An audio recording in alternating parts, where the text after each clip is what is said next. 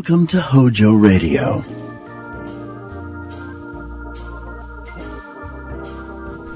Our next broadcast was the brainchild of Jack Webb and may very well be the most well-remembered and best radio police drama series of all time. It ran from September in 1949 through February 1957 in 30-minute shows broadcast on NBC, and it brought to radio true police stories in a low-key documentary style. Ladies and gentlemen, we present to you Dragnet on HOJO Radio. Here's another in NBC's great parade of new shows. Ladies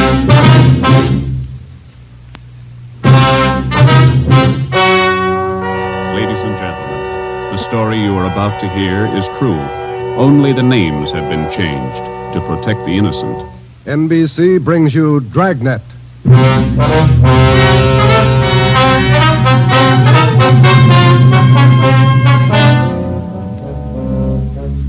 You're a detective sergeant. You're assigned to Homicide Bureau. A police officer has been shot, mortally wounded. One of the suspects has been apprehended. The other is still at large. Your job, find him. Dragnet, the documented drama of an actual crime, investigated and solved by the men who unrelentingly stand watch on the security of your home, your family, and your life. For the next 30 minutes, in cooperation with the Los Angeles Police Department, you will travel step by step on the side of the law through an actual case from official police files. From beginning to end, from crime to punishment, Dragnet is the story of your police force in action. It was Thursday, November 16th. It was foggy in Los Angeles. We were working the day watch out of Homicide. My partner's Ben Romero. The boss is Ed Backstrand, chief of detectives. My name's Friday. It was 11:58 a.m. when we got to the Georgia Street Receiving Hospital, second floor, room 5. Treatment room. All right, made a good time. How's Bemis, Doc? Got in the lungs, Ben, 3 times. He's going fast. His wife with him? They're bringing him down now. Can we talk to him? Now make it fast. Come on, Joe. This way. Easy.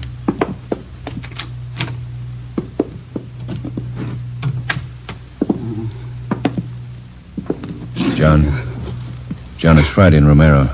I want to talk to you a minute. Doc, it burns. My chest. Burning up. Nurse? Yes, Doctor? The hypodermic. Yes, Doctor. Yeah, easy. All right, fellas. Don't take too long. John, it's Joe Friday. Can you tell us how it happened? Joe. How'd it happen, boy? Can you tell me? Can't figure it, Joe.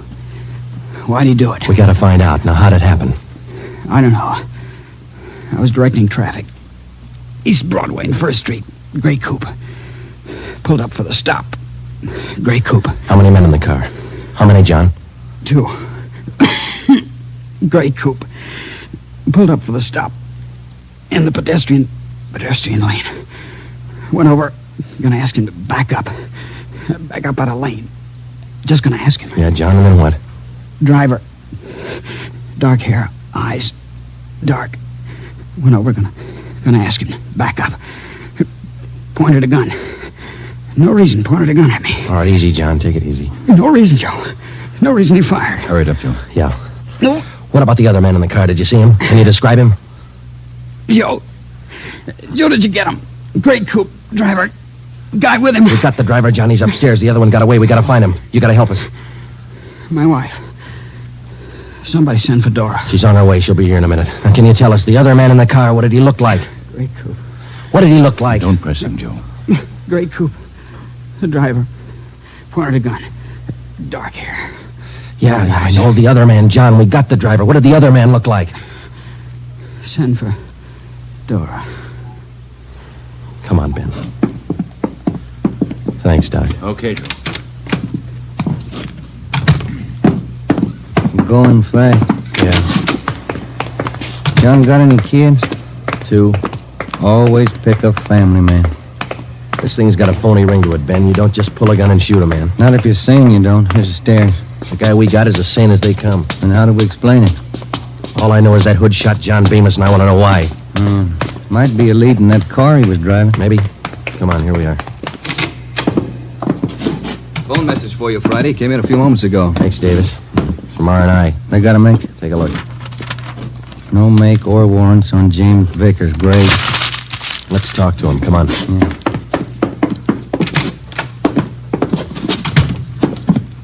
Minor wound, Joe. Bullet penetrated the fleshy part of his hand. Didn't touch the bone. Thought this guy had an arm wound, too. Just a neck bend. That officer you shot, Vickers, he's dying. Is he? He's a family guy. Got a wife, 2 kids. Has he? Why did you shoot him, Vickers? Ask him. We did. And you know the reason. Said there wasn't any reason. That's right. Look, we're going to make you on this, Vickers. You know that, don't you? I don't know anything. Why'd you shoot him? Shut up. Why'd you shoot him? Joe. Yeah. Davis? Yeah? Stay with him. Fine. Doc, get us an MT slip on this guy, will you? We'll be back in a minute. Come on, man. All right, Joe. I'll have it ready. Too big punk. Easy, Joe. Oh, easy nothing. I've seen too many good cops like Bemis cut down by punks like that Vickers. Getting mad won't help. Come on, down the stairs. Back to see Bemis? Why? Just for the record. I want to see if the doc thinks it's okay for us to bring Vickers down. I'd like to have Bemis definitely identify him as the guy who shot him. We've got 3 good witnesses. An identification for Bemis will clinch it. I want to see Vickers get everything he's earned when he goes to court. Here are. Yeah.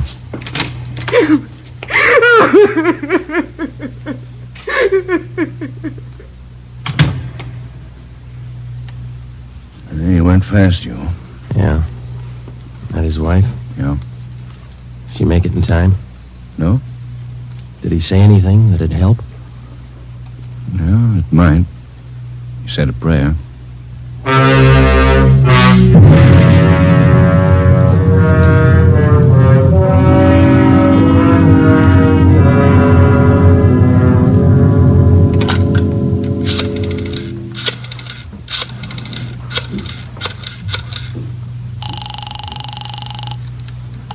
City Hall. 2625. 2625.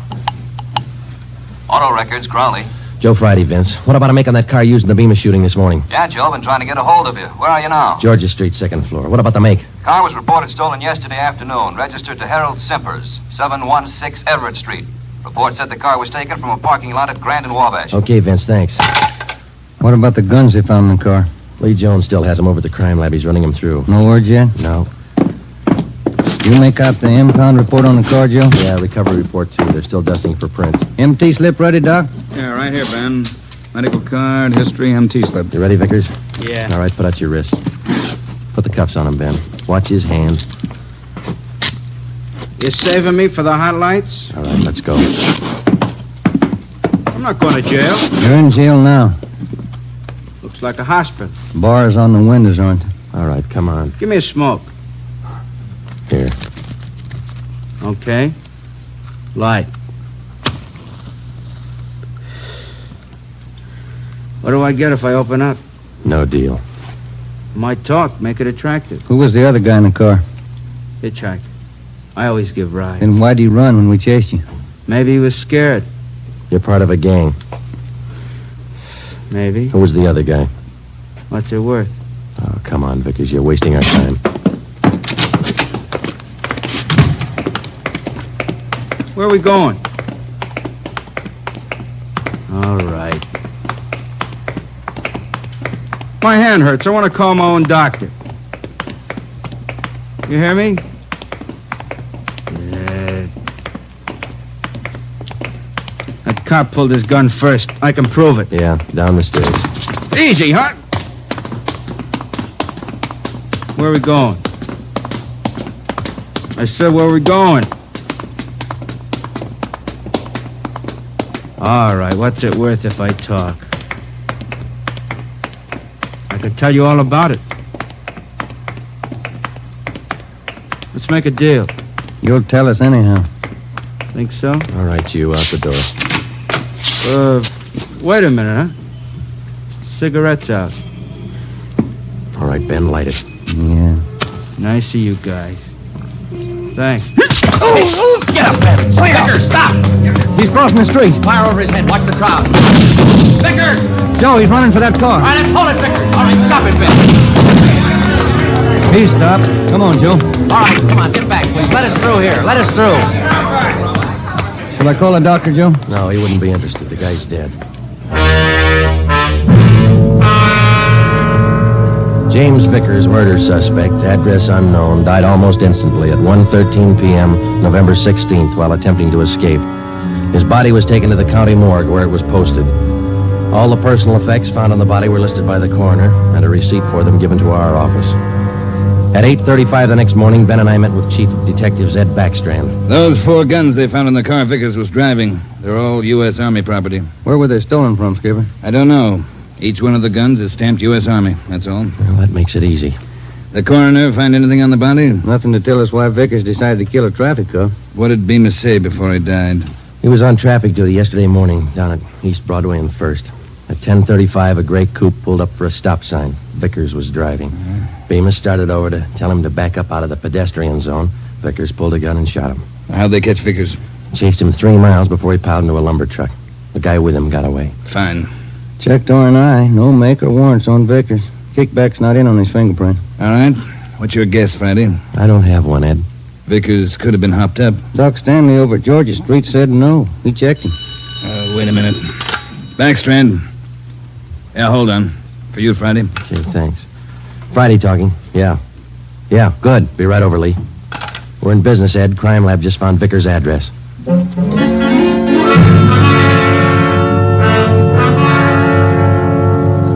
There it is, Joe. Thanks, Lee. Let's see, huh? Silver Dollar Hotel. Received a Mr. James Vickers, $6.50, room 345. Where'd you find it, Lee? Under the front seat, in with the tools. Anything else? Not a thing. How about prints? 2. Kind of smudged. Hope we can run a make with them. No prints on those 4 guns, Lee? Smeared. Not enough to classify. Yeah, this is it, Ben. That's all we got. Come on, let's see if we can make it pay off. We located the Silver Dollar Hotel on East Grand between 16th Street and Pico. It was an old-type frame building with a brightly colored neon sign jutting out over the sidewalk just above the dark entrance. The manager's name was Luther Gage. We showed him a picture of James Vickers. He definitely identified him as one of his former tenants. He told us that Vickers had stayed at the hotel 1 week in room 345 and that he had checked out 2 days ago. Was Vickers staying here alone, Mr. Gay? Yes, alone. Quiet man. Did he have any visitors? Maybe. Wouldn't know. Paid his bills, spent most of his time away from the hotel. Good tenant. Did Vickers have any friends here in the hotel? Maybe. Fell in the room next to Mr. Vickers. He still lives here. 2 of them used to be kind of thick. Can we look at that room Vickers stayed in, Mr. Gage? Let's see. Yes, it's still vacant. All right, this way. This man Vickers was friendly with. What's his name, Gage? Knight. Raymond Knight. Room 343. See in his room now? No. Went out about 8 this morning. Here's the elevator. How well would you say Knight and Vickers knew each other? Couldn't say. Good tenants, both of them. Pay their bills. Did they go out together? Seem to know each other well? Wouldn't know. I don't pry. Look, this case involves murder, Mr. Gage. We told you that. We'd appreciate your cooperation. Cooperation don't pay the rent, Sergeant. 3rd floor. This way. Here, 345. Open it up.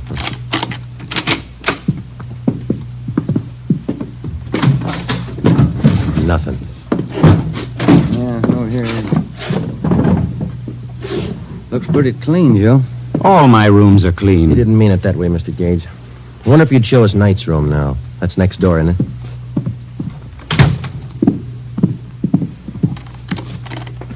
I don't know about this. Poking into other people's rooms, not regular. Neither's murder. Come on, let's go.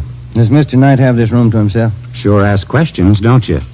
No, Knight has a friend staying with him. About 2 weeks now. Not in much. Is he in now? Don't think so.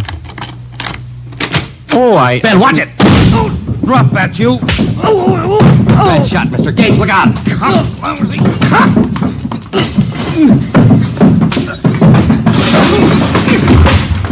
Come on, get up.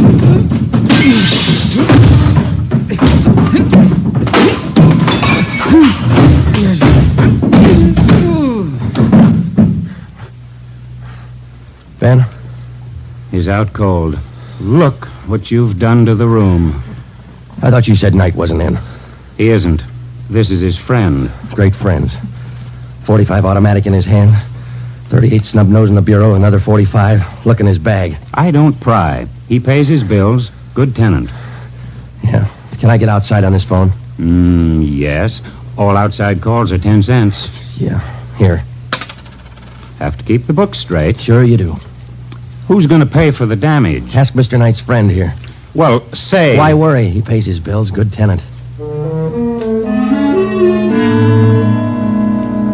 I called Ed Backstrand, and he sent out a special detail to stake out the hotel and bring in Raymond Knight if and when he returned. Ben and I drove to the Georgia Street Receiving Hospital, where Doc Stanley patched up the cut on Ben's scalp and treated Raymond Knight's friend for simple cuts and bruises. From papers found in his wallet and in the hotel room, he was identified as Frank Gannon, 9896 Wasatch Street, Kansas City, Missouri. When we got to headquarters, we had Gannon taken to the interrogation room where we questioned him briefly.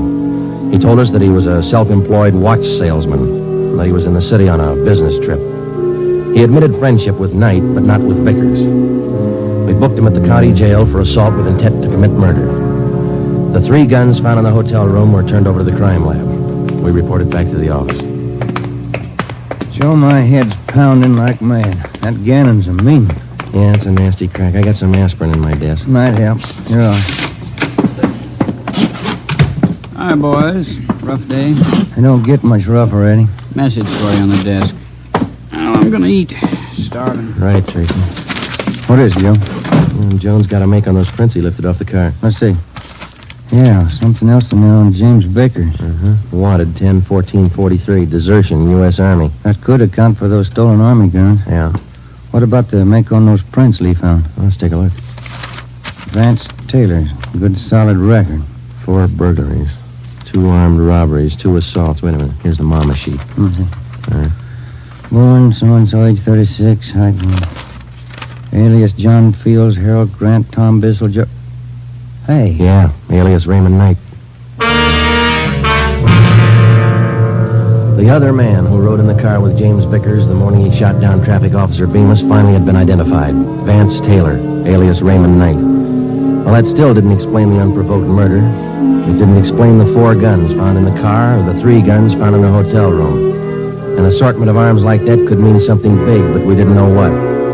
Gannon's sudden willingness to shoot it out in the hotel room meant something, too, but we didn't know what. We had Gannon brought back to the interrogation room. Hi, Gannon. Have a seat. Everything all right? I'll bet you're worried. No, we're not worried, Gannon. You ought to be. Don't make me laugh. You're tied in with Raymond Knight. That's enough for us. You send me up for it. We're going to try. Big talk. How long did you know Vickers? I didn't. Funny. His prints are all over one of those guns we found in your room. I'm not worrying. Then you better start, Gannon. Vickers and Knight killed a man. If you run with him, your hands are dirty, too. I room with Knight, that's all. Knight didn't come back to the hotel. Where is he? We're not that close. You share your guns and your friends. That's close enough for us. I don't know Vickers. You mean you didn't know him? I said I don't know him. We got Vickers, Gannon. He's dead. Good story. Okay. Come on, Gannon. Let's go down to the morgue.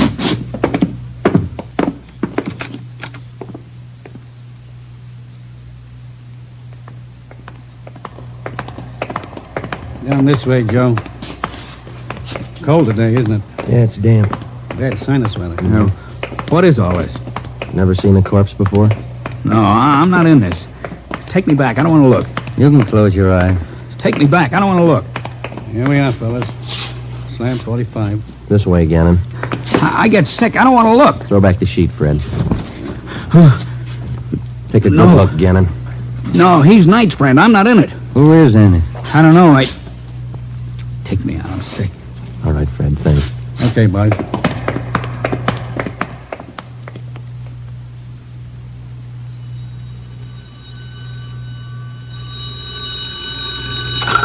Interrogation room, Friday. Joe, on stakeout at the Silver Dollar Hotel. No sign of Raymond Knight. Keep you posted. Okay, Dave. Thanks. How long does this go on? I can call a lawyer, you know. And you better call one right away, Gannon. They just picked up Knight at the hotel. He's incriminated you.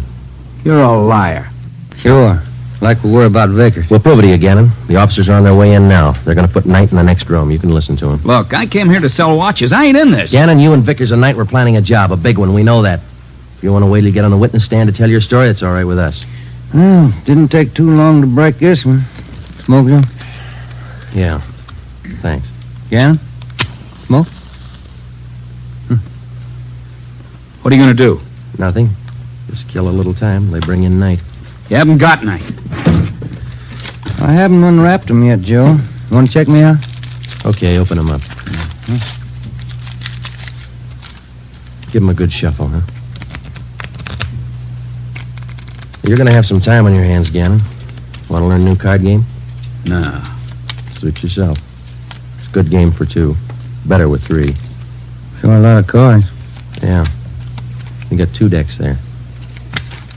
Well, first off, this game is quite a bit like gin rummy. Yeah? There are 8 of every suit.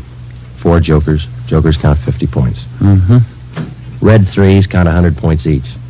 If you get a black 3, you can freeze the deck. Oh, I see. I shouldn't say deck. In this game, they call it the pack. The pack? What's a pack? Well, it's the discard pile, same as in gin. You get a red 3, you can freeze it. No, it's a black 3. Well, what happens when you freeze it? Nobody can pick it up. Oh, I see. All right. Let's deal out a dummy hand here. Fine game, Gannon. Sure you won't change your mind? You don't want to play, Joe. All right, now in 2-handed, you deal out 15 cards, see? How many can play? As many as 6, I think. I've only played up to 4. You play partners with 4? Yeah, that's right. Okay, count your cards. I think that's 15. 13, 14, 15. Right, now what do I do? Well, I guess you better lay your hand open. That'll be the easiest way to show you. Okay. Now, spread them all out over there. Well, you don't have a great hand there.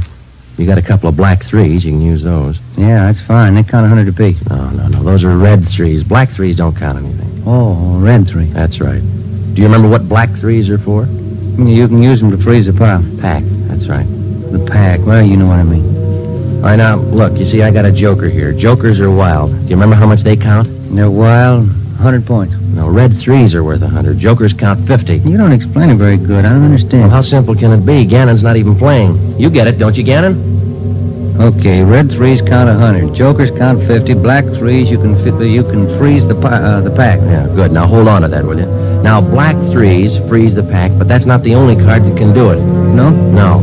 Deuces can do the same thing. But you see, the only difference is if you use a deuce, which is also wild, you have to have a natural pair in order to pick up the pack. Now, with a black 3, it's only good until... I knew it wouldn't work. It was sour right from the start. Vickers killed the cop. Ben, I'm not in it. stenographer. I'm Right, copping Joe. out. I'm taking no raps. Johnny, the stenographer? Right, Ben? All right, Gannon. Too late. You haven't got time. 20 after 1, they're going to do it. Do what? Payroll. Brazier Company. Messenger leaves at 1:20. He's got the payroll. 30 grand. They're going to get him. Where does the messenger leave? 1:20. You're too late. I'm not in it. Where does he leave? 1:20 leaves the bank, I think. No, maybe the company. Where's the company? 3rd and Spring. They're going to get him. Where's the bank the messenger goes to? Up the block, 2nd National, 3rd and Hill. Where are they going to get the messenger? By the alley, Clay Street. I'm not in it. Ben, check it. Get out of communications. Have him put out a call to block up the area. Give him the details. All right. Johnny. Yeah, Joe. Stay with this guy. Okay. Davis. Let's go. Brazier. Manufacturing. Olympia.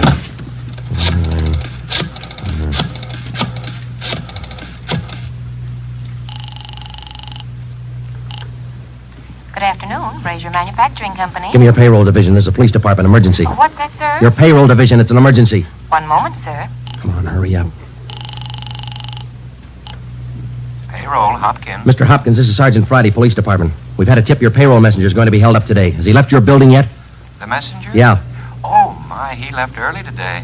Went out the door about 10 minutes ago. Thanks. Second National Security. Second National, Fitzroy 3. Friday, what's all the excitement? You break that guy? Explain in a minute, Ed. No time. Good afternoon, 2nd National. Give me the manager on duty, please. Emergency. One moment, please. One moment. Come on. I'm sorry, sir. The line is busy. Would you care to wait? Give me the chief teller. Thank you. Chief Teller, Waters. This is Sergeant Friday, Police Department. Emergency call. Has the payroll messenger from the Brazier Company left the bank yet? Well, I wouldn't know, Sergeant. Just a moment. I'll have your call switched. Yeah. Operator. Beatrice, would you give this call to Miss Chalmers? It's important. Thank you, Mr. Waters. Miss Chalmers, good afternoon. Miss Chalmers. What's the matter, Friday? You sick? Yeah, I'm sick. Miss Chalmers, good afternoon. Miss Chalmers, this is Sergeant Friday, Police Department. Has the payroll messenger from the Brazier Company left the bank yet? From Brazier's? Why, yes, not more than 2 or 3 minutes ago. And he had the payroll with him? Of course. Thanks. Got a tip on a payroll sticker, Ben. You coming? Yeah, let's go. Ben, down this way. Coming. Let's hustle it. Down the stairs. Communications, get the story? Got it on the air now. Where's this Brazier Company? 3rd and Spring, about 5 blocks from here. Come on. Here's the garage.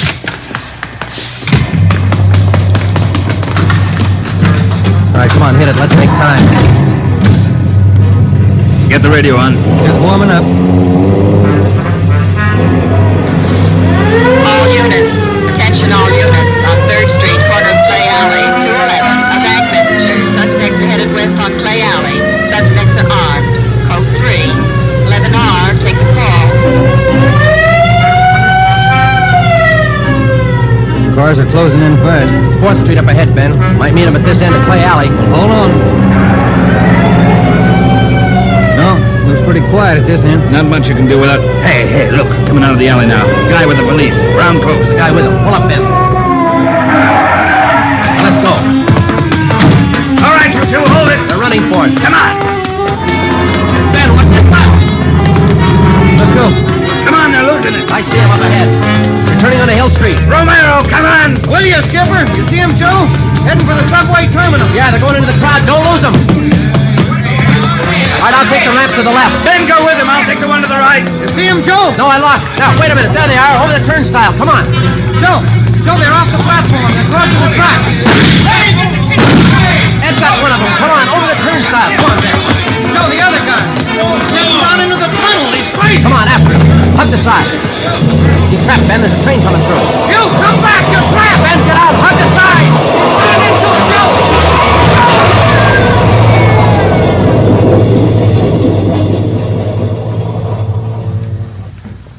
You all right, Joe? Yeah. You? Mm-hmm. You want to check? No, I don't think it's any use. Yeah. Well, let's go. Wonder why he tried so hard, Joe. I don't know, Ben. Some people are like that.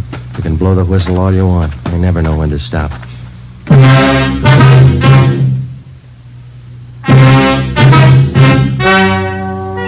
The story you have just heard is true. Only the names were changed to protect the innocent. Frank Gannon, the only surviving member of the hold-up gang, was tried and convicted of the crime of assault with intent to commit murder. He is now serving out his sentence at the state penitentiary.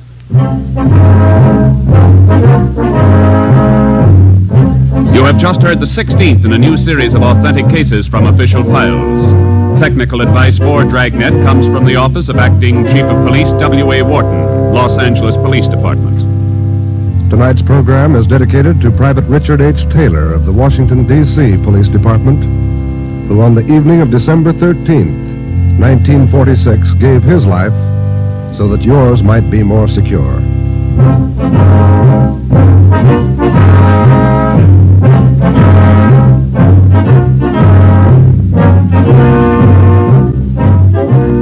Dragnet came to you from Los Angeles.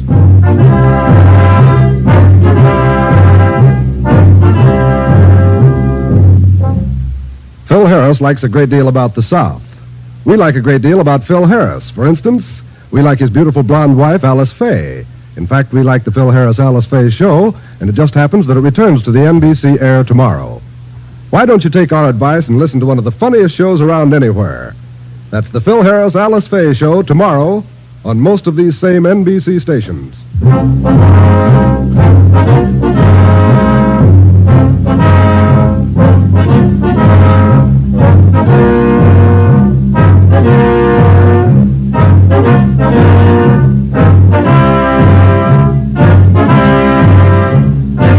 You're tuned for the stars on NBC. HOJO Radio. We're your old-time radio headquarters. Stay tuned. Here's another in NBC's great parade of new shows.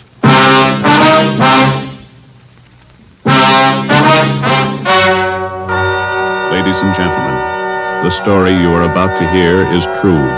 Only the names have been changed to protect the innocent. NBC brings you Dragnet.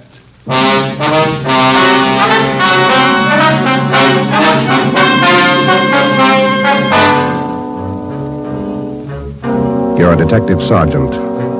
You're assigned to homicide. A mad killer is loose in the city.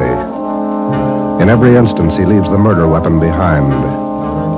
There are no fingerprints, no clues to the killer's identity. Your job, get him. Dragnet, the documented drama of an actual crime, investigated and solved by the men who unrelentingly stand watch on the security of your home, your family, and your life. For the next 30 minutes, in cooperation with the Los Angeles Police Department, you will travel step by step on the side of the law through an actual case from official police files. From beginning to end, from crime to punishment, Dragnet is the story of your police force in action. It was Tuesday, June 3rd. It was warm in Los Angeles. We were working the day watch out of Homicide. My partner's Ben Romero. The boss is Ed Backstrand, chief of detectives. My name's Friday. I was off duty reporting back in on an emergency call. It was 3:57 a.m. when I got to the basement of the city hall. The carpool. Let's go, Friday.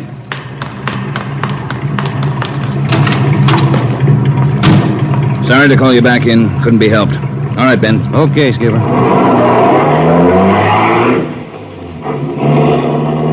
What's up, Ed? Double murder. When? I don't know. Found out about it 40 minutes ago. You got any ideas? Roughly same M.O. Was that 6413 Norwich, Skipper? No, 6430. What do you mean, the same M.O.? The same guy. Brickbat killer. How many does this make? Counting tonight, 4. We got anything at all? Smudged fingerprint we can't even classify. Sounds like a smart operator. We gotta get him. If we have to shake down the city from one end to the other. Big job, Skipper. Big killer.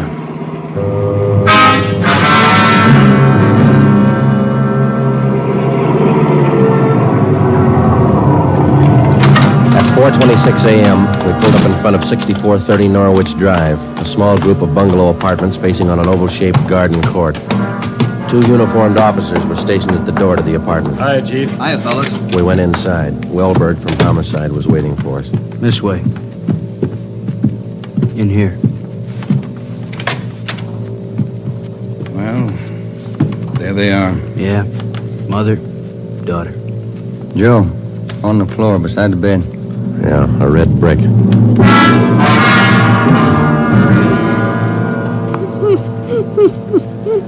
Miss Hafters, we know how you must feel about all this, but would you please try to answer a few more questions for us? Yes. All right. Poor Margaret. Miss Hafters, how long had you known Mrs. Diaz and her daughter? 9 years. This November they moved next door. I remember it so well. We got along right from the start. And as far as you know, the only close friends the mother and daughter had live right here in the apartment court? Yes. Margaret was a pretty girl, but she was no chaser, no boyfriends. Very close to her mother. The 2 of them very close. Did they keep any amount of valuables in the apartment? Money, jewelry, things like that? Oh, no. Mrs. Diaz and Margaret didn't have much, you know. Very modest income. They both worked. And you can think of no good reason. Oh, no. Oh, poor Margaret. Poor Mrs. Diaz. Lying in there. Shock. It's a terrible shock. Wellberg. Yes, Sergeant. Would you show Ms. Hafters back to her apartment? Sure, Sergeant. Thank you, Miss Hafters. We appreciate it. Yes, thank you. Poor Margaret. Poor Mrs. Diaz. Well, Joe? Let's check with Ed. He's back in the bedroom. That's that over there, will you? You get anything from the neighbors? The usual, Ed. No jealous boyfriends, ex-husbands, nothing like that. Boys find any evidence yet, Skipper? Well, still working on it. You got any theories? Well, we know the killings were all done by the same guy. Mm-hmm. Cuts the same pattern out of the window screen. Cuts the same pattern with a glass cutter out of the window. Reaches in and flips the locks. All right, where's that leave us? And before he gets inside, he makes sure there are only women in the house. That means he probably watches the house for a few days. Yeah. Once he gets inside, he wants only one thing, to kill. He's never taken any valuables. As far as we can tell, he's never searched for any. What kind of a man works like that? I think the guy's killed crazy. Hey, fellas. Yes, Donner? Here's a break. 2 fair prints. 1 thumb, 1 forefinger. What'd you get, Pete? Only got 9 points. Not enough to go into court, but enough to make him. We'll know him when we get him. Yeah? Found the prints on the lens of the old lady's eyeglasses. Probably knocked him off the night table when he went after her. And when he was done, he put him back on the table. Yeah. Had blood on his hands, see? Yeah. That's funny, isn't it? Why would he go to the trouble of picking up the woman's glasses after he killed her? We'll ask him when we find him.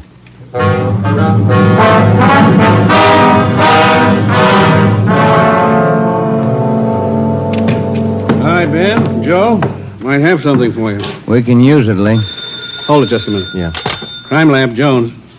Yeah. Yeah, all right. I'll tell him. Right, Ed. Backstrand. If you're through checking the victim's clothes by 8 o'clock, you can knock off for sleep until noon. What if we're not through? Take it up with the chaplain. Here's what I wanted to show you. Over here. A couple of casts. Bare footprint. That's right. Those from the Diaz place? Found them outside the dining room window in the flower bed. Take a look. Mm-hmm. Good cast. Size 9. 10. Missing toe there, huh? Left foot, first toe. That's lucky. Well, then the guy took his shoes off before he went in that house. That's the way it looks. You leave any other prints, Lee? 3 with the shoes on. Here they are. Here. Yeah. How would you say the guy is built, Lee? Oh, from the impression, pretty heavy man. There's no full length of stride, or I might give you an idea of his height. How about the bricks, Lee? Here they are, all 3 of them. Used this one in the first murder, this one in the second, this one last night. Leaves them around like calling cards, and there's no way to check them. You'll never get a fingerprint off a common red brick like this, Ben. Surface is too rough. Well, we got an idea of his weight. We know that the first toe's missing from his left foot. That's something. The one we had yesterday. We can check that missing toe in the amputation file, Joe. Yeah. Well, we better get back. Pete ought to have those prints ready, too. Thanks a lot, Lee. Okay, fellas. Say, they post the bodies yet? Yeah, they're doing it now. Same as the first 2. The brain? Concussion, hemorrhage. They didn't have a chance. Hold it a minute. Crime Lab Jones. Sure, just a minute. Either one of you fellas. I'll get it, Joe. Okay. Yeah, Romero. Yeah. Good, we'll be right over. They got a make on those 2 fingerprints.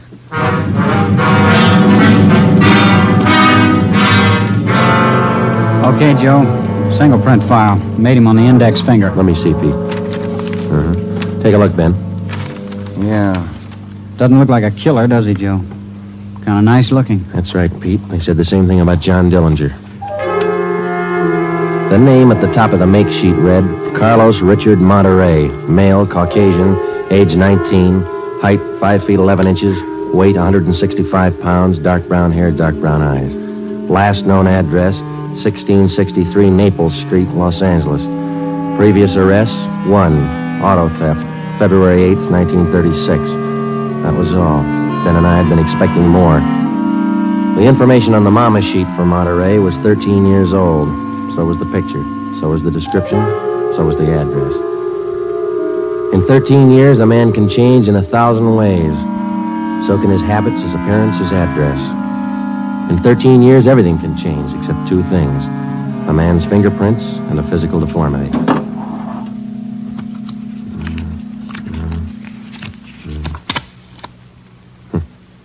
Missing toe on left foot. Carlos Richard Monteray.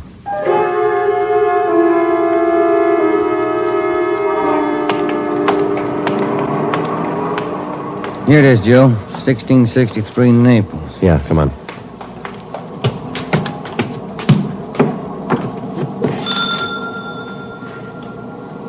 Somebody's coming. Yes? What is it? We're police officers. We'd like to ask you a few questions. Oh, yes. Would you like to come in? Thank you, ma'am. Yes? Would you mind telling us your name? Monteray. Isabel Monteray. What is it you want? You're married? Yes. My husband is Francisco Monteray. Would you explain why you are here? We thought you might be able to help us. We're looking for a man named Carlos Monteray. I don't understand you. We're looking for a man. We'd like to talk to him. Do you know where he is? Yes. Carlos is dead 7 years ago. He's dead, my husband told me. And does your husband know Carlos, or did he know him? He was his brother. What about your husband's parents, Miss Monteray? Where are they? They're both dead. Some time now. Have you ever met Carlos? No, never. I have only heard of him. What have you heard of him, Miss Monteray? Do not ask me. This is important, very important. Francisco would not like it if I told you. It's important, Miss Monteray, believe us. Carlos, he's sick. His mind. For 8 years, Francisco has not seen him, not heard from him. He thinks he's dead. But he only thinks so, Miss Monteray. No one's told him his brother's dead. He just thinks so. What else is there to think? Where's your husband now? At his work, the store, Rivera Street near Main, grocery, Monteray Cadwell Grocery.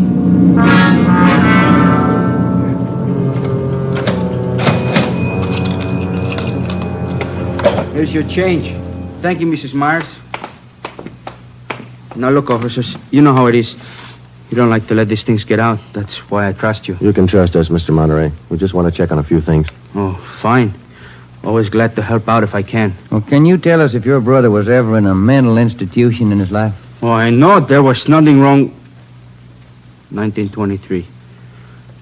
Got a little bad, so Mom and Dad had to put him away for a while, just till he calmed down. I remember the day. Sometimes. Dumb, stupid kid. What do he know? Standing there by himself in the train, crying. The public nurse, stupid way he cried. What do you do? I cried too. I was only 10, Sergeant. I saw him go. He was alone. Later on, Mr. Monteray, your brother was released from the state institution. Yeah, he was 16. And then he started running around, playing tough, carried a gun, lived by himself. He never came around. He dropped from sight about 1938. You haven't heard from him since then? Nothing. Never seen him. Do you know of anybody who might have seen him? Ooh, there was a girl he had. Anita something. On Soteo Street. Anita Martin, yeah, that's it. Soteo Street. Maybe she's seen him. Ask her. Maybe she's seen him. Carlos Monteray? Not in a year. Last March he was in. When I was working at the Peacock, down on South Main. He came in, we talked for a while. That was all. And you haven't seen Carlos for the past 2 months or so? I tell you, no. Has he written to you? Has he phoned you? Once, 3 weeks ago, he phoned. Here. He left a message with my girlfriend. But he didn't call back again. Now, that's it. That's all I know. Thank you, Miss Martin. Here's our card. If he does call, well, you'll let us know. Yeah, I'll let you know. You liked Carlos, is that it, Anita? Like him? No, I didn't like him. He was funny, but he was nice. You know, I pitied him. Why did you pity him, Miss Martin? Well, he was a good fellow who was strange. He could smile, you know. He had a nice smile, but you could tell he was never laughing. There was something in his mind. Something... Oh, I don't know.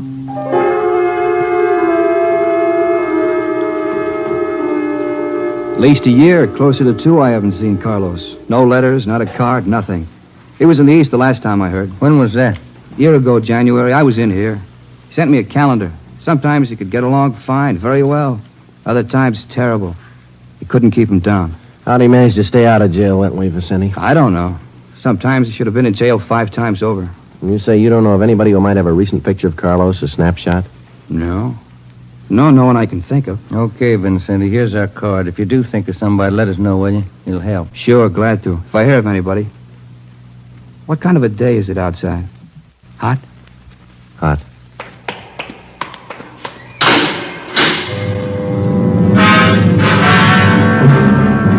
By 5 o'clock that afternoon, Ben and I were certain of one thing. Carlos Monteray was in the city of Los Angeles, somewhere. We drove back to the office and told Ed Backstrand about our interviews with Monteray's relatives and his friends. Inquiries and requests for further identification and information on him were immediately relayed to the state mental institutions. The 13-year-old picture of Monteray taken from the files was copied and distributed with a note of caution as to the age of the photograph. An APB was sent out. Stakeouts were placed at the home of Monteray's brother, at the brother's store, and at the apartment of Anita Martin. A special detail of 300 men was ordered to join the Dragnet already in operation. The details at the airport and the bus terminals were alerted, as well as the details at the Union Depot and the main post office. By 6 o'clock that night, almost 1,000 men were actively working at the job of tracking down Carlos Monteray. At 6:30 p.m., Ben and I drew a 4-hour relief period. We drove out to Ben's place, and his wife fixed us some dinner. At 10:30 that night, we reported into the office, picked up Ed Backstrand, and we drove out to join the manhunt. Unit 32R on the corner of South Flower and Loomis, the 390W, KMA 367. Unit 12A, code 1. 66A at 864 Wall Street. See the man about a 507, KMA 367. Unit 42, 5430 East Grand, Apartment 10, 311, KMA 367. We cruised with the Dragnet operation until 5 o'clock that morning. Ben and I took turns driving. Actually, the tremendous job of scouring 500 square miles of city for one man was only beginning. Unless there was an unexpected break, the search for Carlos Monteray could wear on for weeks. It did. Night after night, the manhunt went on, and day after day. There was no break. 16 days later, on a Sunday night, I went to bed early. I read a while, and then I turned off the lamp and went to sleep.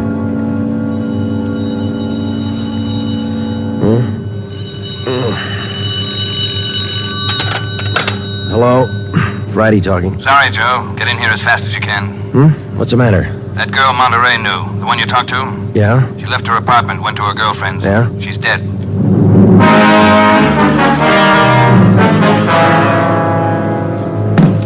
There it is.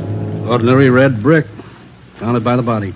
How long she been dead, Skipper? Well, she was seen alive about an hour and a half ago. Got 3 bare footprints, good length of stride. Found them down in the lot beside the house. What do they look like? Same guy. First toe missing from the left foot. The same weight impression. Should be about 5'11". That checks out with what you got, doesn't it? All right, so it's the same guy. What about those shoes we found, Lee? Yeah, they correspond. They were impregnated with foreign matter. What'd you find? Particles of lettuce leaf, dry onion skin, traces of red cabbage. Maybe a vegetable counter. Maybe. What about the city wholesale market down on Front Street? What about any market in Los Angeles? No, Lee, that wholesale market is big enough to hide anybody. Hundreds of transients work in there. Some of them even sleep there. For a guy like Monteray, it'd be perfect. That's a fair guess. Check it when it opens. They open at 2 a.m. 2:30 now. All right, get back to the office and pick up as many extra men as you need. Get down there right away. Okay, Ed. Now, you know he's a rough one, so watch it. On Monday, June 23rd, at 2 minutes past 3 a.m., we pulled up at the city wholesale produce market. With the exception of 54 police officers in plain clothes who mingled with the buyers and sellers, business went along as usual. The market itself covered almost 3 square blocks in the lower part of the downtown area. It was divided off into hundreds of individual stalls by flimsy wooden partitions. To make the search even tougher, the place was crowded. For the first 45 minutes, we had the men circulate at random through the crowd on the chance that one of them might spot Carlos Monteray from the 13-year-old picture. It didn't happen. After that, we started a systematic canvass. We talked to the customers, we talked to the managers of the different booths, we gave them Monteray's description, we showed them his picture. Nobody recognized him. We checked the employment records one by one. Not a sign. Sorry, Sergeant. I'd like to help. I've never seen the guy. Okay, Mr. Snyder, thank you. We sure pick the sweet jobs, don't we? Oh, yeah, we could spend a year at this. Oh, Sergeant Friday. Yeah, Kamansky. Did you find something? Guy at the booth over there against the far wall. Thinks he might have hired Monteray a couple of days ago. Come on, Ben. Where? Over there, Sergeant. You showing Monteray's picture? Yeah, he thinks it might be him. Mr. Fresnetti, this is Sergeant Romero, Sergeant Friday. Yes, I told your boy, Sergeant. This fellow Carlos, I hired him to help last Thursday. Big rush for me now, so I hired him. You sure he's the man? In the picture? I think so. A little older, maybe. Oh, but I know faces. He's the man. You're looking for him? You say you hired this man last Thursday? That's right. It's a big rush for me now in the morning. I hired him Thursday. He worked Thursday, Friday, Saturday. But he don't show up this morning, so I got no use. Too many men to pick from. He don't show up, I let him go. What kind of work did he do for you? Same as he did for Schiller down there. Heavy work. Moving the stores, cleaning up. What kind of produce does Schiller handle, Mr. Franzenetti? Fancy, very fancy vegetables. Choice. New potatoes, expensive red onions. Schiller sells to the big hotels. Does Schiller handle brown onions, Mr. Franzenetti? Oh, only the best. Big dealer, that Schiller. sells it to the big hotels. How long has this Carlos been working around the market? Oh, I don't know. Is it just like the rest? First he worked for me, then Largo Massini, then a Schiller. Hey, why are you looking so hard for him? He stole something? He murdered somebody. Him? Mamma mia, murder. Do you have any idea where Carlos lives? Oh, me? No. And if he comes back here, I tell him to get out. I got nothing to do with this trouble. No, you'll tell him nothing, Mr. Presidente. Here's our card. If you see Monteray again, call us. Say nothing to him. Oh, sure. I remember. Joe, call the chief at the office, will you? Message just came in. Thanks, Al. Come on, Ben. Yeah, there's a phone booth. See? No, I don't. Where? Straight ahead, little to the left. Oh, yeah. You got a nickel? Let's see. Oh, yeah. Yeah, there you are. Thanks. I'll see what Ed wants.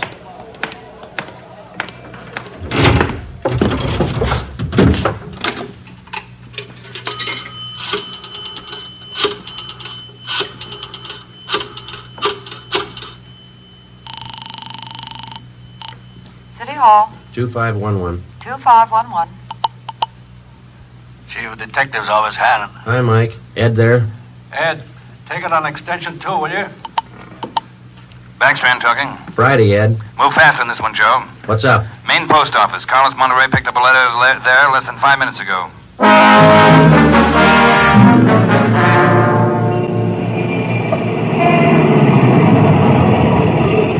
Come on, Ben. There's Ed over there with Wellberg. Yeah. Traffic short jammed up around here. Hi, Ed. Friday, Romero. You all set, Wellberg? All set, Chief. Spring Street to San Pedro. Sunset the 1st. Got it covered. Good. What's the story? Post office detail tipped us off. 5 minutes after 8, a man answering Carlos Monteray's description picked up a letter at the general delivery window. That was 16 minutes ago. Who spotted him? Sam Lane. Got a look at him just as he was leaving the window. Called to him to stop, but Monteray ran. Lane called me, and we threw a net over the area for 6 blocks around. And Monteray's still somewhere inside this area? I don't know how he could have gotten out. What's next? Well, I'll give him an hour to break for it. After that, we start a house-to-house search of the whole area. Stop all pedestrian and vehicular traffic for identification. You're going to jam up the depot traffic. That's cheaper than murder, Romero. Get going. The first hour we counted off in 5-minute segments. Like Backstrand, we felt close enough to Monteray to touch him. But he still wasn't there. The north and south ends of the blockade started to move in, slowly. Searching every store, every house, every conceivable place where a man might hide out. In the meantime, Ben and I worked the Spring Street side of the blockade, watching the faces of the pedestrians as they came through, one by one, examining all vehicles and their drivers.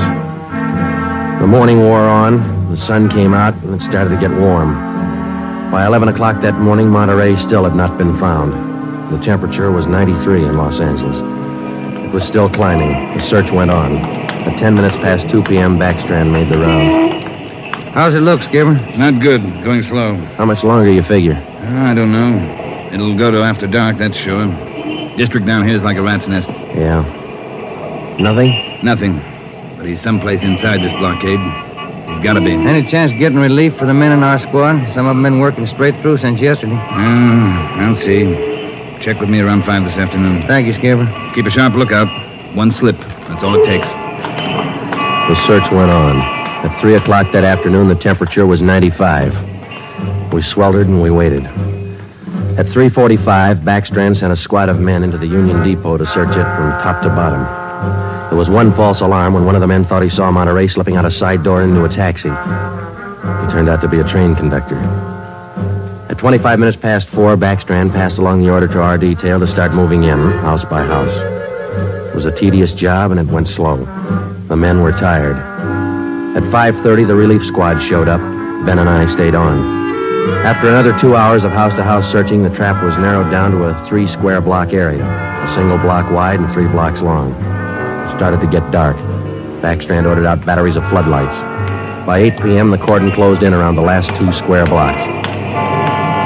Lines are all set, Skipper. Ready to move. Good. What do you think? I will know pretty soon, one way or the other. Frank, keep that traffic moving. All right, you two, get going. See you later, Skipper. Joe, let's take a look in here. Okay. Sure is an old building. Yeah. Where'd Kamansky go? Oh, no, he's here a minute ago. Oh, wait, there's his flashlight. Down at the end of the corridor there. He's signaling. Yeah, come on. Kamansky? Yeah. Down below, Sergeant, in the basement. Come on. Monteray? He's been there, I think. Here, this way. Where? Over here. Now watch your step. The light's bad. Here he is. Says he's the janitor. Oh, my head. It's been slugged. All right, come on. How'd it happen? Can you tell us? Yeah, a big man hit me. I came down to empty the baskets. He hit me and ran. Ran over to the new building. The new building? Is that the one next door? Yeah, just a few minutes ago. Nobody's come out of this building for the past half hour. Every door in the place is guarded. No, not the doors. He went through the tunnel. I saw him.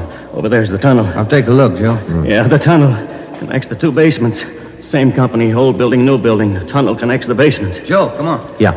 Kamansky, get out to Baxter and tell him what's happened. Right, Sergeant. And call an ambulance. Right. All right, Ben. Through the tunnel. Watch where you're going. The light's bad. Yeah, it is. That a door up ahead there? Yeah, I think so. Yeah, let's go. Good. There's a stairway. Come on.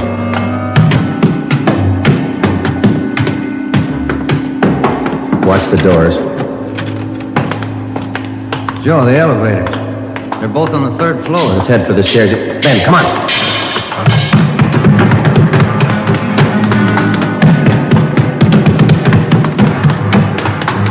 One more floor. Yeah, right.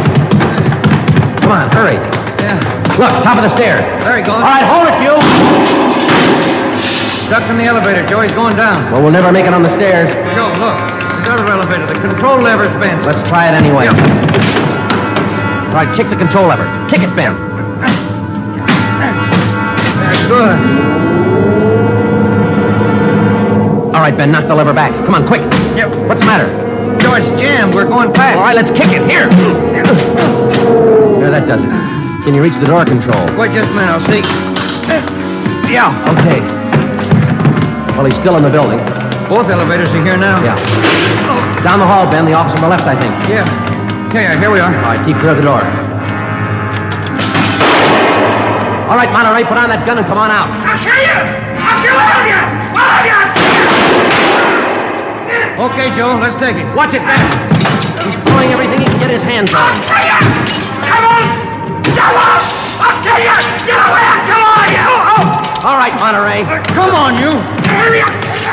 Everywhere you! Kill you! Okay, Ben, take him. Yep.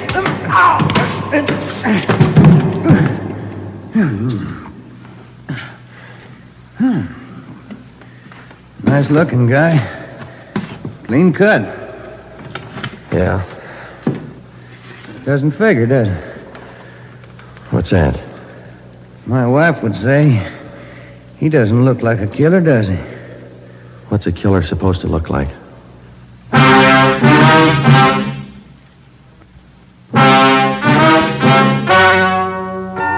The story you have just heard is true.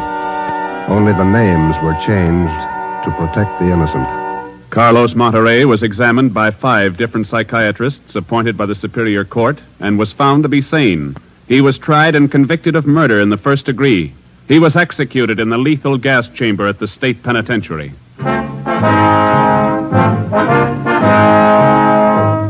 You have just heard the 17th in a new series of authentic cases from official files. Technical advice for Dragnet comes from the office of W.A. Wharton, Acting Chief of Police, Los Angeles Police Department.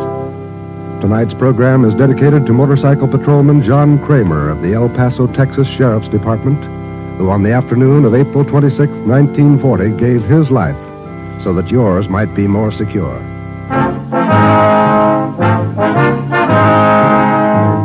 Dragnet came to you from Los Angeles. Your tune for the stars on NBC.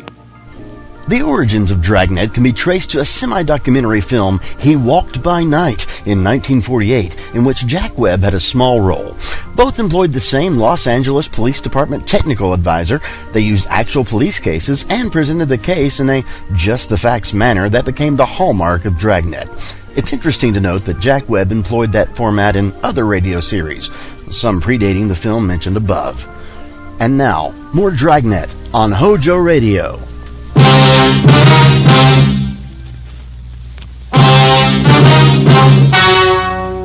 Ladies and gentlemen, the story you are about to hear is true.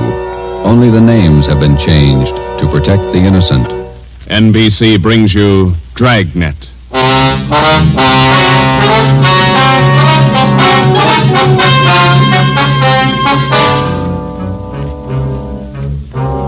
Your You're a detective sergeant. You're assigned to burglary detail. A gang of hijackers has started to work in your city. Truckloads of valuable merchandise have vanished. The thieves are clever, seem to have a foolproof system. Your job, find them. Dragnet, the documented drama of an actual crime, investigated and solved by the men who unrelentingly stand watch on the security of your home, your family, and your life. For the next 30 minutes, in cooperation with the Los Angeles Police Department, you will travel step by step on the side of the law through an actual case from official police files. From beginning to end, from crime to punishment, Dragnet is the story of your police force in action.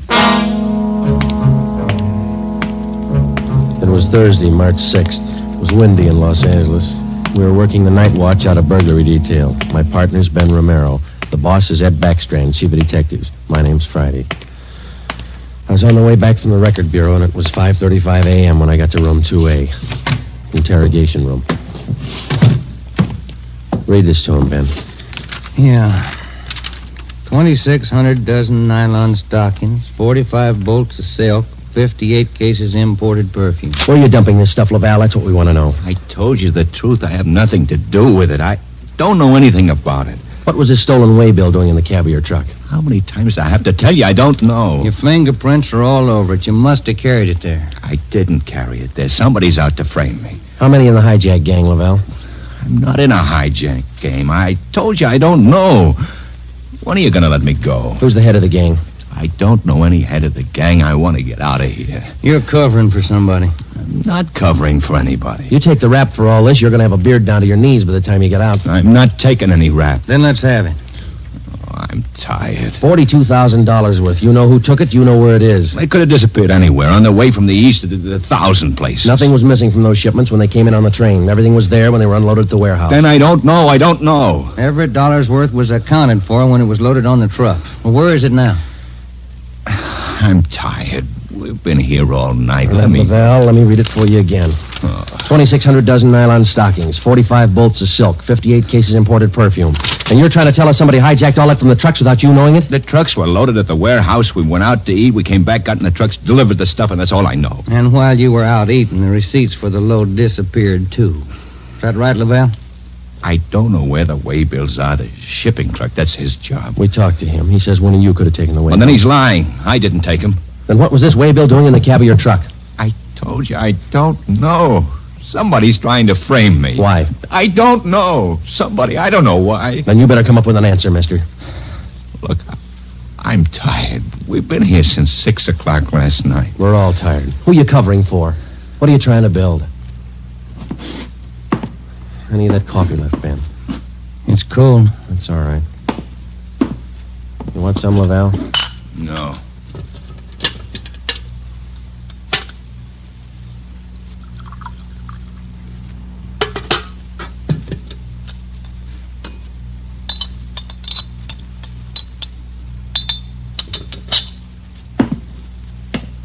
All right, now look, let's get one thing straight.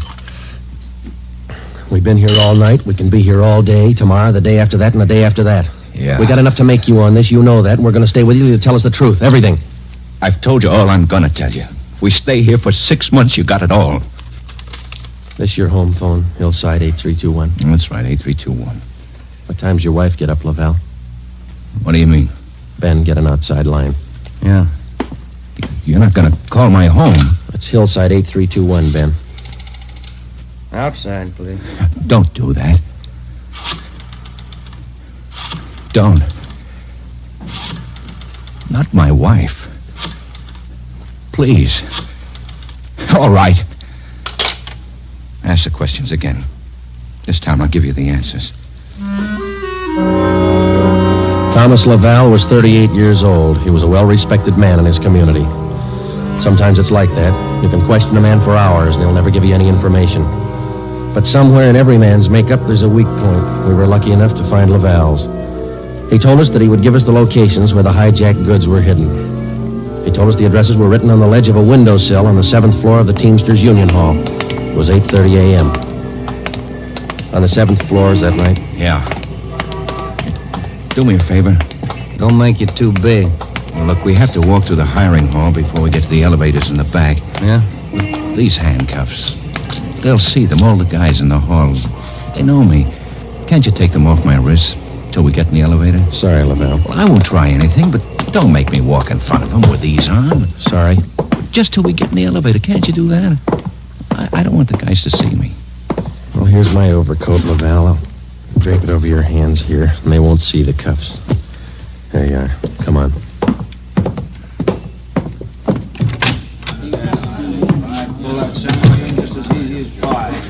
Hi, Tom. How are you? Hi. What's new, Tom? Not much. Oh, that was easy. Let's take the elevator. Yeah.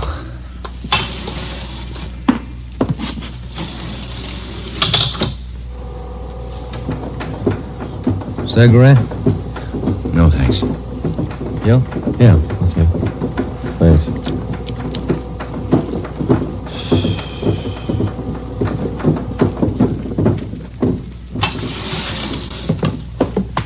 It's down this way. Let me show you. To the left. Window up ahead there. Yeah, this one. I don't see anything on the windowsill. It's on the outside. Open the window and let me check. Yeah. Let me see here. Ben, grab him. He's trying to jump. Get back here. Get back. I told you here. Go. Get him, Joe. Can't hold him. He's pulling me out. Hold on, Ben. Grab me. Joe! He's slipping. Try, Joe. Hold on. He's kicking loose. I can't hold him. Hold him, Joe. Ben!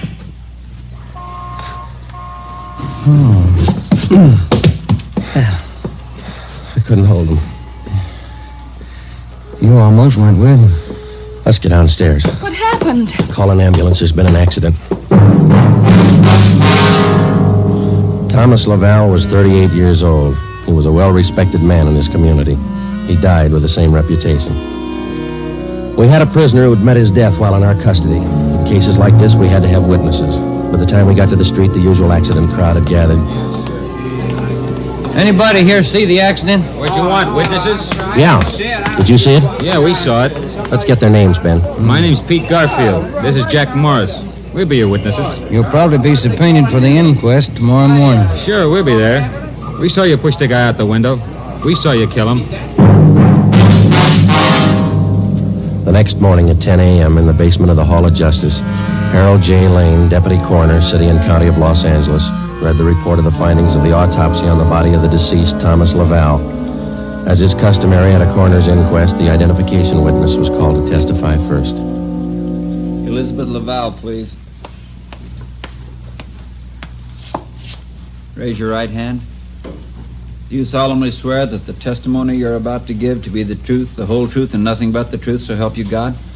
Yes. Be seated. State your name.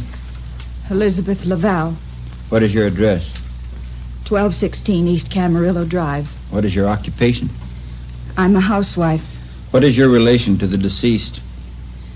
His wife. Have you viewed the body of the deceased in this office? Yes. Who was the deceased? Husband. Thomas Lavelle. Is there anything further you wish to add? Thank you. Step down, please. Joseph Friday. Raise your right hand. Do you solemnly swear that the testimony you're about to give to be the truth, the whole truth, and nothing but the truth, so help you God? I do. Be seated. State your name. Joe Friday. What is your address? 4656 Collis Avenue. What is your occupation? I'm a police officer in and for the City of Los Angeles. Are you the investigating and arresting officer on this case? I am. Will you state briefly the facts relating to the death of the deceased? On the morning following the arrest by us of the deceased on suspicion of grand theft merchandise, he expressed a desire to assist us in the apprehension of suspects involved in these thefts and the recovery of property taken in them. Did he assist you? Well, he informed us that if we took him to the Teamsters Union Hall, that he'd be able to obtain addresses of the locations where the stolen property was cached. You then took him there? Yes, we did. What happened? When we arrived, he requested us to remove his handcuffs. We refused. The deceased then informed us that the addresses were written on a window ledge on the 7th floor. When we arrived at the window, under the pretense of searching for the addresses, he threw himself over the ledge. I grabbed his left leg to restrain him, but he kicked loose. Did you at any time have any idea that the deceased planned such action? I did not. What did you do then? We immediately went to the location of the body and had an ambulance dispatched. Do you have anything further to state? No, I have not.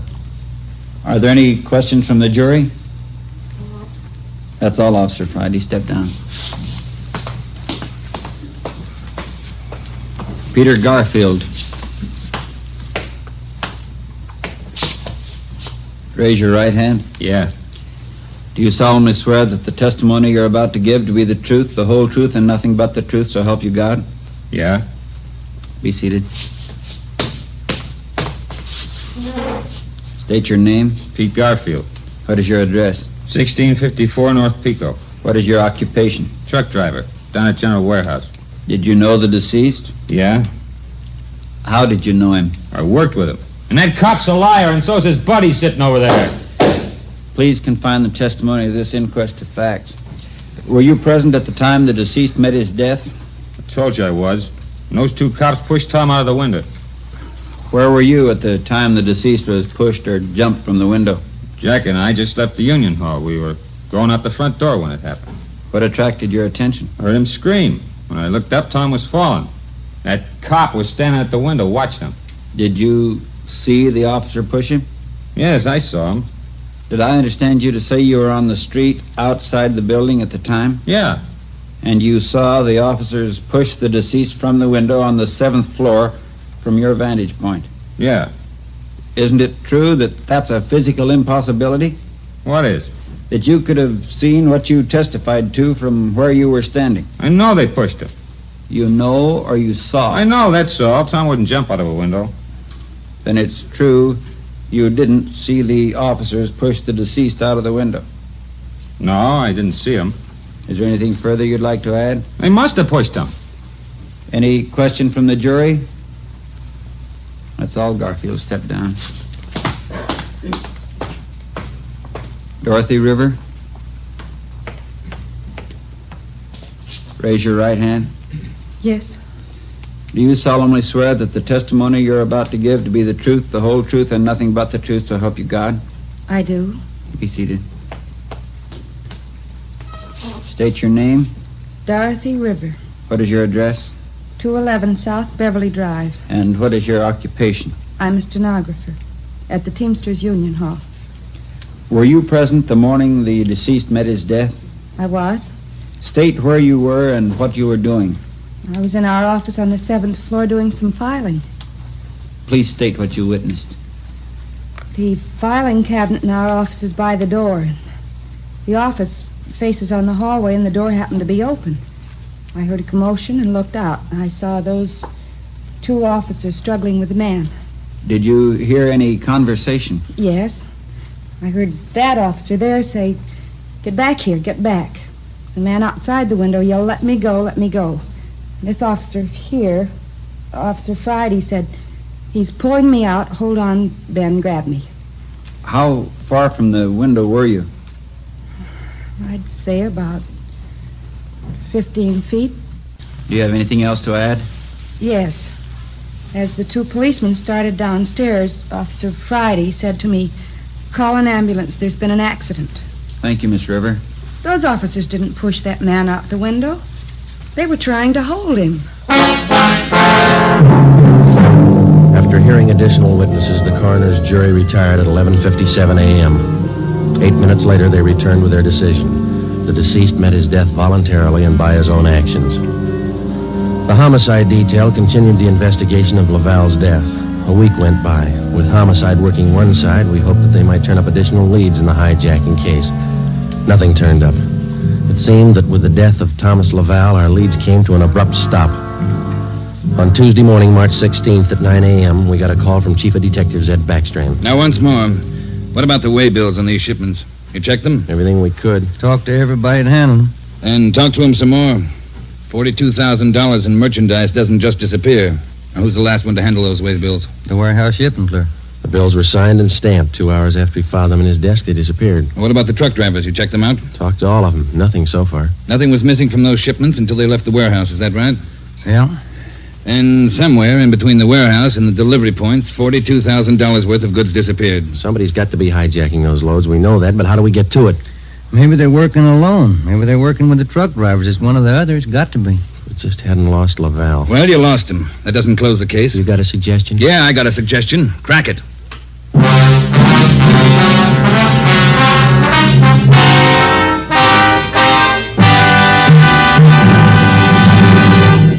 You are listening to Dragnet, authentic stories from official police files. And now, an important announcement. Ladies and gentlemen, we are pleased to announce that starting next Thursday, October 6th, Dragnet will be brought to you by Fatima Cigarettes. We'd like to take this opportunity to thank you, the listener, for your excellent response to our efforts in bringing you these weekly authentic presentations of actual cases from official files. Your letters are the only indications we have that Dragnet is a source of your listening pleasure. We'd like to hear from all of you. Starting next Thursday, October 6th, over most of these same NBC stations, Dragnet will be heard weekly at 10:30 p.m. Eastern Standard Time, immediately following the Supper Club. Check your newspaper for local release time.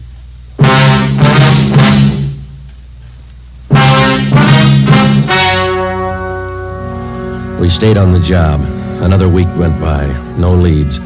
We spent so much time at the general warehouse where the merchandise disappeared that we almost got to be a part of the crew. We got to know everybody. We made frequent visits to the Teamsters Union Hall. It got us nothing. On Wednesday, March 26th, we reported in for work at 8 a.m. Friday, Romero. Yeah, Skipper? You fooled around just long enough. They hijacked another load last night. $38,000. What outfit? Same, general warehouse. Who's your contact down there? Ray Hobart, shipping clerk. Now hop down there right now and get the details. Right, Ed. There are 2 ways to solve this thing. Yeah? You can get those hijackers now or wait till general warehouse goes out of business. Get on it.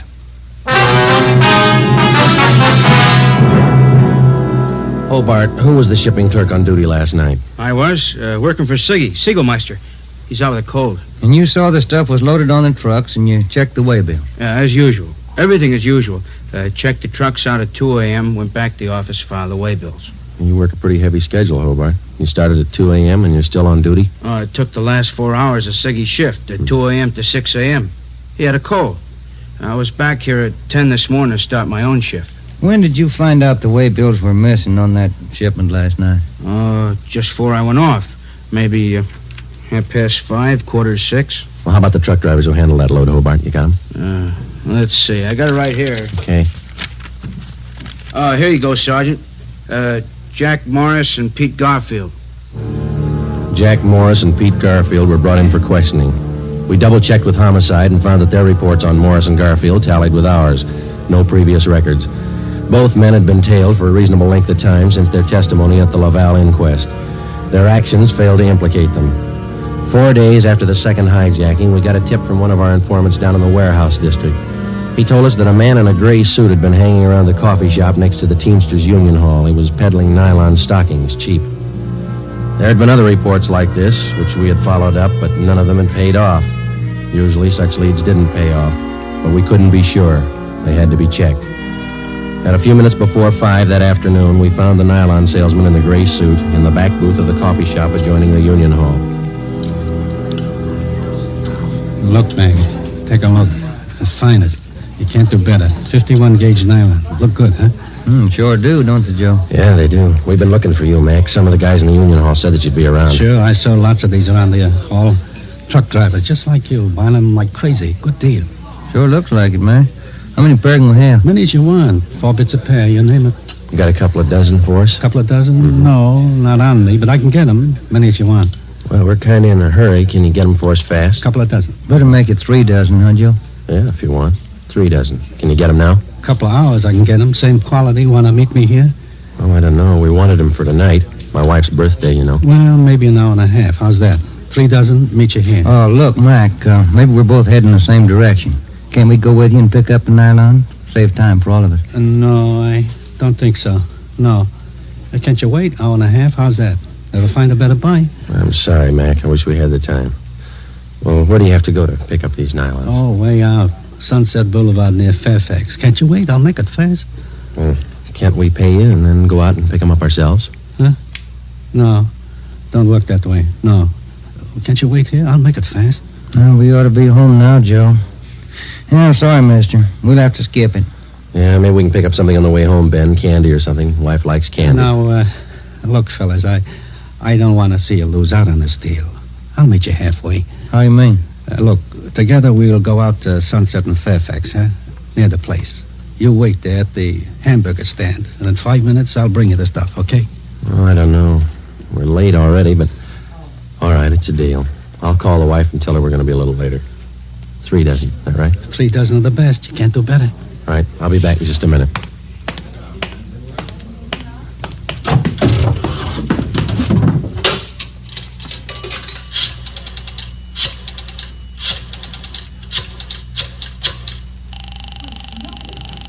$253.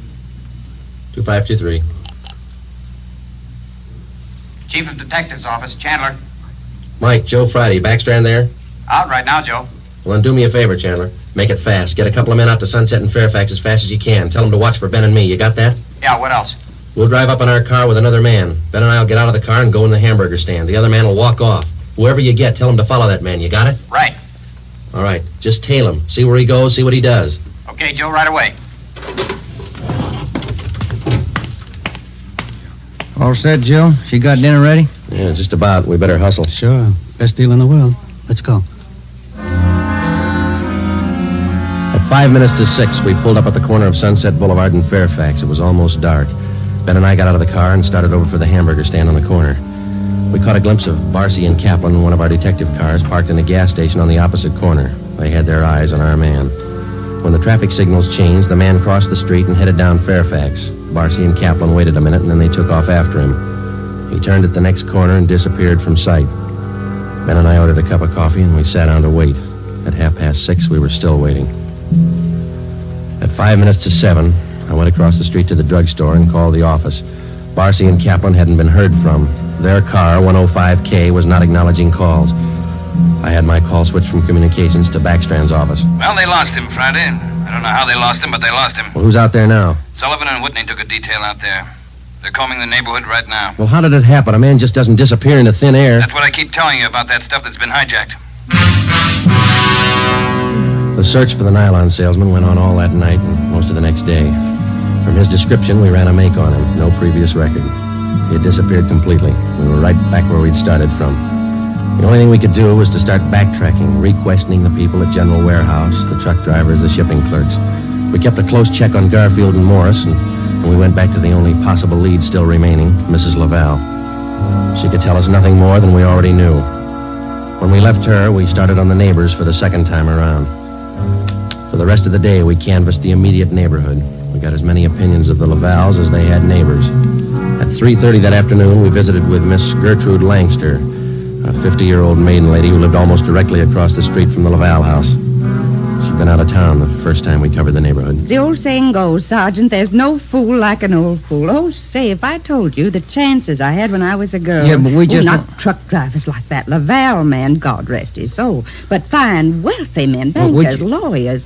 Templeton Grant, you remember him? No, ma'am. I was engaged to him once. Butterfly waist, that's what he used to call me. Well, I was slim in those days. Would you like to see some pictures of me as a girl? No, thank you, ma'am. We'd just like to ask you a few questions, that's all. Could you tell us if the Lavals had many visitors to their house in the past 6 months or so? Oh, no. Funniest thing, I am the nosy type, Sergeant. I like to know everything that goes on around my neighborhood, and you can take my word for it, the Lavals never had visitors. You know, Sergeant Friday, you remind me of a young man I used to be engaged to just a few years ago. Yes, Miss Langston. Now, would you tell us, please, did you have any reason to think that there was something little out of the ordinary about the Laval? Oh, little out of the ordinary, he says, but my dear man, yes. Here he was, a truck driver, and there she was with a home furnished like the Astors. Why, I even used to see him cart some of the things home in that car, his beautiful things, rugs and glassware, bolts of fabric. Oh, gorgeous. And he'd bring these things home after work. Is that it, Miss Langston? Anytime. Day or night, weekends, anytime. Mm-hmm. After 4, Joe, we better call office. Yeah. Now, are you sure of all that you've told us, Miss Langster? Sure. Oh, my dear man, of course I'm sure. I watched him week after week. Well, Thank you. Won't you stay for a cup of tea? I'll have Josephine fix it. Josephine? No, thank you, ma'am. Well, then, perhaps a glass of sherry? Thank you, no. But there is something. Yes? I wonder if we could use your phone, please. Oh, yes. In the hall, next to the umbrella stand. Thank you, ma'am.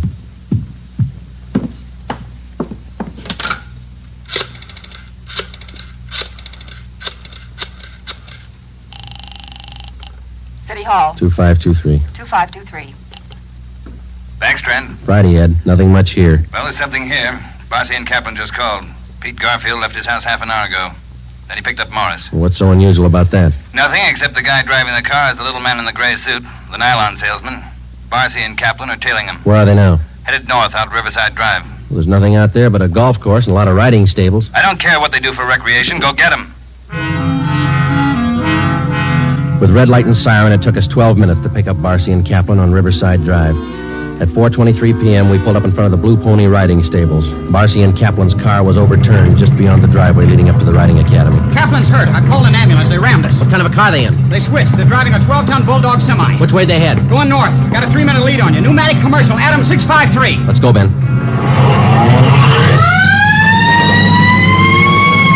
Can you see him, Joe? No, not yet. Watch that crossing.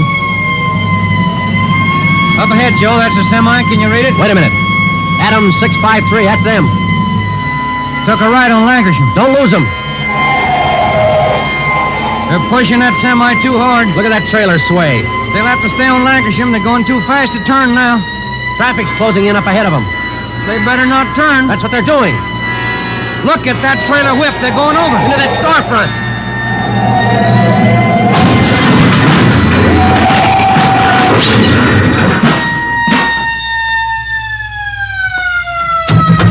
Come on, Ben.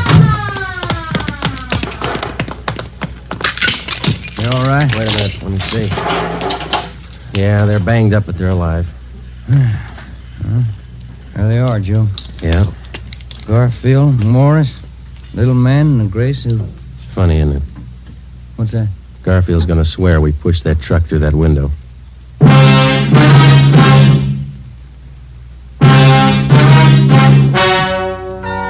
The story you have just heard is true. Only the names were changed to protect the innocent. Peter Garfield, Jack Morris, and John Dolfo, the stocking salesman, were hospitalized and later brought to trial. They were convicted on charges of grand theft and received sentences as prescribed by law. They are now serving their terms in the state penitentiary. You have just heard the 18th in a new series of authentic cases from official files. Technical advice for Dragnet comes from the Office of Acting Chief of Police W.A. Wharton, Los Angeles Police Department. Tonight's program is dedicated to motorcycle officer Elmer Forsman of the Fresno, California Police Department, who on the afternoon of October 6, 1946, gave his life so that yours might be more secure.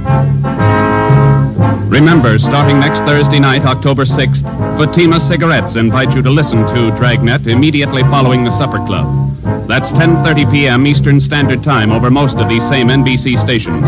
Check your newspaper for local release time. Dragnet came to you from Los Angeles. Judy Canova joins the star lineup of Saturday shows tonight on NBC. Stay tuned to HOJO Radio.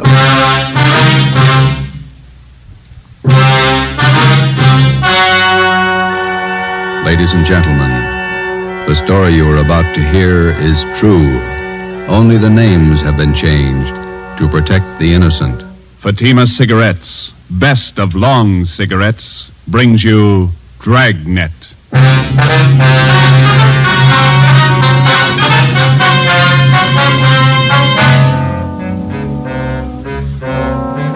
You're a detective sergeant. You're assigned to homicide detail. A vicious killer has taken the life of a 62-year-old woman. Suspicion points in only one direction. The murderer was heartless, cold-blooded. Your job, get him. If you want a long cigarette, smoke the best of long cigarettes. Smoke Fatima. It's the long cigarette that contains an essential ingredient of all the very popular cigarettes, Turkish tobacco. That's why you see the Turkish symbols on the attractive gold and yellow Fatima package. That's why Fatima has a much different, much better flavor and aroma than any other long cigarette. That's why Fatima doubles and redoubles its smokers. Yes, if you want a long cigarette, smoke the best of long cigarettes. Smoke Fatima. Dragnet, the documented drama of an actual crime. For the next 30 minutes, in cooperation with the Los Angeles Police Department, you will travel step by step on the side of the law through an actual case from official police files. From beginning to end, from crime to punishment, Dragnet is the story of your police force in action. It was Saturday, November 5th. It was foggy in Los Angeles. We were working the day watch out of Homicide. My partner's Ben Romero. The boss is Ed Backstrand, chief of detectives. My name's Friday. It was 3:35 p.m. when I got to room 42, Homicide.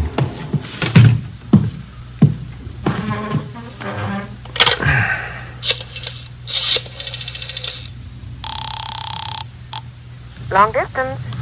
This is Friday in Homicide. I'd like to place a call to Mr. Frank Renard in Murphy, Idaho. The number's 761. Frank Renard, Murphy, Idaho, 761. Yeah, that's right. The call's been cleared with the business office. All right. Do you want me to call you back, Sergeant? No, I'll hang on. Okay, I'll place it for you.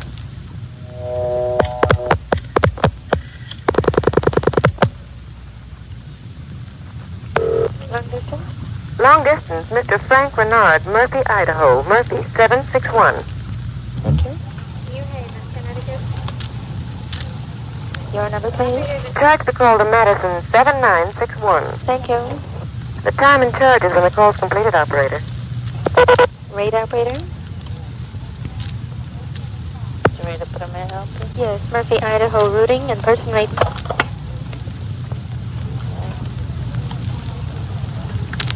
Tuesday, NAMPA, Napa. Hi. Operator, the number is 4C. Alright.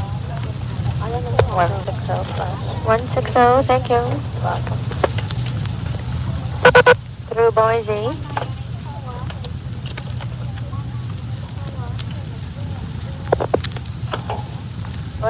I'm calling Napa.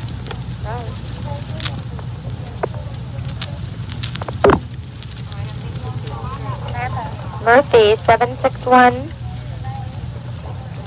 Thank you.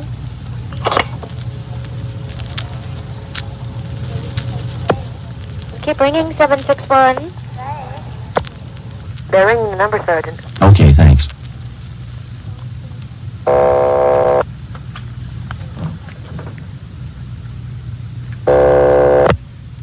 Hello? Mr. Frank Renard, please. Los Angeles calling. Who do you want? Mr. Frank Renard, please. Los Angeles calling. I'm Frank Renard. Go ahead, please. All right, Sergeant, go ahead. Hello? Hello? Hello, Frank Renard? Yeah, who's this? This is Sergeant Friday, Los Angeles Police Department. I've got an urgent message for you. For me? Well, what's the matter? Well, your wife, Dolores, asked me to call you. Something's happened to your mother. What do you mean? What's happened? Well, I better let your wife tell you. She wants you back in Los Angeles right away. Look, what's this all about? I can't leave my job now. You better come. Your mother's been murdered.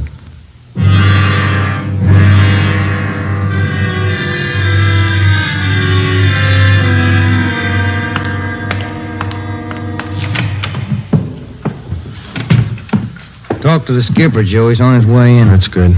Did you call my husband? Did you? He's flying down from Idaho tonight. Be here in the morning. You tell him about me? The trouble I'm in? I told him his mother was murdered. That's all I told him, Mrs. Renard. And what am I going to say to Frank? He always sided in with his mother. He'll never believe me. What can I tell him? Jory can give you more trouble than your husband can. What you going to tell them? Are you stupid or something? How many times do I have to say it? I didn't kill her. I didn't kill her. It's a small room, Ms. Renard. We can hear you. Sit down, please. I won't sit down. You're not pinning this on me because I didn't do it. Anybody could have killed the old hag, but I didn't. Will you sit down, please? I don't have to take this. I'm no tramp. Keeping me in here, asking me questions. I told you all I know. Look, you're in a bad spot. I hope you realize that. I didn't kill her. Ms. Renard, how long have you and your mother-in-law been living together in the house on Chavez Road? Since Frank took the job up in Idaho. About 6 months. He said it'd be better for me while he was away living with her. Your neighbors told us you didn't get along very well with your mother-in-law. That's right, I didn't. She hated me, I hated her. You used to fight with her, is that right? You hit her. Only a couple of times. She called me dirty names. I hit her. She pulled me by the hair. I hated her like everything. I didn't kill her. Once more, Ms. Renard, would you mind telling us how you spent your time since early this morning, where you went, what you did, everything? I told you already everything. Will you tell us again, please? I got up about 9:15. I had a cup of coffee and then I got dressed. The old lady was on the back porch doing the washing. What did your mother-in-law do for a living? I told you. She took in washing. After I got dressed, I left the house. About 10 minutes after 9, I went downtown to the dentist. He filled a tooth for me. This one here, you can ask him. What time did you leave the dentist's office? About 10:15. Maybe 20 after. You can ask him. What'd you do after that? I walked around window shopping. Did you buy anything, talk to anybody? I told you no. What time did you get home? 12:30. I went in the bedroom. The old lady was on the floor. Blood all over. I felt her heart. It wasn't beating. Is that when you got the blood on your dress? Yeah. Now that's all I'm going to say.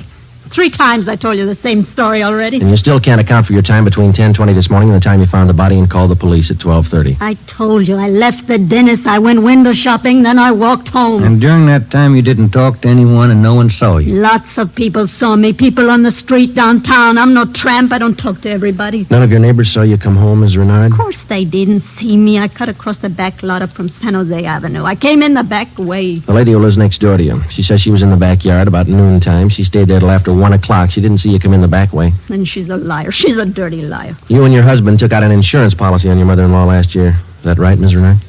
Sure it is. What of it? $5,000? Yeah, so what? You know a man by the name of George Martino? No. You better tell the truth, Ms. Renard. All right, so I do. He's a friend of mine. You've been running around with him since your husband's been away. None of your business. I do what I want. Your mother-in-law found out about Martino. That's what you fought about most of the time. Oh, she was crazy. He's a friend of mine, that's all. Are you telling the truth, Ms. Renard? Martino's a boyfriend of mine. I told you, that's all. Your mother-in-law found out you were running around with him. She warned you if you didn't shake Martino, she'd write your husband. You said you'd kill her if she did. That's a lie. That's what your mother-in-law told one of the neighbor ladies. And I said it just to scare her. One night I was drinking. We had a fight. She was yapping at me all night. I said it just to scare her. But she wrote the letter anyway. And that's what she said. But I didn't kill her. You had the time, the motive, and the opportunity. It wasn't me. I didn't kill her. Interrogation room, Friday. This is Brennan, Joe. Yeah, Bill. Where are you? Santa Monica. Picked up George Martino.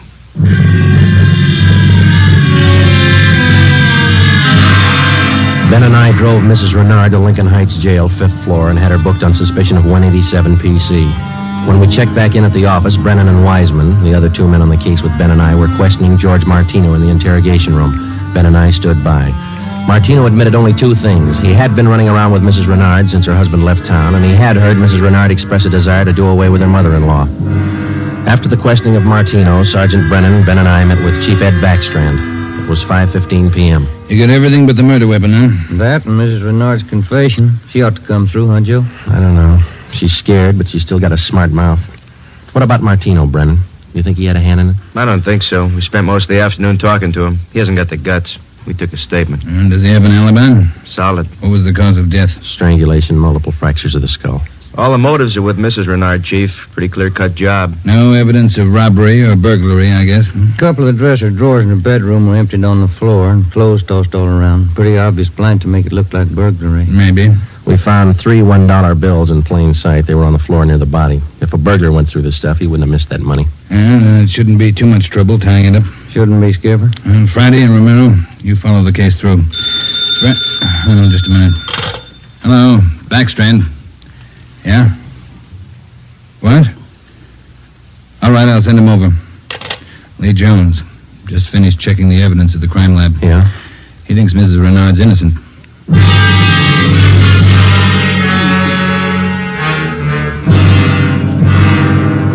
There they are, fellas. Facts don't lie. But she had every reason in the world to kill the old lady. In my book, she couldn't have killed her. All right, let's have it, Lee. How does the evidence add up? That's just it, Joe. It doesn't. Take a look. The dress Mrs. Renard was wearing when she found the body. That's it. Blood smears near the hem. 2 smears, that's all. Now, if she murdered her mother-in-law, there should be more blood on this dress, and it shouldn't be smeared. How do you mean? First of all, the manner in which the old lady was killed. Head was battered in. Must have bled profusely. No question about that. All right, go ahead. Whoever murdered the old lady must have stains all over their clothes. Here's the important part. Because of the nature of the wound, it would have stained in drops, not smears. Well, how can you tell the difference? Maybe these are drop stains on her desk? They're not. I checked them with a microscope. Only the higher ribs of the cloth are stained. The smears, nothing else. But a drop forms its own definite drop pattern and permeates the cloth, soaks in. No signs of that on her dress. Not a one. Now, here's the silk scarf the old lady was strangled with. Yeah? Here's what I found in the knot tied in the scarf. A blonde hair, wavy. Old lady had dark hair. So does Miss Renard. So does her boyfriend. That's what I mean. This blonde hair is one of 2 things that didn't belong at that murder scene. What else you got? This here. What is it, Lee? Small piece of plastic from a gun butt, I'd say. See here? Crisscross surface and a little smooth area here. Yeah. The killer could have hit the old lady with the butt of a gun. And a piece of the stock could have chipped off like this, huh? Miss Renard doesn't own a gun. Neither did her mother-in-law. Well, where does that leave us? I don't know, Joe. There's the stuff. You can't disregard it. Maybe you can explain it. Yeah. How? Well, first prove this dress isn't the one Mrs. Renard was wearing this morning. Then find the dress she did wear. We know she wore this when the dentist identified it, and so did 2 of the neighbors. That's what I mean. The dress is too clean, doesn't belong. Yeah. This blonde hair, this piece of gun butt, they don't belong either. Well, you think she's innocent? You're looking at the evidence. What do you think? 6 p.m. Saturday, November 5th. Ben and I went back to the office and met with Brennan, Wiseman, and Ed Backstrand. The open and shut case against Mrs. Renard was up in the air, but we still weren't sure that she was innocent of the murder of her mother-in-law. Ben and I drove to the Lincoln Heights jail and interviewed the suspect again. She agreed to submit to a lie detector test. We drove back to the office, contacted Sergeant Berger, the department's polygraph man, and set up a special test for the following day. The next morning, we met with Berger and formulated a list of key questions, and then we picked up Mrs. Renard and brought her to the 3rd floor of the Old City Jail building, the polygraph room. At 10:33 a.m., the test got underway. As usual, Sergeant Berger conducted the interview alone. Backstrand, Ben, and I waited outside. Well, how about Mrs. Renard's husband? Get in town yet? He's due in around noon, Skipper. Got a smoke? Yeah. Here you are, Ed.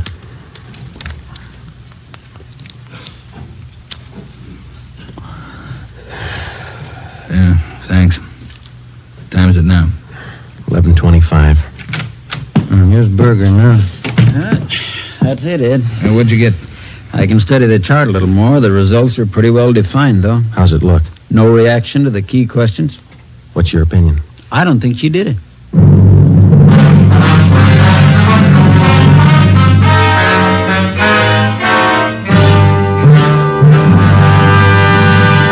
You are listening to Dragnet, authentic stories of your police force in action. And in leading magazines this week, you'll see this authentic story. Headline: Fatima's sensational growth sets a record for long cigarettes. Then you'll read the actual reasons smokers give for changing to Fatima. Fatima is different. It's mild and has a wonderful flavor. Fatima's best. These are the words of Miss Pamela Bookman of New York, where Fatima has increased its smokers 132%. Fatima tastes much better than any other long cigarette. It's the best. Says Mr. James S. Winterhalter of Detroit, where Fatima smokers have increased 348%. I like the flavor, and Fatima is mild.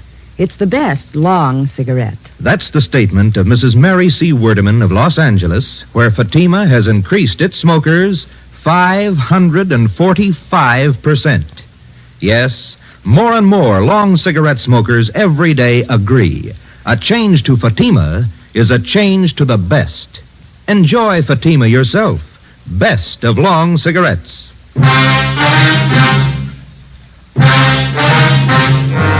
8 a.m., Monday, November 7th. Mrs. Renard was released from custody. We questioned her husband, Frank Renard, briefly. He could tell us nothing more than we already knew. Brennan and Wiseman were called back on the case, and together the 4 of us started over again from the beginning. We had a dead body, 2 pieces of physical evidence to work with, no idea how to fit them together, and no suspects. We went back to the Chavez Road neighborhood where the murdered woman lived and started pushing doorbells. We canvassed the neighborhood for 3 days, and we uncovered one slim lead. He was selling magazines, officer. Went door to door, right up the street here. Young fellow. Could you describe the man for us, please? Nothing to talk about. Pasty face, pimply complexion, blonde hair. 5:30 p.m. Wednesday, November the 9th. Ben and I met with Brennan and Wiseman in Ed Backstrand's office to compare notes. Together, we had more than a dozen reports of the magazine salesman's presence in the neighborhood just prior to the murder of Mrs. Renard's mother-in-law. The various descriptions of the man which we obtained from the people in the neighborhood tallied closely. About 6 feet, 170 pounds, pimply complexion, blonde hair, fast talker. About 25 years old. As far as we know, Skipper, he was the only stranger in the neighborhood last Saturday morning. Only one that people remember, anyway. How close did you trace him to the Renard house? You got your list there, Brennan? Yeah. There you are. Thanks. Let's see. Well, he picked up his tracks down on Floresta Street, sold a couple of descriptions there, then he headed up Landers Avenue onto Chavez Road. Yeah. The Renards live at 2280 Chavez Road. That salesman talked to the woman at 2274 Chavez. That's 3 doors away from the Renards. When was he seen there? Let me see. Where is that, Brennan? Oh, on the 15-7 sheet, Joe. Didn't have enough room on the report. Oh, yeah. Here it is. Mrs. John Rico, 2274 Chavez. The guy was there about 11:45 Saturday morning. Yeah, that puts him in the running. First time he ever showed in that neighborhood? First time, Skipper. Fresh kid, not a very good salesman. Here's the name of the company he's working for, the Harrison News Distributors. You check with them? No, they're closed for the night. We'll call them the first thing tomorrow. Good. Here's something else for you. I had a call from Frank Renard this afternoon. What'd he have to say? Seems in the excitement just after the murder, Mrs. Renard overlooked a couple of things. What's that? Well, they're missing a yellow table model radio. It was in the bedroom where the old lady was killed. Yeah, well, that ties in with a robbery motive, huh? Yeah, they're missing a ring, too. Belonged to Mrs. Renard. Topaz ring. Supposed to be worth a little money. But she didn't notice it was gone until today. That's right. You got the serial number on the radio? Yeah, right here. Okay, let's see. Yeah, Brennan, here we are. It's an Emerson model 511, 180,000, 277-609. A lot of small radios in town. There's only one with that serial number on it. Track it down. A complete description of the Topaz ring and the serial numbers and description of the yellow table model radio were sent to the pawn shop detail. The information was then placed on the stolen property list and relayed to every pawn shop operator in the city. The next morning, Ben and I interviewed the manager of the Harrison News Distributing Company. There, the suspect had given his name as Sam Bricker. We checked out his home address. Turned out to be a gas station in North Hollywood. We took the suspect's job application blank with a specimen of his handwriting, and then we drove back to the office. Sam Bricker. We were unable to get a make on the name from the Record Bureau. We checked the cards on every known criminal who was cataloged in the oddity file as having a pimply complexion. None of them matched. That night, we got out an APB and a radiogram. The suspect's trail led from one salesman's job to the next. On his last job, he gave his name as Albert Berry. His address is 1430 Palo Alto Drive. That was in the Echo Lake District. Ben and I drove out to check it. 1428, 1430. There it is, Joe. Yeah. At least it's not a gas station, huh? Come on.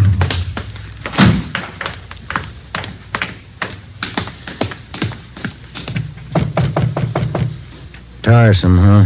Yeah, I could stand a change. Yes, what is it? We're looking for an Albert Berry, ma'am. Does he live here? Mr. Berry, I'm sorry. He and his wife moved 4 days ago. We identified ourselves as police officers and had the landlady, a Mrs. Catherine Hoffman, show us the apartment which Berry and his wife had occupied. It was still vacant. In one of the closets in the apartment, we found a cheap overnight bag. The lock on it was broken and one of the seams had ripped. I forgot about that old bag, and Mr. Berry told me I could throw it away. Take a look. I'm in. How long has Berry been married? Do you know, Mrs. Hoffman? No, I don't. But the way they acted, lovey-dovey all the time, I don't think they've been together long. Hey, Joe. Look, some kind of an identification tag. Yeah, let me see. Put it up here. It's a tool disc, it looks like, doesn't it? Jameson Larrabee, Pittsburgh, Pennsylvania. You're not after Mr. Berry, are you, officer? Yes, ma'am, we are.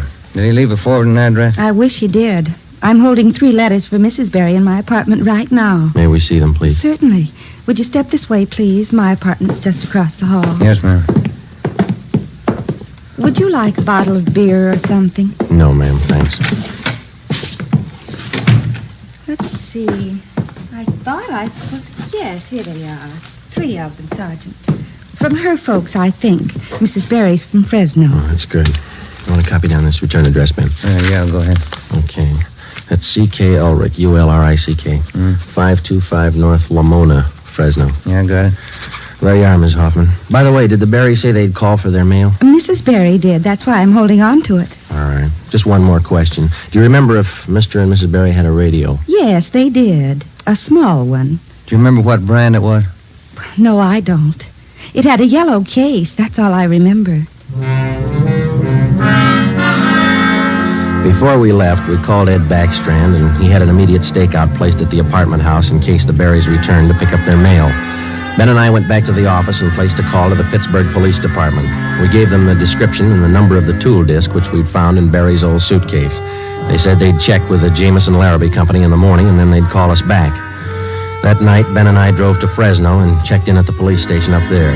2 officers were assigned to stake out the Ulrich home. We interviewed Mr. Ulrich, who identified himself as Albert Berry's father-in-law. He told us his daughter had married the murder suspect 8 months before, and he gave us pictures of Berry taken at the wedding. Ulrich told us that he'd catch a Santa Fe train out of Fresno the next morning. He wanted to be in Los Angeles to take his daughter home when Berry was apprehended. It was almost 2 a.m. when Ben and I left Fresno and started back for Los Angeles.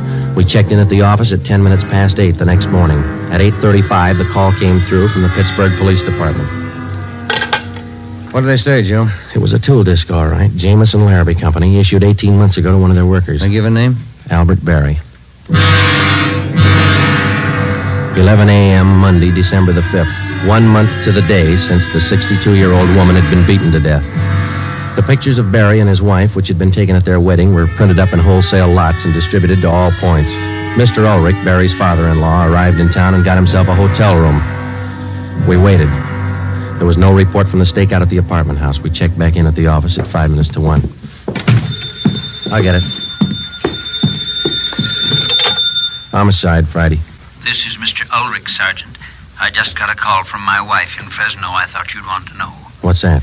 The wife got a letter from Norma. They're living in South Pasadena, an apartment. You got the address there? Yes, sir. That's what the wife called about. It's 134 Norway Terrace. When was the letter mailed, do you know? Wife said it was postmarked December 3rd, day before yesterday. Get your coat on, Ulrich. We'll be right over. Ben and I picked up Mr. Ulrich at his hotel and drove to the South Pasadena address. Berry and his wife had the apartment on the top floor. Neither of them were at home. The landlord let us in with a pass key. In the bedroom, we found a small yellow radio. We checked the serial numbers. They matched. It was the same radio stolen from the Renard house. In the bedroom closet, we found 2 suitcases. We checked through them. Nothing in this one, Joe. Here we are. Look at these. What are they, Sergeant?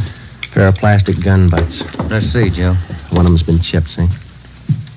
Sergeant, somebody coming up the stairs. All right, let's get in the living room. Be quiet.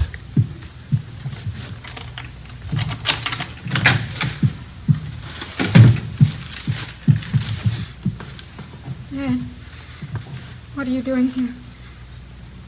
Who are these men? Police, Norma. They want Albert. He killed a woman. Dad. It's all right, Norma.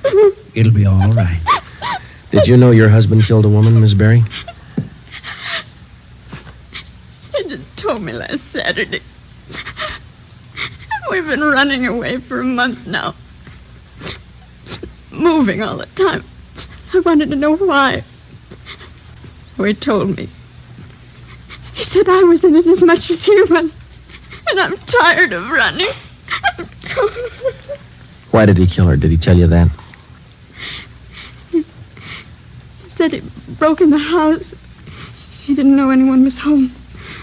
The old woman was in the bedroom. She started to cry out. He had a gun. He hit her with it. Where's your husband now? I don't know. He said he'd come home for dinner. About 5. I bought the groceries. What time you got, Ben? 3:30. That ring you're wearing, Miss Berry, did your husband give you that? Yes, why? What kind of a stone is that? Topaz. Bert gave it to me. Why? Nothing. We'll wait. 5 o'clock came and went. Berry failed to show. 5:30. Ulrich started to get nervous. 6 o'clock. 6:30. No sign of Berry. I went to the window and kept an eye on the street below. At 6:45, a light green Nash sedan pulled to a stop in front of the apartment house. A man got out and went into the main floor entrance. Bert, I'll let him in. All right. How long have you had the new car?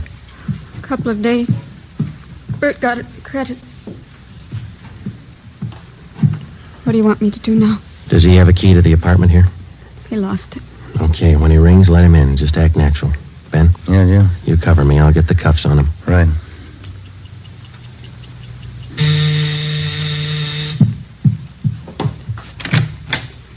Hi, Bert. Look out, Joe! All right, drop it, Barry.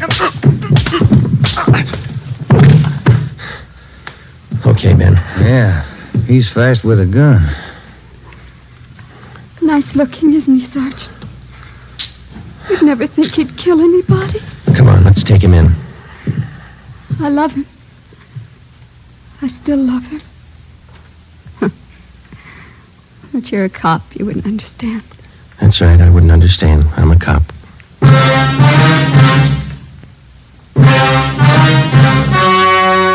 The story you have just heard was true. Only the names were changed to protect the innocent.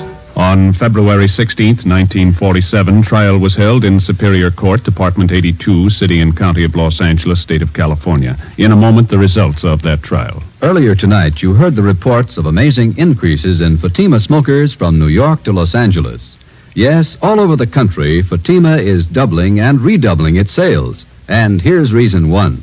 Fatima is the long cigarette that contains an essential ingredient of all the very popular cigarettes, Turkish tobacco. Reason two. Fatima has a much different, much better flavor and aroma than any other long cigarette. Reason three. To millions of smokers, the name Fatima has always stood for the best in cigarette quality.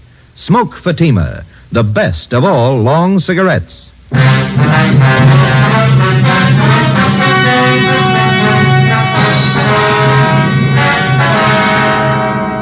Albert Ralph Berry was tried and convicted of murder in the first degree. His wife, Norma Berry, was found innocent of the charge that she harbored a criminal. She was returned home with her father. Berry was executed in the lethal gas chamber at the state penitentiary. You have just heard Dragnet, a new series of authentic cases from official files. Technical advice for Dragnet comes from the Office of Acting Chief of Police W.A. Wharton, Los Angeles Police Department.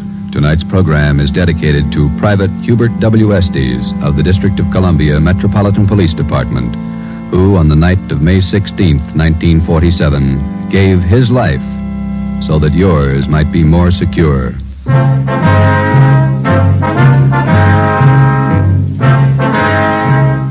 Fatima Cigarettes, best of long cigarettes, has brought you Dragnet, portion transcribed from Los Angeles. Be sure to hear songs by Morton Downey tonight on NBC. Actor and producer Jack Webb's aim in Dragnet were for realism and unpretentious acting. He achieved both goals, and Dragnet remains a key influence on subsequent police dramas in many media. The show's cultural impact is demonstrated by the fact that even after 5 decades, elements of Dragnet are known to those who have never heard nor seen the program. The ominous 4-note introduction to the brass and timpani theme music titled Danger Ahead is instantly recognizable, as well as the show's opening narration. Stay tuned for more Dragnet right here on HOJO Radio.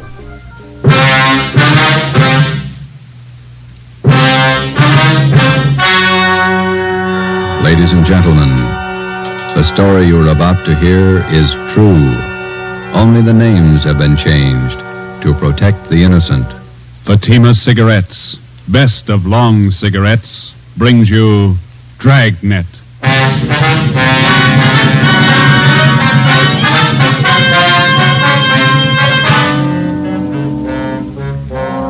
You're a detective sergeant. You're assigned to Juvenile Bureau. A rash of crimes has broken out in your city. Suspicion points to an organized gang of juveniles. Your job, stop them. If you want a long cigarette, smoke the best of long cigarettes. Smoke Fatima. It's the long cigarette that contains an essential ingredient of all the very popular cigarettes, Turkish tobacco. That's why you see the Turkish symbols on the attractive gold and yellow Fatima package. That's why Fatima has a much different, much better flavor and aroma than any other long cigarette. That's why Fatima doubles and redoubles its smokers. Yes, if you want a long cigarette, smoke the best of long cigarettes. Smoke Fatima. Dragnet, the documented drama of an actual crime. For the next 30 minutes, in cooperation with the Los Angeles Police Department, you will travel step by step on the side of the law through an actual case from official police files. From beginning to end, from crime to punishment, Dragnet is the story of your police force in action. It was Sunday, March 27th. It was windy in Los Angeles. We were working a night watch out of Georgia Street Juvenile Bureau. My partner's Ben Romero. The boss is Ed Backstrand, chief of detectives. My name's Friday. I was on the way up from the Juvenile Bureau, and it was 11:25 p.m. when I got to the receiving hospital, room 5, the treatment room. Everything happens on Sunday nights, huh, Joe? Yeah. How's the kid making out, Doc? The one arm is cut up badly. Nothing fatal, though. How'd it happen? That's what I'd like to find out. Can I talk to him? If you want, don't press him, though. He's had a bad shock. All right.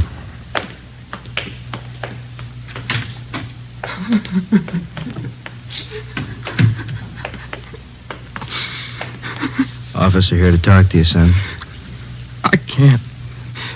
Tell him I can't talk, please. Just a few routine questions, son. You're going to have to answer them sooner or later. Please, can't you see what's happened already? I can't tell you anything.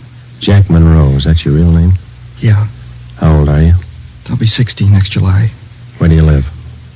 I can't tell you, you know that. Now let me alone, will you? Let me alone. You've been running around with that gang of kids on Spring Street, haven't you? The big timers, isn't that what they call themselves? I don't know anything about it. Believe me, I can't talk. You tipped us off about the burglary they were going to pull tonight. Is that where they knifed you? Look, will you believe me? I can't tell you anything, not anything, please. He's still shaky, Joe. All right, Doc. Well, Jack, we'll talk about it later when you feel better. You see what they've done to me already? They said next time they'd kill me.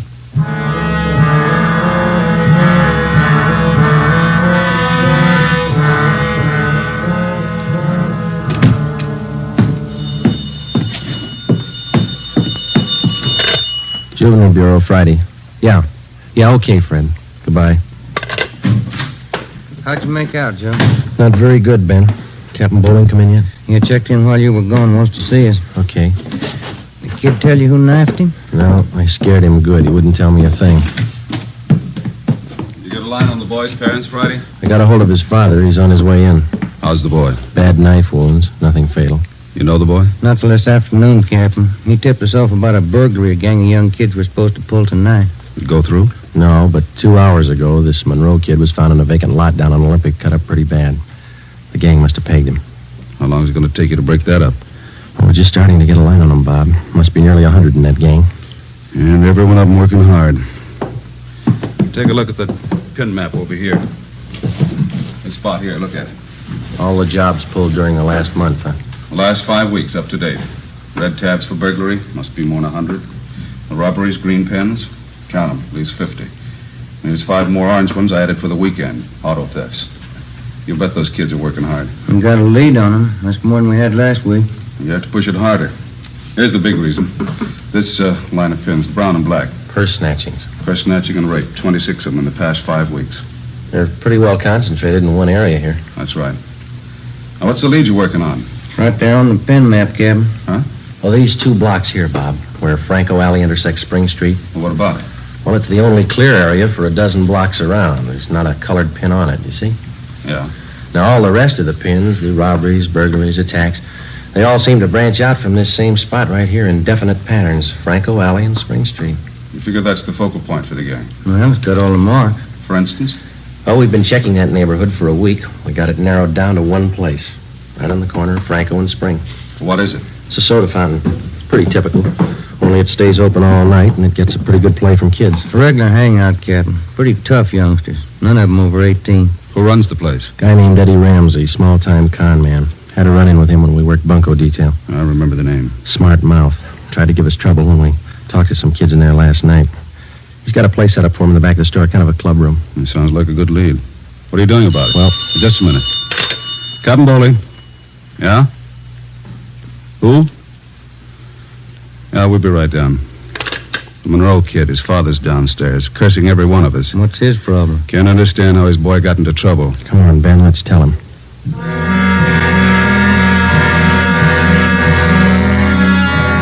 What kind of a city do we have when we can't allow our children out on the street without being stabbed or shot? What's our great police force doing when this is going on? I'd like an answer if you got one. I demand an answer. We got an answer for you, Mr. Monroe. Will you sit down? My boy's lying in there in that hospital bed, cut to pieces. What did you do to prevent it? Tell me. You tell us, Mr. Monroe, what'd you do to prevent it? I'm no cop. That's your job. I pay my taxes and I help pay your salary. We look out for your kids, but we don't raise them. That's You your talking job. about? Just a minute, Mr. Monroe. Answer me this. How old is your son, Jack? He's 16, I think. Why? You know what he does with his spare time? Where he spends his nights? Of course I do. He's at home. Some nights he goes to the library. Then you don't know much about your son, Mr. Monroe. For the past month, 4 nights out of 5, he's been hanging around with a gang down at a soda fountain on Spring Street. He's down there as late as 2 a.m. He says he goes to the library. How do I know? I'm a busy man. Did you know that your son is mixed up with that gang? He's not mixed up with a gang. A bunch of small-time thieves, but they're growing. They started with purse snatching, breaking in parked cars, burglarizing candy stores. You don't know what you're talking Wait a about. minute, please. Then they took up robbery, stealing cars, beating up girls, women, attacking them. You're crazy. Jack's not that kind. He's part of that gang, and right now we hold all of them responsible. My boy wouldn't do anything like that. He's a member of that gang, he told us. They're the ones that knifed him tonight. That's a lie. Jack's not mixed up with anything like that. You believe anything you want, Mr. Monroe. We're going to protect your boy as much as we can, but don't expect us to raise him for you. Now, you better take a free piece of advice. You keep your advice. Jack's not in this. You can't prove he is. We're not out to prove anything right now. But you catch up with that boy of yours. Keep him off the streets before it's too late. Are you threatening me? No, sir, advising you. Next time we might meet at the morgue.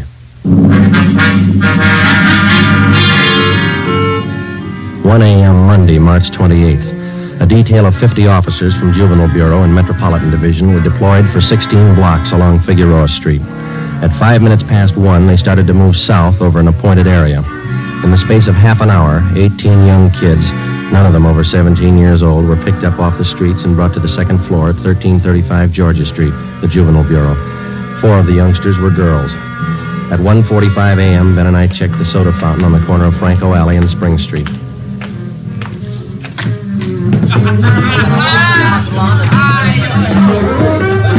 Same bunch, Joe. Business as usual. Yeah, come on. Hey, Teddy, the Bulls. They're back again. Same guys. Go back and tell Eddie. Hey, look, why do you guys have to keep tracking us, huh? You think we were crooks or something? You were here the last time we checked in, Teddy. You ever go home? Sure, when I'm tired. I ain't tired. What's the matter? That's your money on the table there? Sure, it's my money. You want to borrow a buck? $28. That's a lot of money for a boy your age. You keep pretty late hours, son. You have to go to school in the morning? Maybe. I can sit here, can't I? It's free country. I'm drinking coffee. You gonna make me on that? You've been drinking more than coffee. Where's your driver's license? Every time the same thing. There. March 10th, 1933, 16 years old. Hey, they giving you trouble, Ted? Eddie's on his way out. What's your name? Jones. Clyde Jones. Huh, Ted? Sure. He's got money, too. Rich family. You can save the smart talk, boys. Any of your pals in the back room? What's the trouble now, Sergeant? How many times a week do we get a checkup? Go ahead, Eddie. Read them off. We told you the last time, Ramsey. Clean up your place here or we'll ride your back till you do. I told you the last time, Sergeant. There's nothing wrong with my place. It's almost 2 o'clock in the morning. You got a dozen underage kids hanging around here doing nothing. Some of them have been drinking. Schoolboys. Better to have them in here than hanging around outside in the street.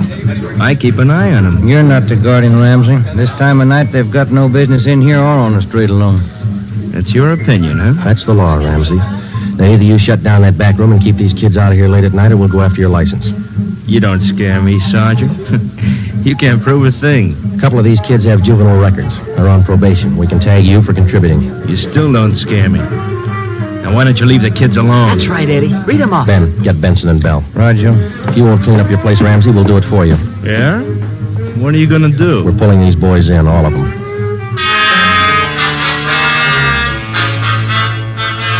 $2:25 a.m. Monday, March 28th. The Dragnet operation had netted 30 juveniles, 26 boys, 4 girls. 24 of the children were between the ages of 16 and 17. They were lodged in the assembly room at the Georgia Street Juvenile Bureau. The other half dozen were 13 and 15-year-olds. They were taken to the juvenile hall at 1369 Henry Street. At 2:43 a.m., we met with Captain Bowling. They're all checked in, 30 of them. All right, in the morning we file petitions to have every one of these cases brought to the attention of the juvenile court. Make a note of it. Okay, Bob. For the kids with records, ask for detention from the probation department. Right. We'll call their parents in the morning. Call them now. They've got some explaining to do. By 6 a.m., all but 3 of the children's parents had shown up. To most of them, it was nothing new. Their kids had been there before. They'd be there again. They took the lecture from the juvenile officers calmly. As long as it didn't mean trouble for them, they wouldn't worry. When they got their children home, they would reprimand them, not for running the streets, but for being picked up by the police. Ben and I had seen the cycle of the young criminals start before, 100 times over. It had a lot of different endings, most of them sour. During the next week that followed, we booked an average of a dozen juvenile delinquents every night.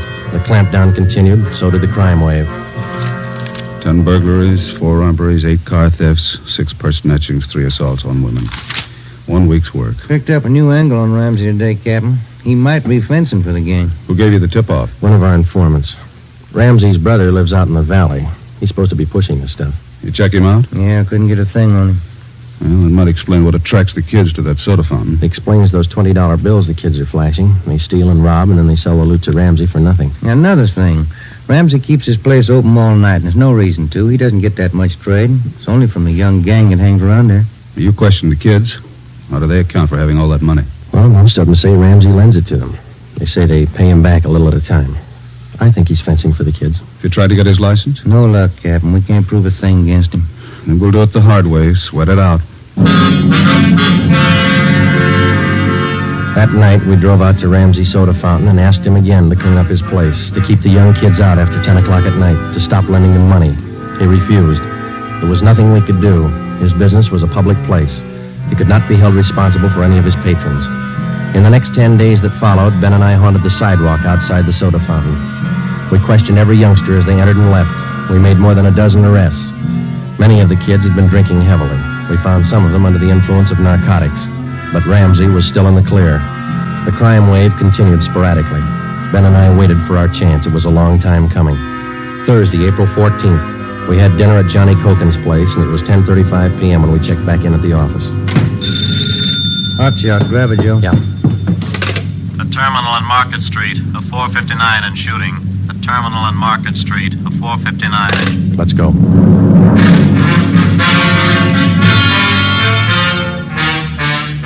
He was approximately 5 feet 4 inches tall, 125 pounds, brown hair, brown eyes, slight build, fair complexion. He was wearing blue jeans and a corduroy jacket. We found him between a row of packing cases at the rear of the warehouse at Terminal and Market Streets. There was a single bullet hole in his forehead just above the left eye. There was a .38 revolver near his right hand. The watchman told us how it happened. He broke in the back of the warehouse, Sergeant. He wanted to shoot it out with me. Here's his ID card. Fell out of his pocket.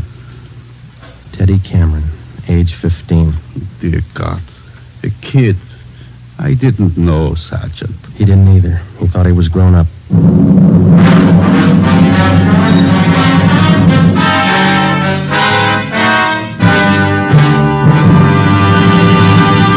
You are listening to Dragnet for the solution to an actual case from official police files. Now, here's the solution to many of your Christmas shopping problems. If your friends smoke a long cigarette, give the best of long cigarettes. Give Fatima, and all is well. Fatima. The long cigarette that contains an essential ingredient of all the very popular cigarettes, Turkish tobacco. Give Fatima, and all is well. Fatima. The cigarette that has a much different, much better flavor and aroma than any other long cigarette. Give Fatima, and all is well. Fatima. The cigarette that has doubled and redoubled in popularity. Here are the authentic reports. New York Division. Fatima sales up 132%. Chicago Division. Fatima sales up 453%. Los Angeles Division. Fatima sales up 545%. More and more smokers agree Fatima is the best of long cigarettes. So enjoy Fatima yourself and give Fatima for Christmas in the attractive golden yellow carton. Everyone who smokes Fatima says that this great new long cigarette is the best of all long cigarettes.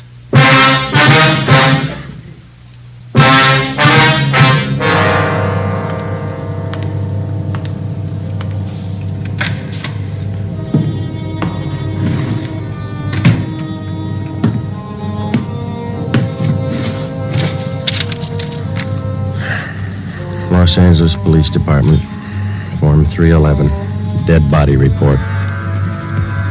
Type, gunshot. DR number 437695. Victim, Theodore Cameron. Residence address, 960 Charter Street. Date and time of death, Thursday, April 14th, 10:35 p.m. Place, Terminal and Market Streets, South State Warehouse. Cause of death, gunshot. Motive or reason, attempted burglary. Time discovered, 10:40 p.m. Removed to County Morgue. Discovered by Carl Hyba, night watchman. Identified by Barbara Cameron, sister. Description of victim, male, Caucasian, age 15, height, weight, so-and-so. Occupation, student, descent, English, and was a witness. Signed Joe Friday, serial number 2288. Age 15.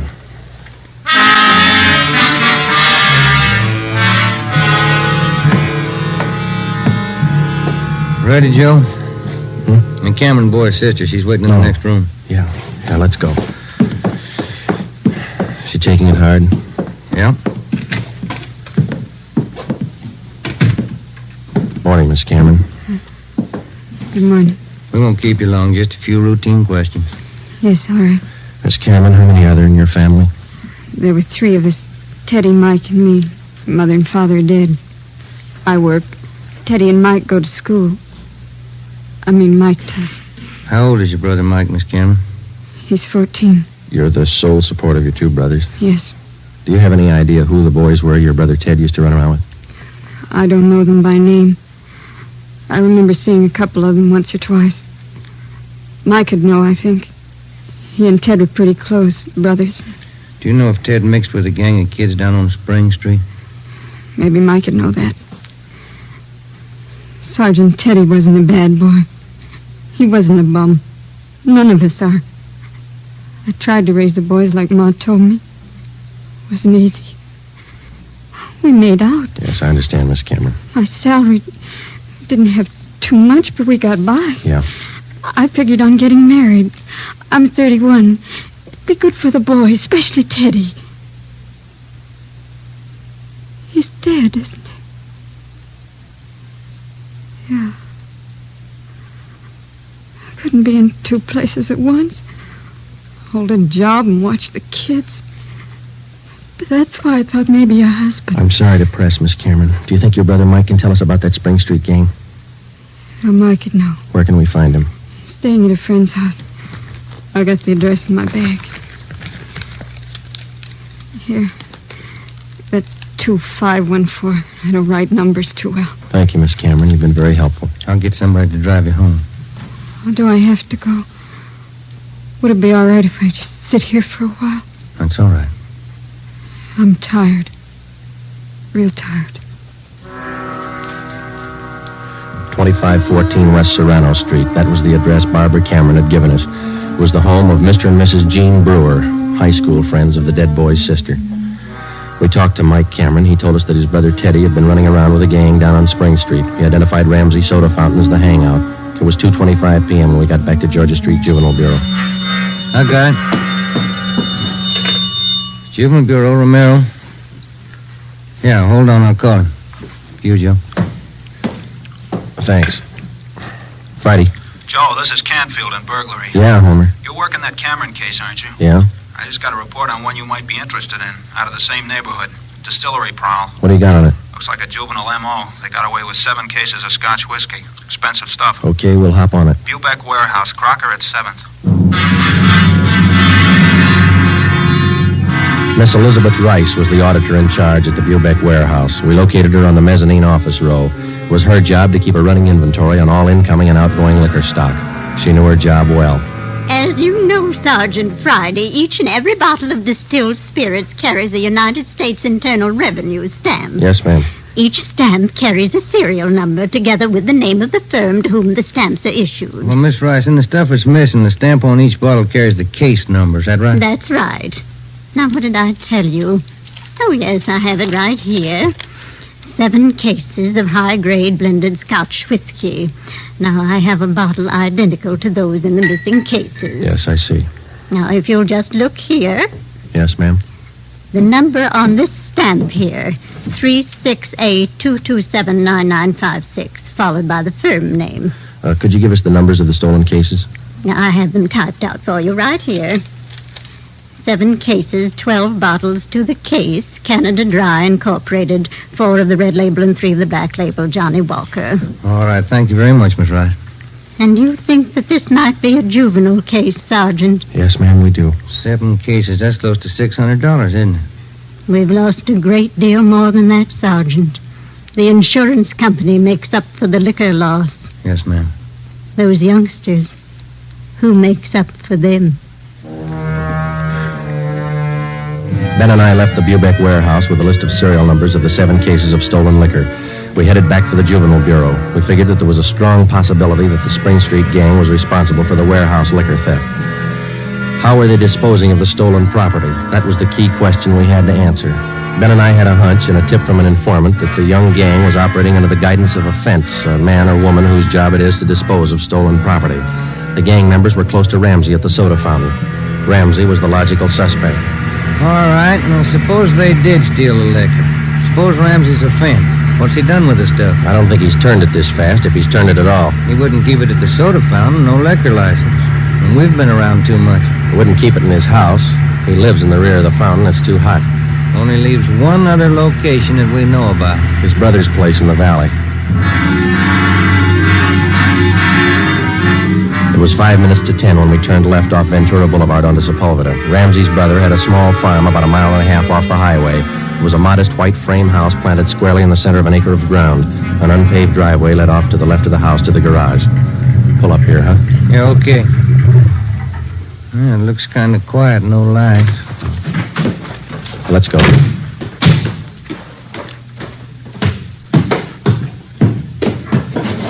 Mud sticks to everything. Now, where's the doorbell? Oh, here it is. You got your flashlight? Yeah, what? Here's a note somebody left.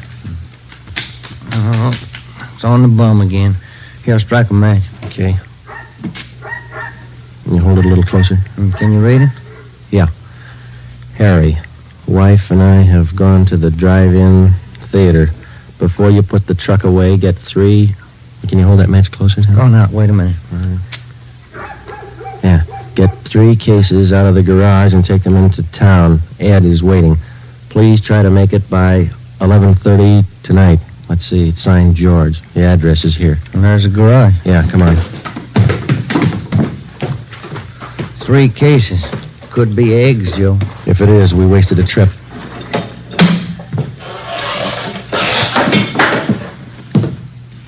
Oh, I'm out of matches, Joe. All right, here, use mine. What was that? Checking. Come on. See anything? No. There goes the light. Just a minute, I'll strike another one. You can save your matches. We found it. We found 5 cases of Scotch whiskey on the floor of the garage. We checked the serial numbers against the warehouse list. They matched. We went back to the car and called communications. We had an immediate stakeout placed on George Ramsey's place, and then we headed back for the city. It was 11:20 p.m. when we got to the address we found on the note. Oh, it's about time, Harry. Hello, Ramsey. We can do without the music. What's your problem this time? You're almost out of Scotch, Ramsey. Serial numbers check out, Joe. Sorry I can't offer you a drink. We're too old to drink here, aren't we, Ramsey? Where's your phone? You want to invite somebody? You can see we're out of booze. You got a phone? In the hall. Ben, call the office. Yeah. All right, what's it all about? We've been out to your brother's place. What happened to the other 2 cases? You drink them here? I gave it to the kids. What are you looking at me like that for, Sergeant? Anything wrong, Eddie? Party's over, kid.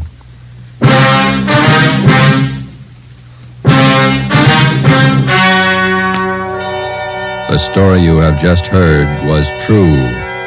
Only the names were changed to protect the innocent. On June 5th, 1949, trial was held in Superior Court, Department 74, City and County of Los Angeles, State of California. In a moment, the results of that trial. Earlier tonight, you heard the reports of amazing increases in Fatima smokers from New York to Los Angeles. Yes, all over the country, Fatima is doubling and redoubling its sales. And here's reason one. Fatima is the long cigarette that contains an essential ingredient of all the very popular cigarettes, Turkish tobacco. Reason two. Fatima has a much different, much better flavor and aroma than any other long cigarette. Reason three. To millions of smokers, the name Fatima has always stood for the best in cigarette quality. Smoke Fatima, the best of all long cigarettes.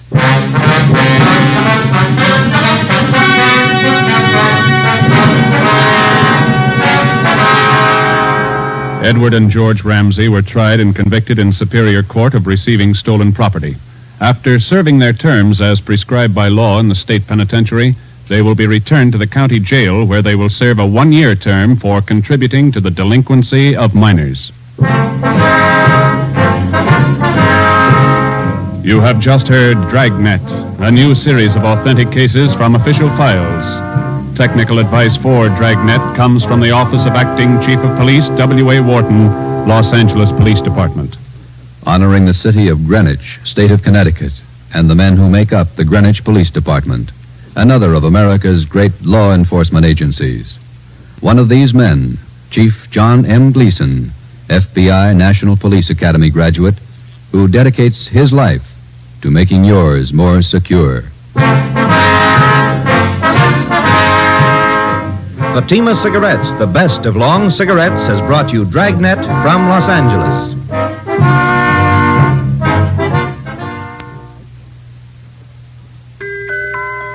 This Christmas, give the gift that makes every pipe smoker happy. A Christmas humidor of mellow Granger.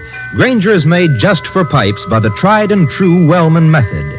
Rough cut to smoke mild and cool, and humidor packed to stay ever fresh. Yes, make this Christmas a Merry Christmas for all the pipe smokers on your list. Give them each a Christmas humidor of mellow Granger. Listen to Dragnet next week and be sure to hear Morton Downey tonight on NBC. HOJO Radio, where the classics come alive.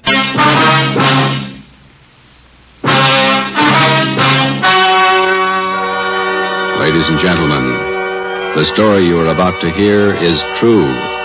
Only the names have been changed to protect the innocent. Fatima Cigarettes, best of long cigarettes, brings you Dragnet.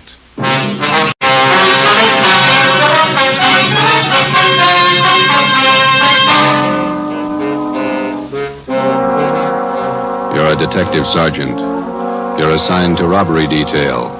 $8,000 worth of Chinese jade has been stolen. The criminal is vicious. His weapon, a handful of buckshot in a handkerchief. Your job, get him. If you want a long cigarette, smoke the best of long cigarettes. Smoke Fatima. Fatima is the long cigarette which contains the finest Turkish and domestic tobaccos superbly blended to make Fatima extra mild.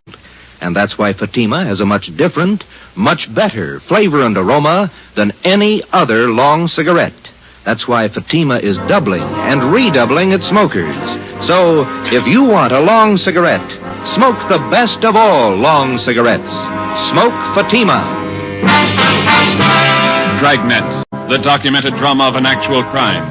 For the next 30 minutes, in cooperation with the Los Angeles Police Department, you will travel step by step on the side of the law through an actual case from official police files. From beginning to end, from crime to punishment, Dragnet is the story of your police force in action. It was Monday, December 1st. It was foggy in Los Angeles. We were working the day watch out of robbery detail. My partner's Ben Romero. The boss is Ed Backstrand, chief of detectives. My name's Friday. It was 7:15 p.m. when we got to the police academy, the banquet room. Where do we sit, Joe? Lee Jones is holding a couple seats for us someplace. You see him? Oh, yeah. There he is up there. Look at him. Everybody's here. Yeah, ought to be. Hi, fellas. A couple of ringside seats. Thanks, Lee. Did you get it? Yeah, right here. Mind if I take a look at it? No, go ahead. How come it didn't get wrapped as a gift? No time. A gift box would have been nice. No cotton, even? Beautiful watch. Radium dial? Yeah. Universal Geneva. Fine movement. He'll like it. Look on the back. Let's see. For Chief Ed Backstrand, a good cop, Detective Bureau. Not very good engraving. No time. I didn't think the old man really meant it. 26 years. You get tired after 26 years. You've been at it 25, Lee. Oh, don't look at me like that. I got a book to finish. 23 chapters. How many chapters you got, Fanny? 2. How long you been writing it? 2 years. Well, at that rate, we'll be stuck with you for another 21 years. If you're lucky. Excuse me, fellas. Gotta make a speech. All right, Lee.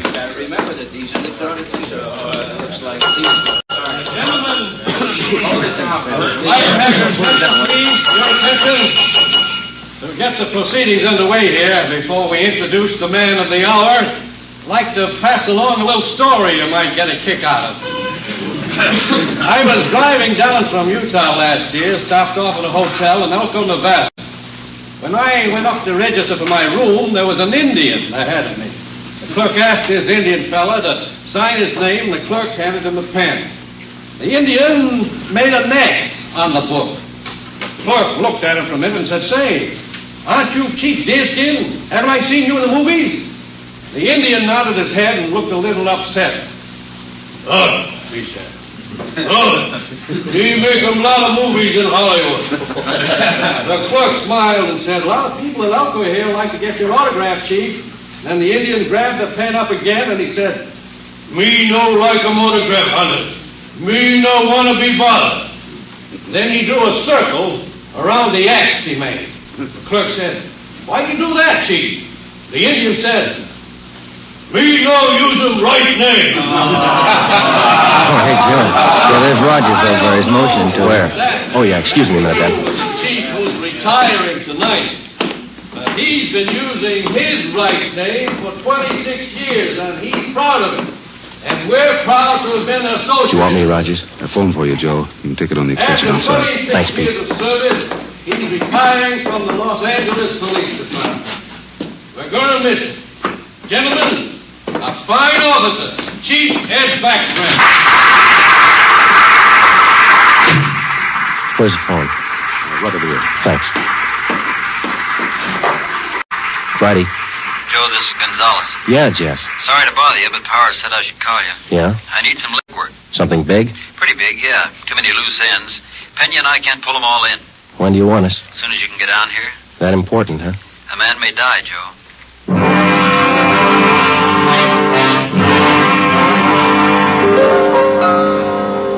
Hi, Jess. Got here as soon as we could. Sorry to pull you away. Hello, Romero. Gonzalez, what's up? Come on in here. All right. Here's a report. Not complete yet. Chinese fella. Name's George Kwan. He's a jeweler, gem cutter. Yeah. Jade expert. Knows as much about jade as anybody on the coast. Uh-huh. Says it happened at 5:30 today on Alvarado near the park. They weren't kidding, were they? They almost killed him. Yeah. Any idea what the weapon was, Jess? I'm not sure. Looks like some sort of blackjack, something homemade. Yeah. When they picked up Kwan, they found several buckshot pellets lying around and a man's handkerchief. Ray Pinker has the stuff over at the crime lab now. Where's Kwan? Have you talked to him?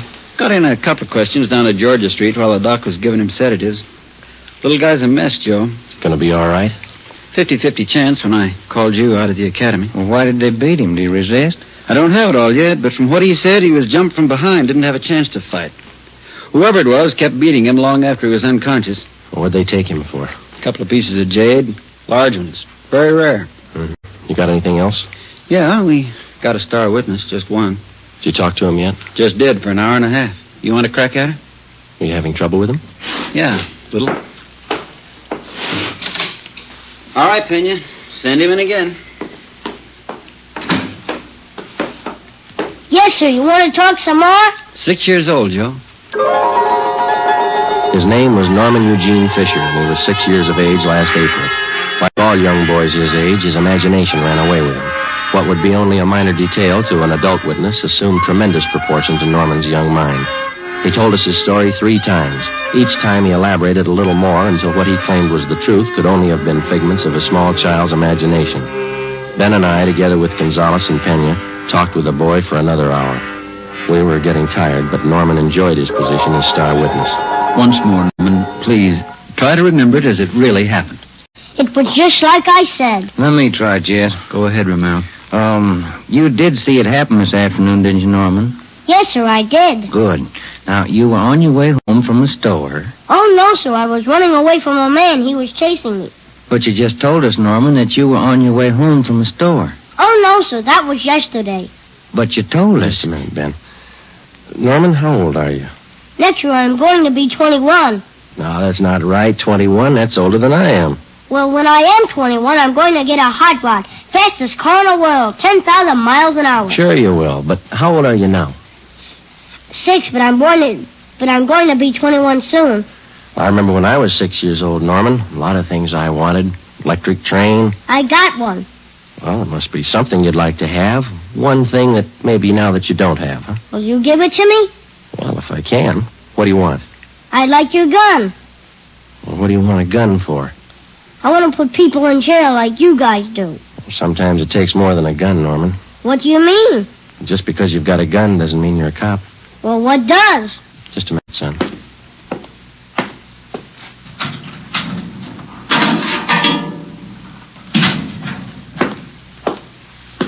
Here you go, Norman. A good cop uses this more than a gun. Gee. It's a real police badge. It's mine. Official? Official. Can I hold it? Go ahead. It's yours. When I wear this, I'm a real detective. Well, that's part of it. The other part is to tell us what you really saw today. Now, how about it, huh? There were 4 men, like I said, and they all had machines. No, wait a minute, Norman. I thought you said you were a detective now. I am. Well, a good detective has to remember exactly what he sees, not something he makes up. It's not very scary that way. No, it's no use, Joe. He can't get his story straight. Oh, yes, I can. I'm a detective now, and I know what happened. All right, Norman, you tell us, huh? I was on my way home from the store. I saw this truck stop down the street. What did the truck look like? I don't know. It was a funny kind of truck. Had a wood back. You mean like a dump truck? Kind of, but it was a small truck. Old kind of car, like he took out the back part and put wood boards like a truck. You mean whoever owned the truck cut the back end out and made it look like a truck, huh? Yeah, that's the way it looked. Anyway, this truck stopped by this Chinese man, and the man got out, and the man started to hit this man. And the man fell on the sidewalk, and the man kept hitting him and hitting him as hard as anything. Well, what was he hitting him with? With his handkerchief? There he goes again. No, I don't know. How about that, Jess? Good tie-in. Go on, Norman. Well, that's all I saw. No, I mean after the man hit him, what'd he do? Oh, well, he grabbed a bunch of stuff from this man's pocket, and he went into the truck and he speeded away. Norman, you're a good detective. I want you to think real hard now. Do you know what a license number is? Yeah. Good. Do you think you could remember the numbers on that truck? If I knew what they were, I could. In school, we're just having numbers now. I only know up to 7, but there were 2 7s in it. You're getting all this, Jess? Yeah, keep going. Norman, you've helped us a lot. Can you remember what the man on the truck looked like? He had a big head and he looked mean. All right, just one more thing now. Can you remember the color of that truck? It looked black, but the back part had black and white stripes. I don't know how you did it, Joe. Well, what do you think? How about it? Me too. All right, Norman. Your mother's waiting outside for you. You can go home now. You're a real detective. Can I wear my badge now? You bet you can. Okay. Say, Yes, sir? as soon as I arrest somebody, will you put him in jail? With the help of an out, we had the statement of a 6-year-old boy with a healthy imagination. We had an idea he was telling us the truth, but we had no way of being certain. Since he was the only witness, we had to accept his word and hope that he was putting us on the right track. The quickest way to make sure was to see if some of the details in little Norman Fisher's story would check out. Jess Gonzalez and Manuel Pena took the job of trying to locate a homemade pickup truck with 2 7s in the license number. They started by checking all the late 3.8 forms, the vehicle theft and impound reports. The next morning, Ben and I called the General Hospital and talked with Dr. Sebastian. He told us that the victim, George Kwan, had improved sufficiently to allow a brief interview. It was 10:14 a.m. when we got to Ward C, General Hospital. Doctor tells you you're a little better this morning, Mr. Kwan. Yes, sir. I shall be all right. Although it is quite painful at times. We're sorry to bother you, Mr. Kwan, but we've got to have a little more information on the robbery. I will tell you all I can, sir. I should like to recover the missing jade pieces. It is a great loss to me. Did you get any kind of a look at the man who hit you? Oh, he attacked me from behind, knocked me to the pavement.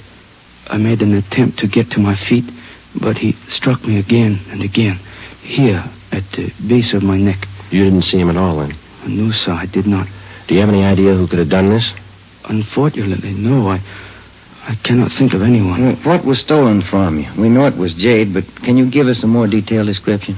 Well, sir, I lost 2 thumb rings, very rare, collector's items. Thumb rings? How much were they worth, would you say? Well, I paid $8,000 for the 2 rings. Wonder if you could describe them to us. Well, both rings were relics of the time when the Chinese archer drew his hunting bow with a special thumb ring. Any particular identifying marks on them? They both have linings of fine gold to fit them to the fingers of the new owners. Who were the new owners? I had just purchased them yesterday, before I was robbed. I was on my way to San Francisco to show them to prospective buyers. Who did you buy the rings from, Mr. Kwan? Mrs. Inez Curtis, a very reputable dealer. We have done business for many years. I wonder if we could have her business address, huh? She has her office at her home.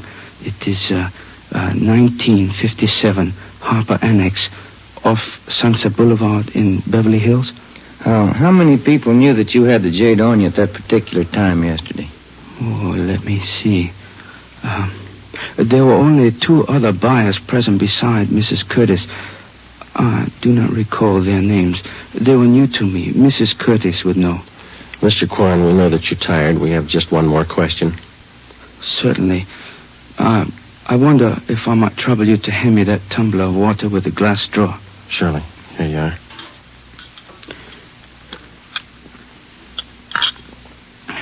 Thank you very much. You're welcome. Now, those thumb rings, Mr. Kwan, would there be any practical disposition of them other than selling them as they are? Well, hardly, Sergeant.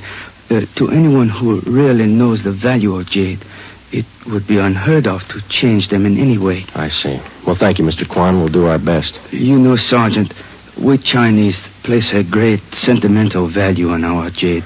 We'll do everything we can to recover it. Thank you. May I tell you my favorite quotation on jade? Yes, sir. It is from the writings of Tong Jung Tso. He wrote, "The magic powers of heaven and earth always combine to form perfect result. So the pure essences of hill and water become solidified in precious jade." Ben and I drove out to 1957 Harper Annex, the residence of Mrs. Inez Curtis. There was no one at home. We left one of our cars. It was 12:22 p.m. when we got back to Central Division. Here's a phone message for you, Joe. What's it say? Call Jess Gonzalez. He's out to Wilshire Division. Okay, thanks, Ben.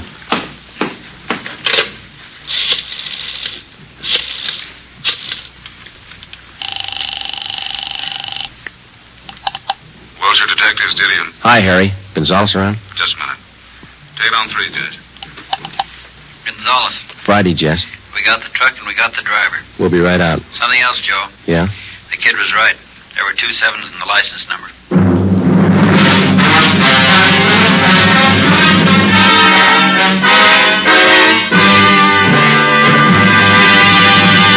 You are listening to Dragnet for the solution to an actual case from official police files.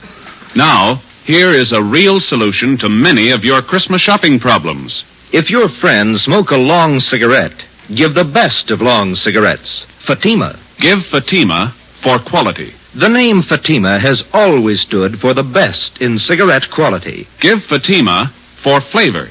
Fatima has a much different, much better flavor and aroma than any other long cigarette. Give Fatima.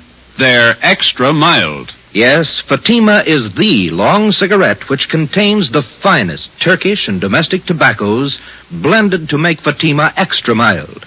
Yes, extra mild. So give Fatima for Christmas in the attractive golden yellow carton. It's the long cigarette that has doubled and redoubled its smokers. More and more smokers every day agree Fatima is the best of all long cigarettes.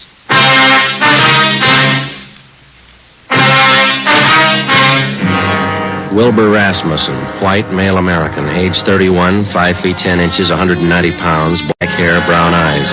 He was the driver of the truck. Gonzalez and Pena began by checking through all of the reports of trucks impounded during the past 24 hours. There were 23. Out of those 23, they narrowed it down to 4 possibilities. The third vehicle that they checked fitted the young witness's description of the holdup truck.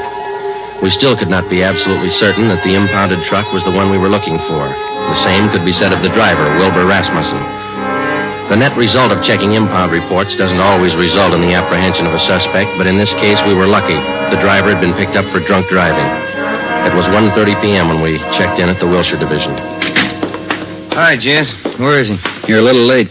What do you mean? He's gone, released on bail. Who furnished the bail? The woman he works for, Mrs. Inez Curtis. Well, that doesn't figure, Jess, or does it? Why not? How many people knew Quan had the Jade? No, that's not my guess. Quan vouches for her. He's been doing business with her for years. What do you think, Joe? It's your show. I'm just tagging along. Well, one thing's sure. Just a minute. Wilshire Detectives, Gonzalez. Oh, yeah, Pena. He did? No, meet me back here. Friday and Romero are here. Right. The Fisher kid just identified Rasmussen's picture. The identification of Wilbur Rasmussen by 6-year-old Norman Fisher was far from sufficient to take the case to court. We had to have evidence, lots of it. Rasmussen had been given a thorough shakedown, his apartment and the truck. There was no sign of the stolen jade rings. Gonzalez told us that the truck had come from the U-Drive truck rental on Figueroa Street. We checked with Mr. Crockett at U-Drive. Let me have another look at that picture, boys. Yeah, here you are. What'd you say his name was? Rasmussen. Wilbur Rasmussen. You want to know if he rented a truck from Miss Wayne? Yesterday, maybe the day before. No, not this fella. Never seen him. Before we left U-Drive, we checked over the rental contract on the truck in question. The deposit check for the truck was signed by Mrs. Inez Curtis. The truck was checked out at 6 a.m. The rental contract, the actual release form showing to whom the vehicle had been rented, was signed by a Harry Wilson. Rasmussen's name did not appear on any of the usual rental forms. The manager of U-Drive was positive that he had not rented a truck to Rasmussen. We drove out to 1957 Harper Annex. This time we found Mrs. Inez Curtis at home. I'm terribly sorry about Mr. Quan.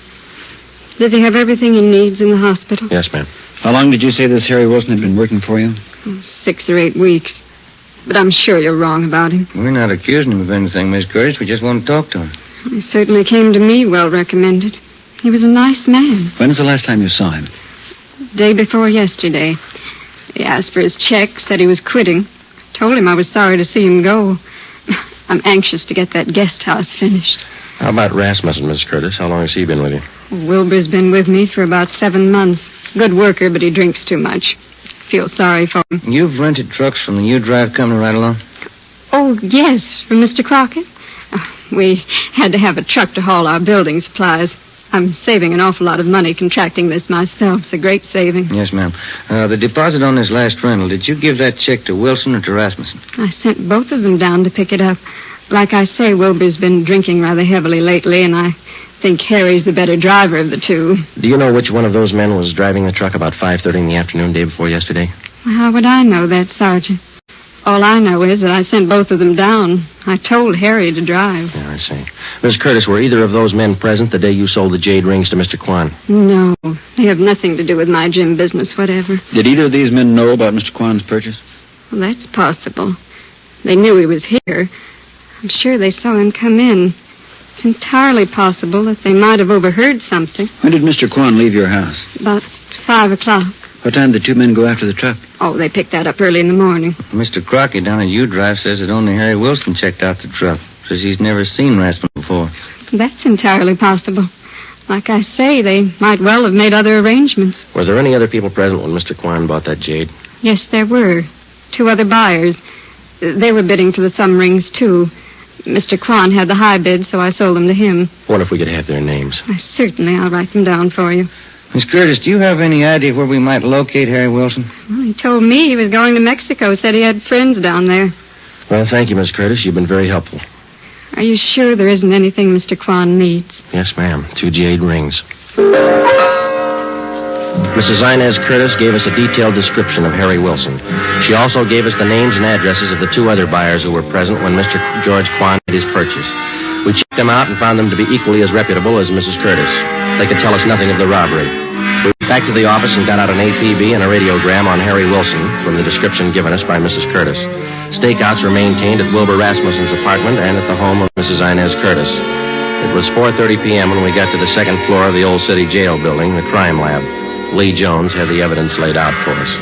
Funny thing about the handkerchief, boys. What's that, Lee? The blood stains. Old ones along with the new ones. How does that figure? We know how the new ones were made when the handkerchief was filled with buckshot and used on Quan. The old ones, hard to tell. How old would you say they were? Well, the handkerchief has been through the laundry a few times. Stains didn't come out. Laundry marks right here. I don't see them. Man used peerless laundry. Infrared marking system. Let me show you. Infrared lamp, Lee? Yeah. There's your marking. Pen you trace it down. Who's it belong to? Man used the name of Harry Wilson. There was nothing to do now but wait for some word on Harry Wilson. The stakeouts continued. We re-questioned Wilbur Rasmussen, and we talked again with Mrs. Curtis and George Kwan. It was Tuesday, December the 8th. We checked in for work at 8 a.m. Morning, Jess. Hi, Joe. Where's Ben? Communications, getting the mail. Any word on the new chief of detectives? No, nothing. What's your guess? Oh, I think Thad Brown. A good man. Maybe. Sloan's a good man, too. When you come in here? Not yet. Why? Maybe you'd like to take a little airplane trip. What do you got? Cheyenne, Wyoming. They picked up Harry Wilson. 2 days later, Thursday, December the 10th, Harry Wilson was returned to the Los Angeles County Jail and booked on suspicion of robbery. We checked with Lieutenant Frank Cunningham in the Record Bureau. From Wilson's fingerprints, he ran a make on him. Harry Wilson was an alias. We found out that he had lengthy records of arrests and jail terms for robbery, burglary, and grand larceny. Mr. Crockett at U Drive identified Wilson's picture. He was a two-time loser. It's up to you, Wilson. It can go hard for you or easy. I'm in the spot, huh? You're in the spot. Lay it out for him, Jess. It's all stacked against you, Wilson. We know you rented the truck. You knew Quan was at Mrs. Curtis' house. Your handkerchief was found at the scene of the crime. You wouldn't believe me if I said I didn't do it? With that kind of evidence, how can we? I didn't. I don't know if I can prove it, but I didn't. If you didn't, we'll help you prove it. First, you gotta believe me. You know why. Yeah? I've had it twice. Once more, and I'm in for life. All right, you got it figured. Now what do you got to say? Rasmussen did it. He knocked Quan over. Where were you? Buying my ticket for Cheyenne. I didn't want any part of it. How do you account for that handkerchief? It was mine, but Rasmussen had it. He got his finger one day in the job. I loaned it to him. Well, that checks. Old blood stains, new ones. All right, let's pick up Rasmussen. While you're at it, pick up the Curtis dame. She planned it. Wilbur Rasmussen was picked up and brought in. After intense cross-questioning, we confronted him with Harry Wilson's statement. In the face of this testimony, he broke completely. He gave us a full confession implicating Mrs. Inez Curtis. He admitted beating George Kwan and taking the Jade thumb rings. He said he received $200 from Mrs. Curtis for the job. He requested that he be allowed to turn state's evidence. Mrs. Inez Curtis was brought to the interrogation room. Of course, you gentlemen have proof to substantiate all these accusations. Yes, ma'am, we have. It better be good. I have a fine lawyer. We've got signed and recorded confessions of Wilson and Rasmussen, the two men who worked for you. Shall we play the recordings for you? That won't be necessary. Miss Curtis, you got $8,000 for those rings. Wasn't that enough? Not when I could make 16, no. Where are the rings now? I'm not going to get life for this, you know. No. Jade doesn't spoil. It'll still be good when I get out. Yeah, but you'll be too old to appreciate it, Miss Curtis. Okay, Penny. Ah, that was a funny one. Sure was. How about it? Did you figure it this way, Joe? You don't expect me to answer that, do you?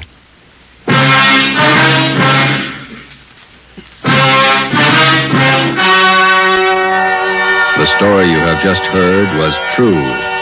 Only the names were changed to protect the innocent. On March 2nd, 1949, trial was held in Superior Court, Department 82, City and County of Los Angeles, State of California. In a moment, the results of that trial. Now, here are authentic reports from all over the country that tell the story of Fatima's sensational increase in popularity.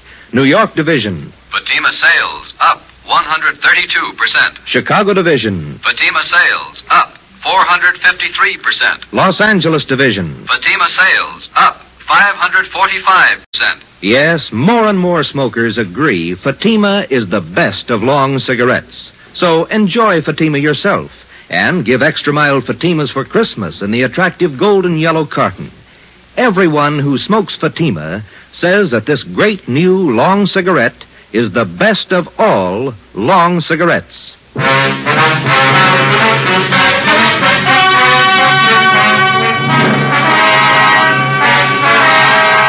Mrs. Inez Curtis was tried and convicted of robbery and conspiracy. She received the maximum sentence as prescribed by law.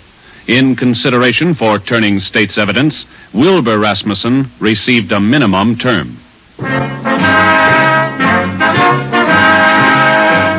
You have just heard Dragnet, a new series of authentic cases from official files. Technical advice for Dragnet comes from the Office of Acting Chief of Police W.A. Wharton, Los Angeles Police Department. Dragnet honors the city of Knoxville, state of Tennessee, and the men who make up the Knoxville Police Department, another of America's great law enforcement agencies. One of these men, Sergeant Joe H. Roberts, director of the Knoxville City School Safety Patrols, who dedicates his life to making yours more secure. Fatima Cigarettes, the best of long cigarettes, has brought you Dragnet, portion transcribed from Los Angeles.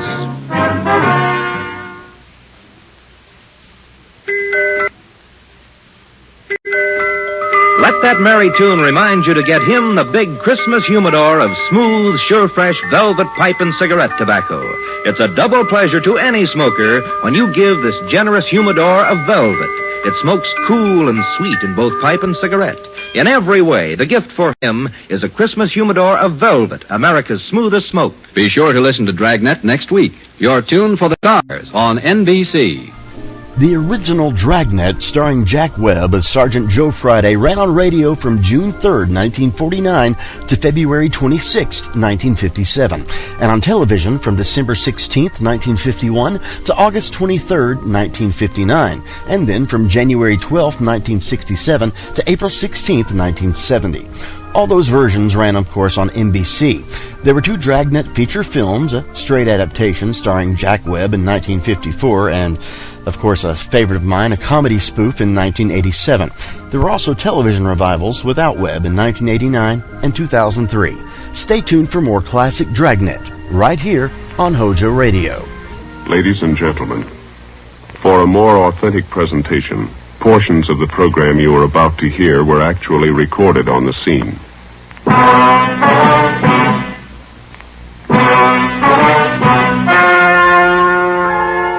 The story you are about to hear is true. Only the names have been changed to protect the innocent. Fatima Cigarettes, best of all long cigarettes, brings you Dragnet.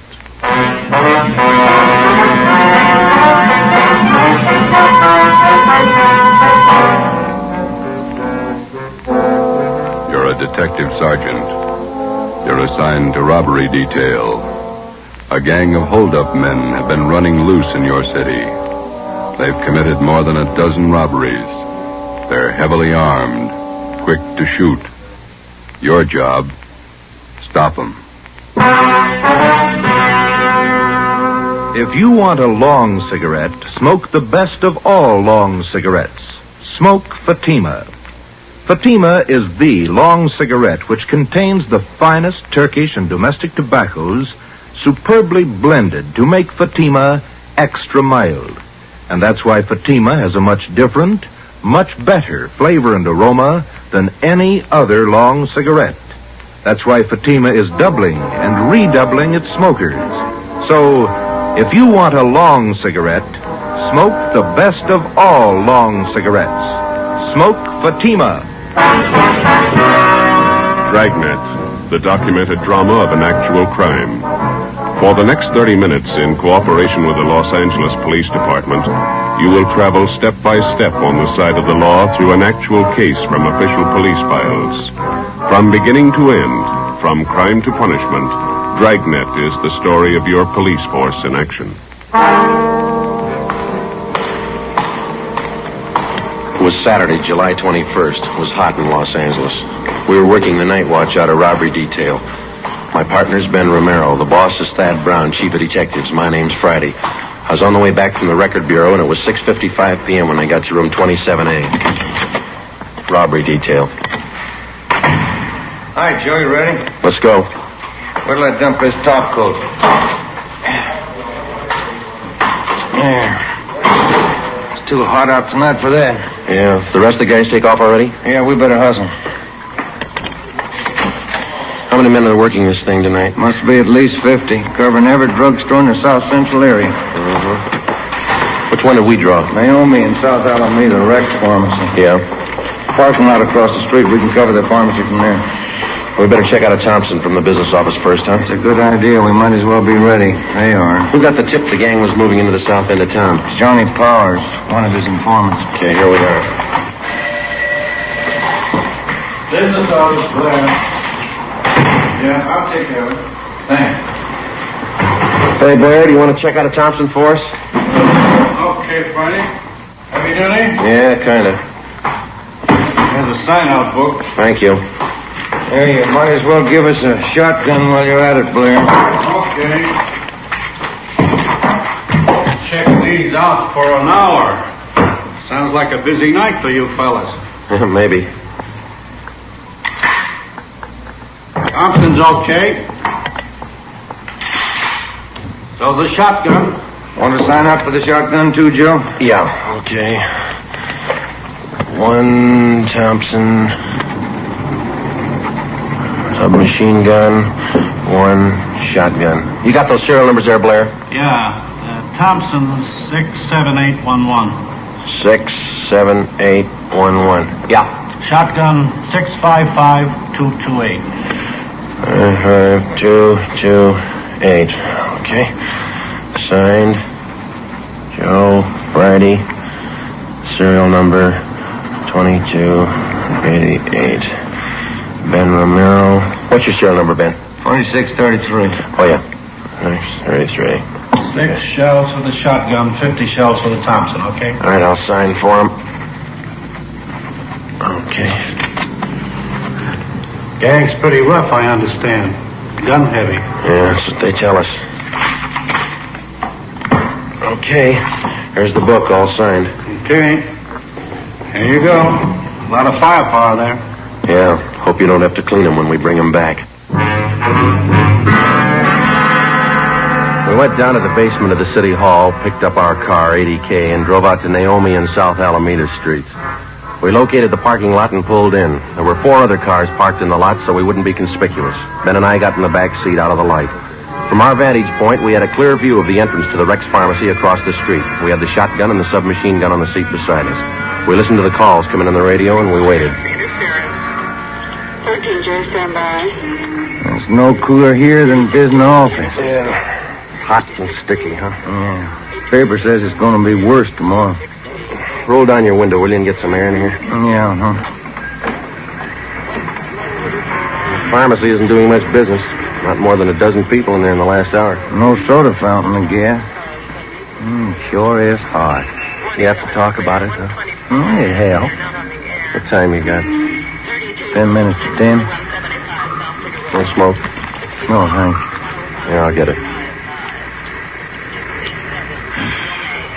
That gang's gonna show up here. Wish they'd get it over with. Powers might have got a bum tip. Well, the gang hasn't missed a weekend for 2 months. I wonder how much time the average cop spends waiting. I don't know. Put it all together, it'd make a fine vacation.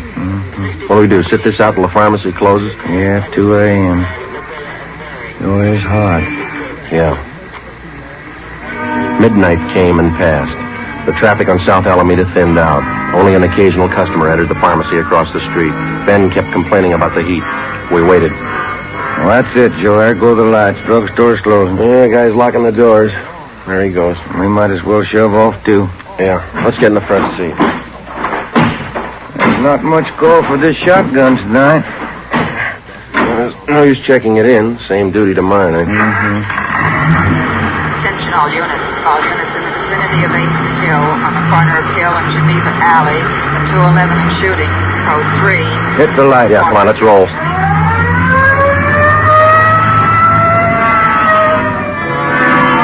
Sunday, July 22nd, 2:15 a.m. Ben and I pulled up at the Merchant Security Trust Company on the corner of South Hill and Geneva Alley. 2 patrol cars were already on the scene, and 4 uniformed officers were trying to keep back a crowd of people who had gathered at the top of a flight of marble stairs which led off the street down one flight to the bank's night depository.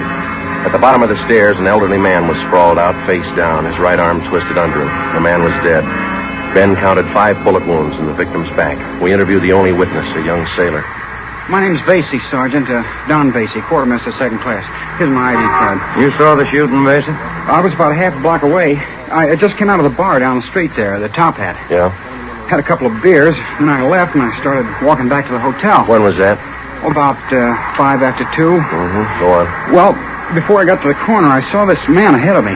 He crossed the street and headed over for the bank. Then this car pulled up and some guys got out. They ran over to the man and it looked like they were frisking him. Yeah?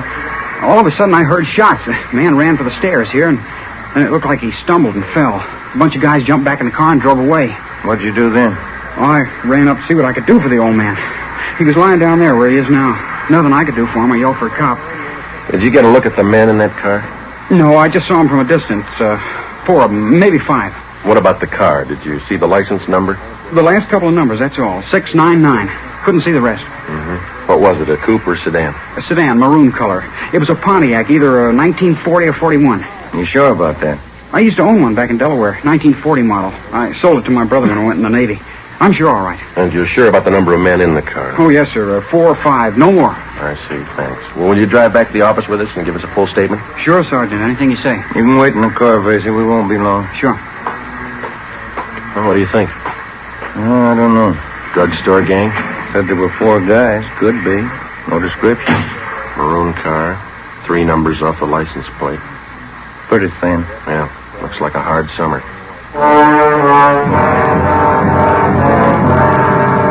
We completed our preliminary investigation. The coroner arrived and the body was taken to the county morgue in the basement of the Hall of Justice. The victim was identified as Walter Conroy, the proprietor of the Flowerland Dance Hall on South Hill Street. Together with officers Fremont and Hurst from Homicide, Ben and I spent most of Sunday tracking down employees of the dance hall and interviewing them. We sent a rush teletype to the Department of Motor Vehicles in Sacramento containing the partial license number, plus our scanned information on the car, which the suspects drove. Early Monday afternoon, Ben and I, along with Captain Ed Walker of Robbery Detail, met with Chief of Detectives Thad Brown. What kind of a motive are you working on? Robbery. The dance hall manager, Conroy, was on his way to the bank's night depository when this bunch caught up with him. He had the night's receipts with him from the dance hall. How much they got, Walker? $350. They missed over 1,000 Conroy had in an inside pocket. No idea who pulled the stick up? Could have been that drugstore gang. Why them? We haven't missed working a weekend night for 2 months. There's no sign of any other job that they might have pulled Saturday. Just a hunch, Chief. Nothing to go on. We'll have to guess our way for a while. Sacramento checking the description of the car, the numbers off the license plate? Yeah, ought to have an answer this afternoon. Any leads on the drugstore gang at all? Plenty. None of them good. Suspects are loaded down with guns. That's all we know. Excuse me. Brown speaking. Just a minute. Friday's for you. Okay, thanks. Reach over here. Friday. Yeah, Ralph. How many? Yeah. Okay, thank you. Oh, I got an answer from DMV Sacramento about the holdup car. What'd they say, Joe? Well, they looked up the possible combinations of 1940 or 41 Pontiac sedans with the numbers 699 on the license plate. Yeah? 123 possibles to check. Not much choice. No car of that description on the hot list. The killer might be the legal owners. 123. Well, even after we check them, we still might not have the right party. That's right. If we got a better lead, we'll work on it. Nope. Well, then ride this till it falls apart. For the next 13 days, Ben and I, Fremont and Hurst from Homicide, plus a half a dozen other men, hacked away at the list of 123 car registrations, any one of which could have been issued to the holdup car. The color of the sedan didn't help us much to start with, since California vehicle registrations do not include the colors of the cars.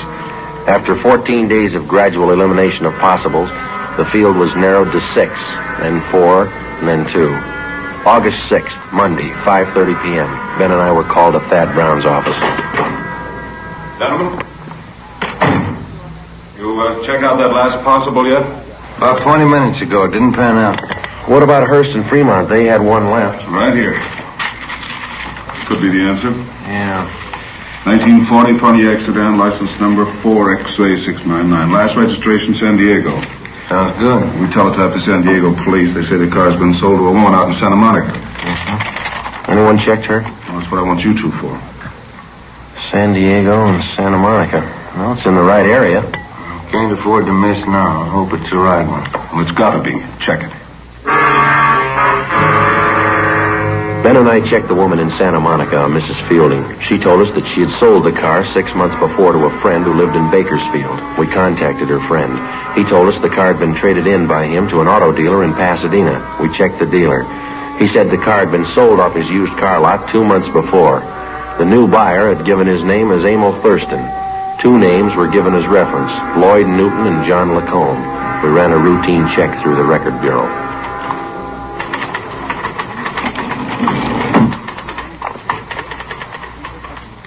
Ran them through, fellas. Here's the packages. Get a make for him? On all 3. What'd you find on Thurston? Let's see. Thurston, 2-time loser, second time up to Q on 5 counts of armed robbery. On parole from Quentin now. How about the other 2? Lacombe, let's see. Preston Reformatory, 2 terms, went up 3 years ago, violation of Dyer Act. He's on parole, too. What about Newton? Did you make him? 2 terms in Oklahoma. They're looking for him now, jump parole. Can I look at that just a minute, Frank? Sure. I have all 3 of them. Take a look, Ben. Each one of the mama sheets on these 3 guys. Yeah. Right here under General M.O., see? Mm-hmm. Thurston, heavily armed at time of arrest. Yeah. This one, Lacombe. Huh? Heavily armed. This one on Newton. Same thing. Gun happy. Yeah. Come on. At the time he purchased the car, suspect Emil Thurston listed his home address as 1517 North Hoover Avenue. Previous robbery victims positively identified Thurston and his companions. At 1517 North Hoover, the landlady also identified Thurston and his companions as tenants. She told us they drove a red sedan and they parked the car at a Temple Street garage. An immediate stakeout was placed on the apartment house, and we started the canvass of Temple Street garages from Hoover Avenue down to Rampart Boulevard. At 4 p.m., Ben spotted the car in Donnelly's garage on Temple Street near Michigan Drive. The garage attendant told us that the owner of the car had given his name as Emil Thurston. We showed him the mug shots. Yeah, used to park his car in here a while back. Then he came in yesterday morning with these 2 guys and said he wanted a paint job. Doesn't look like he needs a paint job to me. They offered me $20 extra if I do it in a hurry. He wants the car painted green. When's he going to call for the car? About 10 o'clock tonight. These jobs take time. He's not going to like it if the car's not finished. He won't like it if it is. Come on, Ben.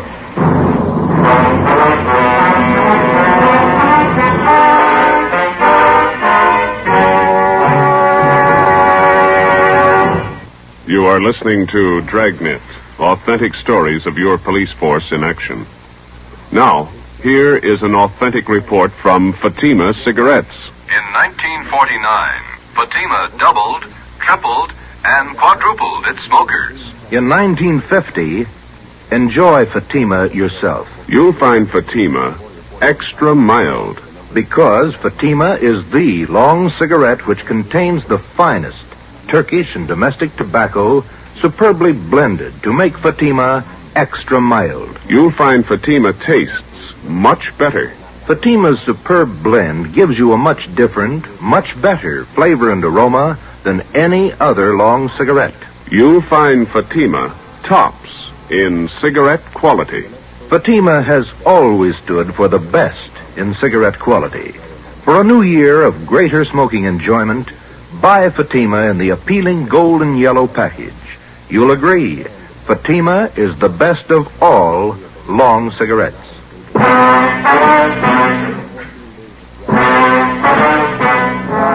7 p.m. Tuesday, August 7th. Chief of Detectives Thad Brown and Captain Ed Walker swung the entire robbery detail into action. The stakeout at the apartment house on North Hoover continued. An additional detail of men was stationed in a vacant store on Temple Street directly opposite Donnelly's garage. Donnelly's garage was a small family outfit, and the only spot from which we could cover it thoroughly without being seen was from a large paint locker set up against the right wall.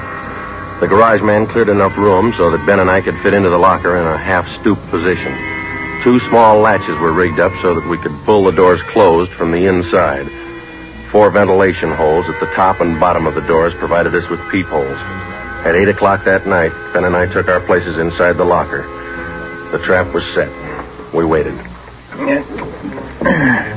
Can you see all right, Joe? Yeah. It's hot in here. Stale air. It's a tight fit. I'm getting a clamp in my shoulder. What time did that garage man say he closed? 11 o'clock. There's lousy paint smells. Stuffy. They had car pulling in. Can you see the driver? Wait a minute. It's nothing. Somebody getting gas. Hope they show up. Wouldn't want this to go on another night. Well, don't count on it. Foot's going to sleep. Why don't you stand still? What time you got? Let me see. Get the light on in here. 10 minutes to 9. Thanks. The popular conception of the working detective rarely includes a glimpse of his everyday run-of-the-mill duties. Filling out forms, conducting interviews, or waiting long, monotonous hours parked in a car or standing half-crouched in a garage paint locker. It's slow, dull, and tedious, and it's 95% of the police officer's job. By 10 o'clock that night, there was still no sign of Thurston and his friends. The cramped locker got more cramped with the passing minutes. The air was thick with paint fumes. We waited. At 10:55, a taxi pulled to a stop in front of the garage. 3 men got out. You see him, Joe? Wait till they step into the light. There's another guy still in the cab. Here they come. There's the first guy. Yeah, it's Thurston. 4th guy's getting out of the cab. That looks like Newton, doesn't it? That's him. Yeah, it's Lacombe right behind. Fat guy. Here they come. Sure do look the part. All right. Unlatch your door, but don't open it. Yo. Quiet, Ben. What's the matter? Latch is stuck. Wait a minute. You get it? No, it's really stuck. All right, tap it with your gun stock. Come on, easy. There it is. It's loose. Good. Can you see where they are now? Yeah. Talking to the garage man. Not looking this way. No, they just stay that way, huh? You ready? Okay. Don't tip them off till we're right on top of them. Let them get away from that garage man, huh? Right. All right, let's go. Approximately 25 or 30 yards separated us from the suspects. I glanced across Temple Street at the vacant store where Thad Brown and the other men were staked out. 25 yards is a long way to walk when you're approaching a murderer, and you know that he won't hesitate to kill you in order to escape. Ben flipped the safety off the machine gun. We were almost halfway across the garage, 15 yards away. Thurston turned and saw us. Look out, Joe! Stop them! I got one of them! They ducked behind the car, went up the stairs, 3 of them. Come on! Riley, where'd they go? Up the stairs. Over!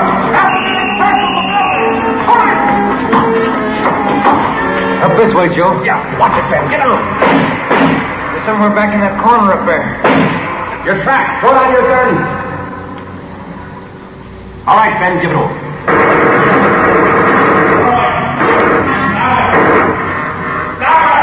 Throw down your guns. Throw them down. There's 3 of them. 6 of them. All right, now come on down with your hands behind your head. Cover me, Ben. I'll frisk them. Right. You up on the end. Get your hands in the back of your head. All right, stand still. All right, next one. Go on. Clean. All right, look home. Watch him, Joe. All right, you. Rest of you, stand back. Keep your hands up. You all right, Joe? Yeah. 2 more guns on him. All right, you 2, hold it. Here comes the chief. Yeah, I'll get these guns together here. Lacombe. He's not much of a fighter. Not without a gun. The suspects were booked at different divisions to keep them separated. Emil Thurston and Lloyd Newton were taken to Hollenbeck Park and booked on suspicion of armed robbery and murder. John Lacombe was booked at Highland Park Jail on the same charges. The other suspect, who had been wounded in the escape attempt, was identified as Harold Steves, 19 years old. He was treated for a leg wound at Georgia Street Receiving Hospital and then transferred to the prison ward at the county hospital. During the next 2 days, each of the suspects was questioned individually. Thurston, Lacombe, and Newton would admit nothing. The 19-year-old Steves broke down and agreed to turn state's evidence. We took his statement to Chief of Detectives Thad Brown. Gentlemen, what did the boy tell you? Just about everything, boss. They pulled the drugstore holdups and they killed that dance hall owner, Walter Conroy. Which one of them? Well, the kid says Thurston shot him. He says Thurston's the gang leader. Good. You finally got a count on those guns you took off them? Yeah, 12 of them. Each one of them was ready to go, bullet in every chamber. Did you get a complaint from the DA's office yet? They were arraigned. Preliminary hearing set for Monday. Fine. You got him in jail. I'll put him in prison. The apprehension of the criminal doesn't mean the end of a case for a police officer. He spends just as much time helping to convict the criminal after he's caught. Evidence must be gathered and authenticated and presented to the district attorney's office. If confessions are possible, they must be obtained and put in order. The officer must also help out in formulating the case and in testifying at the trial of a suspect. On October 30th, almost 3 months after the Thurston gang was apprehended, they were brought to trial in Superior Court. It was a routine affair. Harold Steves took the stand and told the story of the gang's activities. The victims identified the suspects and testified to the robberies. Both Ben and I took the stand and testified to the arrest and possession of guns by the defendants. We received no cross-examination. On the morning of March 2nd, the case went to the jury. Ben and I had lunch with Lieutenant Rombo from robbery in the City Hall cafeteria, and it was 5 minutes past 1 when we got back to the office. Oh, it sure was good soup today. Yeah, it was a nice lunch. You want to check the mail? I didn't yet. Oh, I'll get it. Robbery Friday. Yeah? When? Right. Lacombe and Thurston. They just broke jail. Within 7 minutes, a dragnet for the escaped criminals had been thrown around the entire city. Chief of Detectives Thad Brown directed the operation. At 14 minutes past 1, he called us to the photocopy room. The machines were turning out duplicate mug shots of Thurston and Lacombe for distribution at the rate of 1 every 4 seconds. You want us to stand by, Chief? For the moment, yeah. We got all the help we need on the street. How'd they pull the break, anyway? Slugged the deputy when he brought in their lunch. Used a steel leg from one of the benches in the prisoner's tank. Yeah? And they beat the deputy right into the ground, but he held on to Newton. He didn't get away. Well, how'd Thurston and Lacombe ever get out of the building? He's a real freak. They slugged the elevator man and got down to the basement. Right then, an ambulance crew was wheeling a body in the morgue. The attendant left the ignition keys in the ambulance. Shouldn't be too rough to track them if they're in an ambulance. Tougher than you think. How those copies coming, Frank? Fast as we can make them, Chief. Have another batch for you in a minute. You had any reports at all yet, boss? Couple. They're moving fast. Frank, you want to get that? I can't see in this dark room. Yeah, I'll get it. Yeah? Chief Brown in there? Yeah, come on in. Now, Walker, what do you got? Kill that dryer, will you? Oh, yeah. Now, what do you got? Gas station out on Sunset. Lacombe and Thurston just held it up.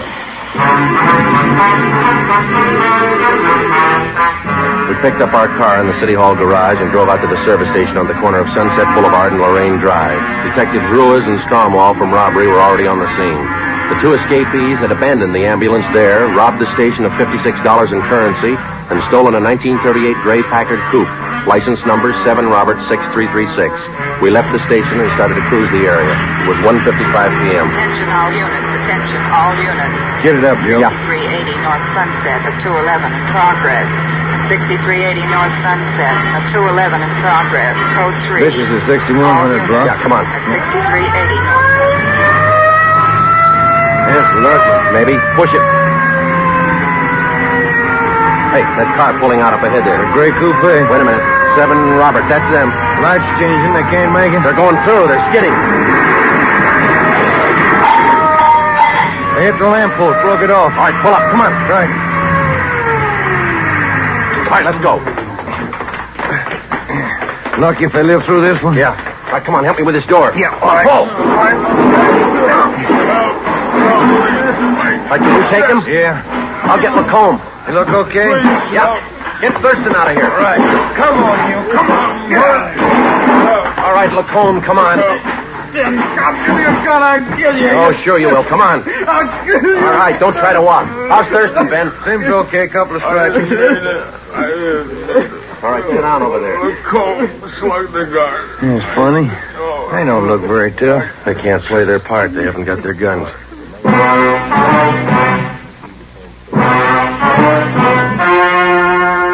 The story you have just heard was true. Only the names were changed to protect the innocent. On March 3rd, 1947, trial was held in Superior Court, Department 91, City and County of Los Angeles, State of California. In a moment, the results of that trial. It's amazing how many long cigarette smokers are changing to Fatima. Here are the actual figures. New York Division. Fatima sales up 132%. Chicago Division. Fatima sales up 453%. Los Angeles Division. Fatima sales up 545%. Yes, in 1949, more and more smokers discovered that Fatima is the best of all long cigarettes. They found Fatima extra mild. They found Fatima has a much different, much better flavor. They found the name Fatima means the best in cigarette quality. In 1950, enjoy Fatima yourself. Best of all long cigarettes.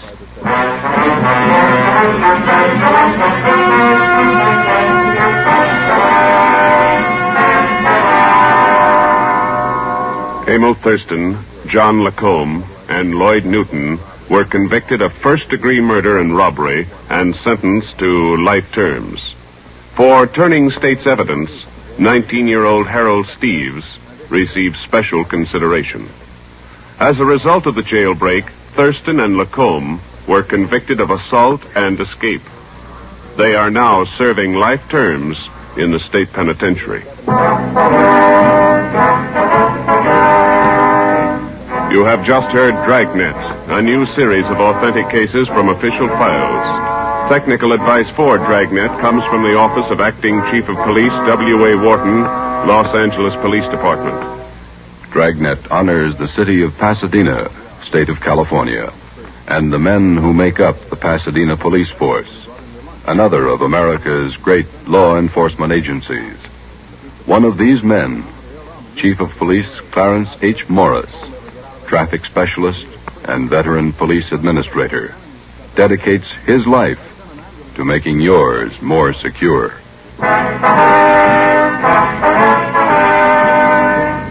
Fatima Cigarettes, the best of all long cigarettes, has brought you Dragnet, portion transcribed from Los Angeles. Be sure to hear songs by Morton Downey tonight on NBC. Keep it tuned right here to HOJO Radio for more classic old-time radio.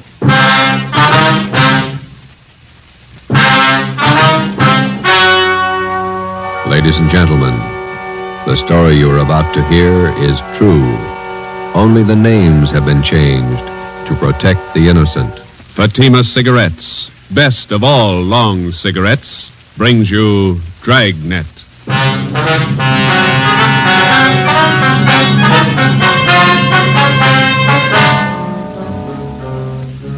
You're a detective sergeant. You're assigned to robbery detail. 2 armed bandits have robbed a large jewelry store in your city.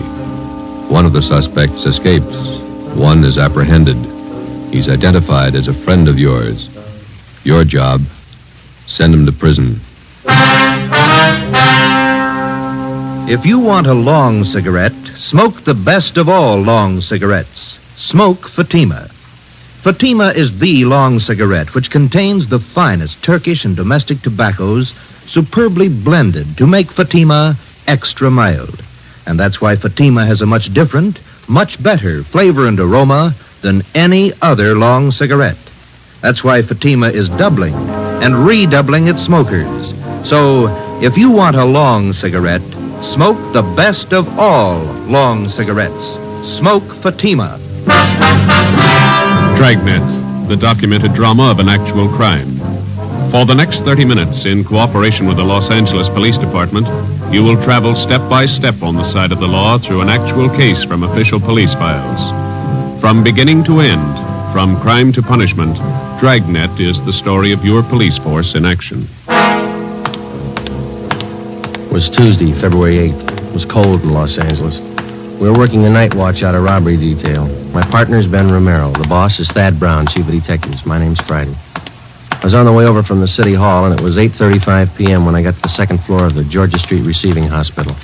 Treatment room. Joe, hi. Hi, Doc. Ben, how's it going? Okay. It hurt for a while. Doc gave me an injection. 1/6 of a grain of morphine, Novocaine injection. The bullet still in your shoulder? Doc's about ready to take it out. As soon as I get the wound cleaned, here's the soap and water, nurse. Alcohol sponge, please. How's it look, Doctor? Well, there's the x-ray. Shallow penetrating wound in the deltoid area. Sludge, large in the soft tissue right here. Oh, yeah. No bone involvement. Okay, the bullet was spent. That's good. Feel okay? Sure. Nurse, methylate applicators, please. Thanks. Let's see now. Where'd you leave Tyler, Joe? Interrogation room. Reynolds and Thompson are with him. Let me have the probe, nurse. Yeah. Feel anything, Romero? No. That's it. You hear that? Hear what? Located the slug with a probe. Oh. Nurse, faucet. Thanks. Here we go. Oh, steady. You call your wife? No, she don't worry.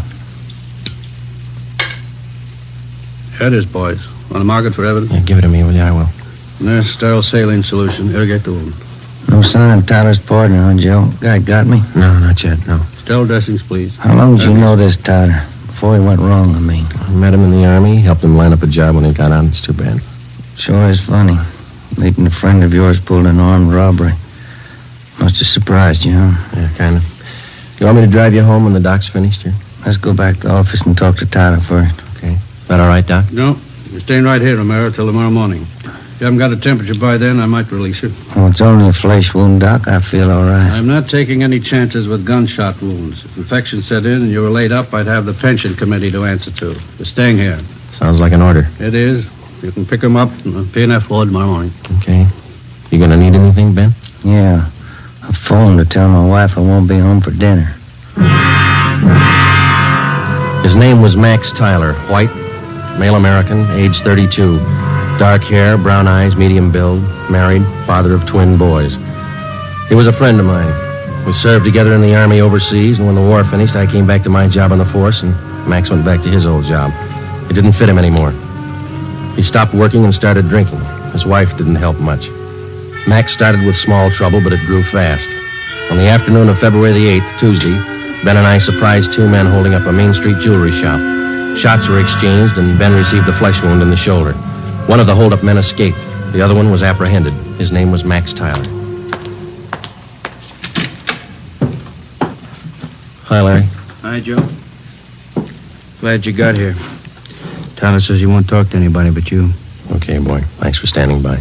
Sure. I'll be outside. You need anything.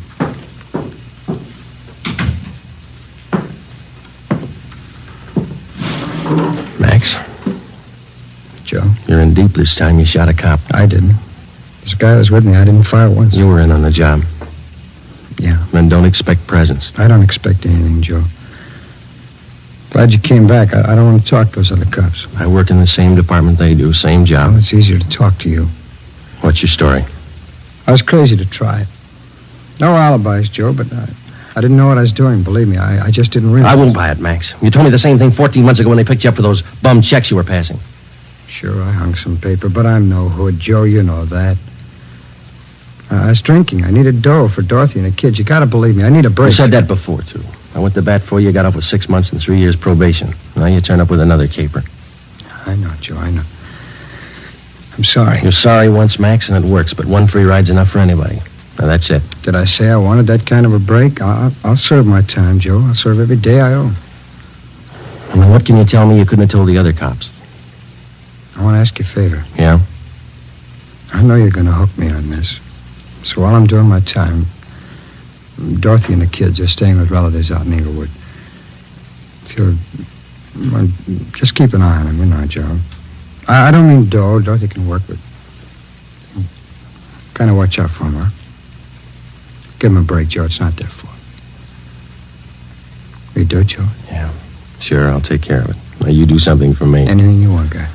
Let's have the straight story. Who was the guy with you on that holdup this afternoon? Cresta, George Cresta, you know him. Out of Folsom, short guy, black hair? Yeah, he's got a room above the Red Owl Bar down on East 3rd near Broadway. That's where he hangs out. Where can we find Cresta now? Oh, maybe there, I don't know. I'll give you a list of the places he goes. Some of his friends I've met. He sure roped me in. Said there wasn't going to be any rough stuff. You were carrying an S&W 38? Sure. When they got outside the jewelry shop, Cresta jammed the gun in my hand. I had to put it away, get it out of sight. Believe me, Joe, he roped me into this. It sounds like an alibi, I know. This is your second time around, Max. It sounds like one. Okay, I got nothing coming. Don't forget about Dorothy and the kids. Huh? I promised you. Now, you want to give me a full statement on the holdup now? Anything you say, Joe. I'll call for a stenographer. Joe. Yeah. I'm sorry. I am. I believe you. You got the feeling too late, that's all. Max Tyler was arraigned in municipal court 2 days later. Bail was set at $10,000. 3 days after that came his preliminary hearing in municipal court. At his arraignment in Superior Court, 5 weeks after he'd been apprehended, Tyler entered a plea of not guilty. A date was set for his trial in Superior Court. Meantime, the hunt for George Cresta, Max's accomplice, went on. There wasn't a sign of him. Our informants had no lead on him, and the all-points bulletin containing all the information we had on Cresta brought in nothing. On Monday, March 22nd, the trial of Max Tyler was held in Superior Court. Ben and I were subpoenaed to appear. The victim of the holdup, the jewelry store manager, was the first to testify. He was questioned by both the prosecutor and the counsel for the defense. He left the stand at 11:25 a.m. If it please, Your Honor. Counsel for the defense. Before the next witness testifies, I'd like permission to approach the bench. Permission granted. Counsel for the prosecution may also approach. What that's all about, Joe? Something's up. Hello. Judge is shaking his head. Public defender's going back to the counsel's table. Counsel for the defense. Your Honor, it is my client's desire to change his plea to guilty. Defendant rise and face the court. Max Tyler, is that your true name? Yes, Your Honor. On the 12th day of March of this year, in Superior Court, Department 83, City and County of Los Angeles, State of California, you have heretofore been arraigned on the charge of robbery in the first degree.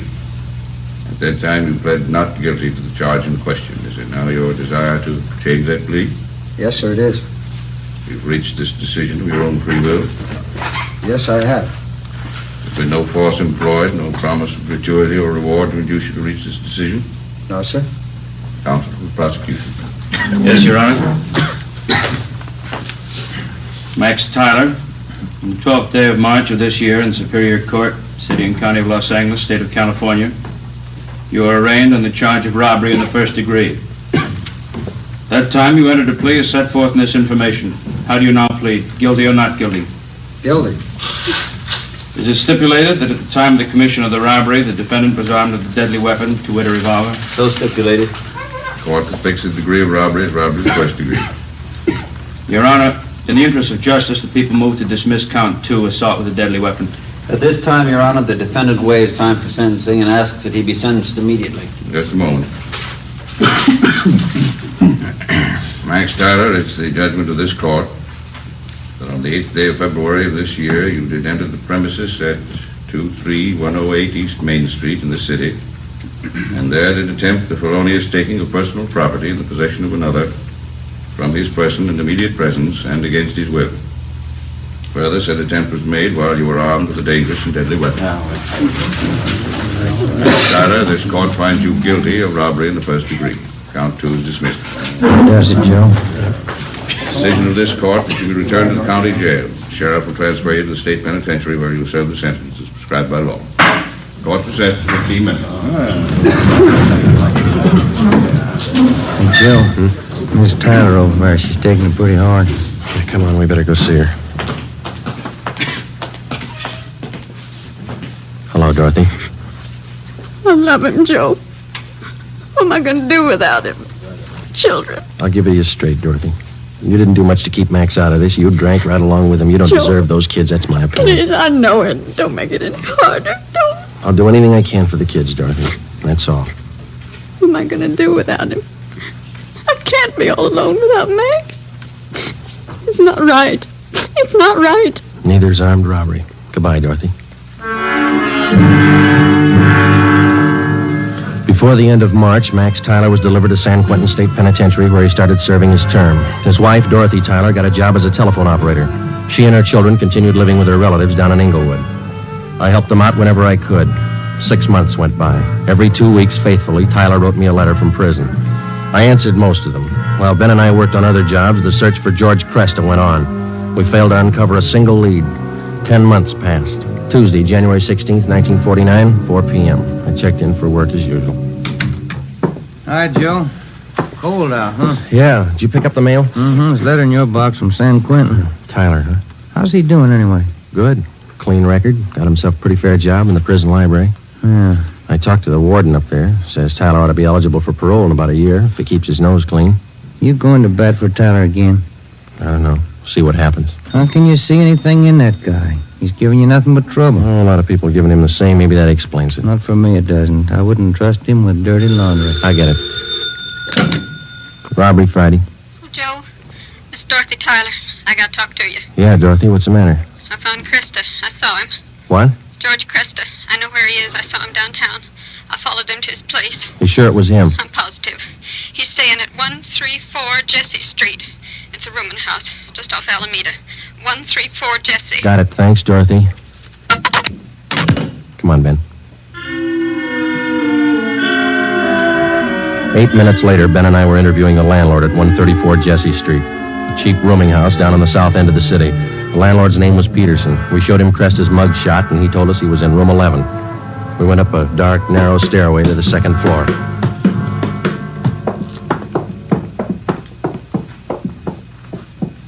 And here we are, number 11. All right, stand clear. I'll try the door. Mm-hmm.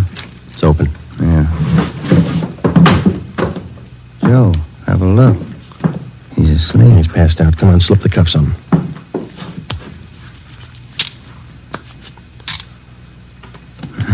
That was easy. Yeah. All right, I got his gun. He's been drinking, all right. He'll have a big hangover. He'll have a long time to get over it.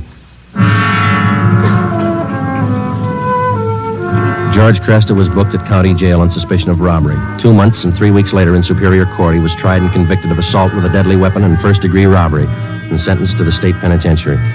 The day after Cresta was sentenced, I was called to the office of Chief of Detectives Thad Brown. Friday, this Max Tyler is coming up for parole in a couple of months. He's a friend of yours, isn't he? That's right, in a way. You've been writing letters to the warden. You've talked to the parole board about him. Understand you're helping out his kids. A few presents. They haven't had much of a break. They're just youngsters. You're working hard to get Tyler's parole. Do you think he's worth it? Well, I was off both him and his wife, and then she gave us that tip about Cresta, and Tyler's got such a good record up at Q, I figured they'd earned another chance. You're sticking your chin out, Joe, helping a con to get a parole. I think you'll realize that. Well, I believe he's a good risk now, Chief. He's pretty weak in some things. He needs direction, that's all. His wife's getting better. She might help more than she did. I hope both of them are worth it. If anything happens, I know I'm going to get it from all sides. You really think some men deserve another chance, don't you? Yes, sir, I do. I wouldn't want you working for me if you didn't. 2 more weeks went by. Tuesday, April the 19th. Ben came down with a bad cold and had to lay off work. At the same time, a new gang started a hold-up campaign among the liquor stores out in the Wilshire district. A new rash of armed robberies broke out in the central area. There was an attempted bank robbery. It was a bad week. Ben got back to work on Saturday. Rough time, huh, Joe? Busy, yeah. Did you beat that cold all right? Sure, feel much better. Doctor gave me some new medicine. Works good. That's fine. Maybe I'll knock off early tonight if nothing's doing. That's a good idea. Shouldn't be too much tonight. Teletype for you. Just came in. Oh, thanks, Larry. Sure. What's the matter, Joe? What is it? Max Tyler. He broke out of prison this morning.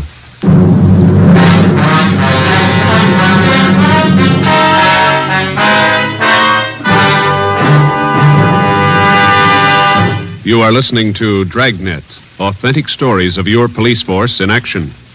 And now, here's an authentic report from Fatima Cigarettes. In 1949, Fatima doubled, tripled, and quadrupled its smokers. In 1950, enjoy Fatima yourself. You'll find Fatima extra mild. Because Fatima is the long cigarette which contains the finest Turkish and domestic tobacco superbly blended to make Fatima extra mild. You'll find Fatima tastes much better. Fatima's superb blend gives you a much different, much better flavor and aroma than any other long cigarette. You'll find Fatima tops in cigarette quality. Fatima has always stood for the best in cigarette quality. For a new year of great smoking enjoyment, buy Fatima in the appealing golden yellow package. You'll agree, Fatima is the best of all long cigarettes.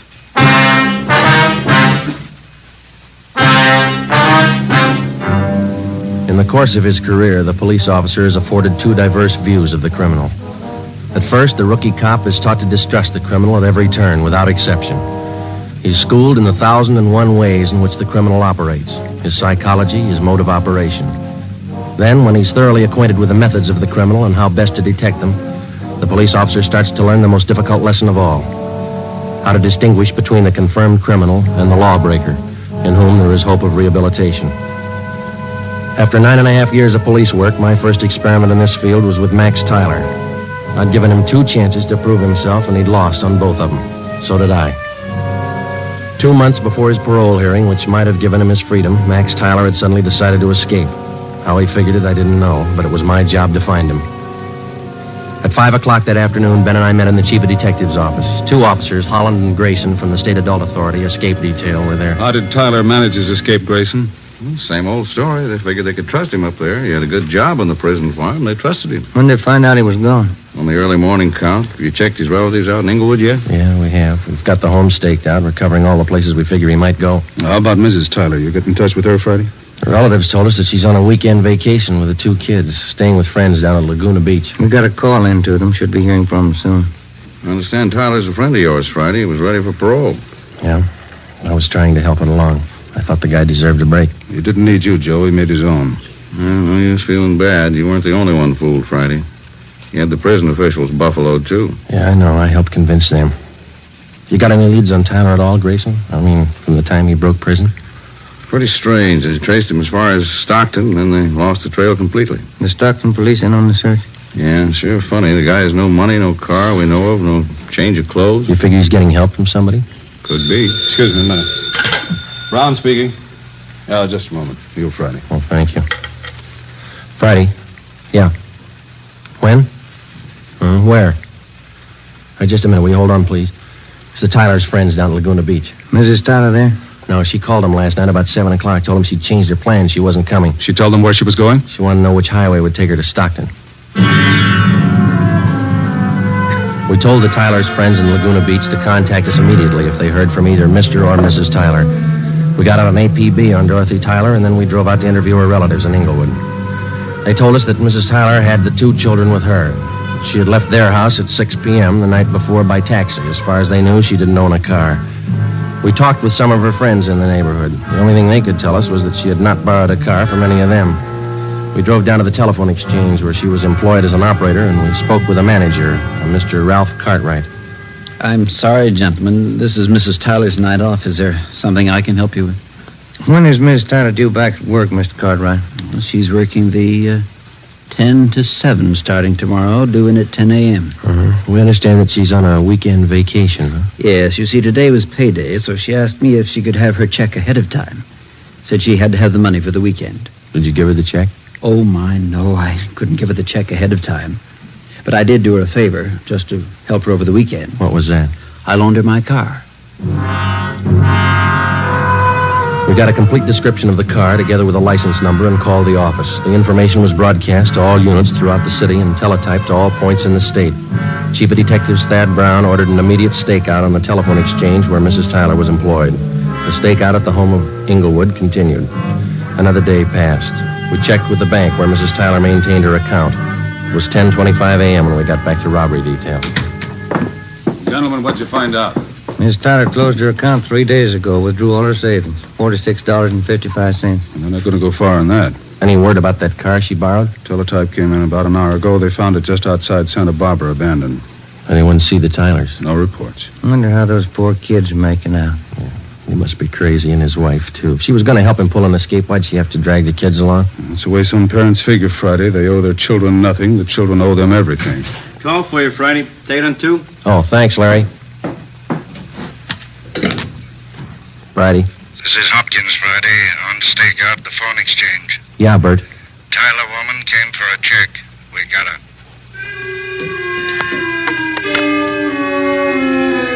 Dorothy Tyler was brought into the city hall. With her was one of her children. He was delivered to the juvenile authorities for the time being. Mrs. Tyler was brought to the interrogation room.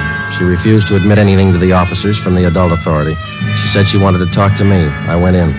She threw her arms around me and started crying. Joe, you won't let him get Max, will you? You won't let him. I'm after him as much as they are, maybe more. Where is he? I can't tell you. Why'd you do it, Dorothy? Why? Oh, you know why, Joe. You know why. I had to see him. I had to be with Max. It's a bum deal. You traded days for years. They can't get him. If I don't tell them where he is, they won't find him. They'll find him. He's got to eat, so do you and the kids. He has to go to work, and working with a gun is all he knows. He'll leave a trail. We'll find him. Children? What have they done to the children? Where's Jimmy? They're taking care of him. That's more than you did. Where's your other boy, Vance? Max. Max has him. Oh, that's fine. You and Max ought to be real proud of yourselves. I had to see him. You know that. I had to see Max. Has he got a gun? Has he? Has he used it? No. He just thought he might need it. He hasn't hurt anyone. I swear it. You helped him escape, is that right? You helped him. He needed help. I met him at San Rafael. We drove all night. He didn't hurt anyone, Joe. He hasn't hurt anyone. Where is he now? Where is he? All right, Dorothy, we'll find him. Joe, if I tell you, will you go alone? I can show you the way. Will you go alone? Yeah. All right. I'll take you to him, Joe. I trust you. Yeah, I trusted him once, too.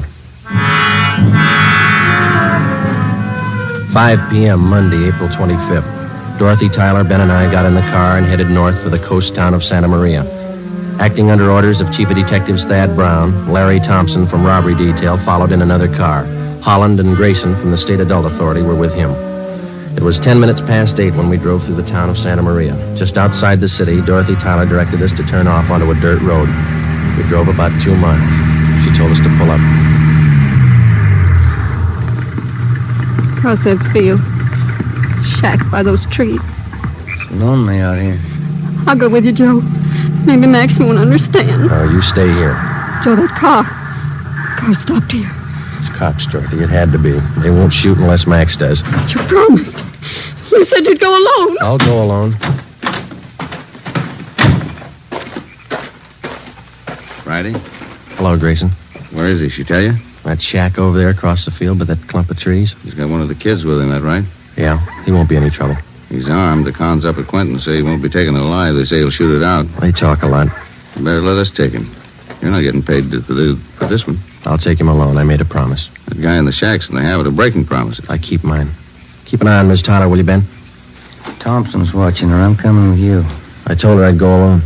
There's 2 doors, front and back. Which one you going in? Front. I'll be around back. Careful, Jim. Yeah. I'll be right back, Grayson.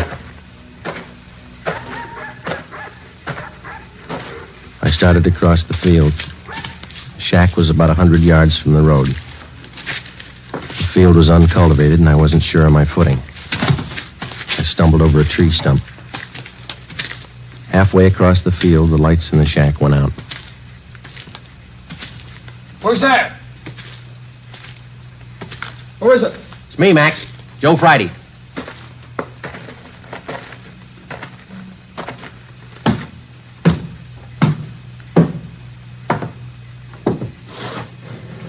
Max? Come on, open up. All right, Max.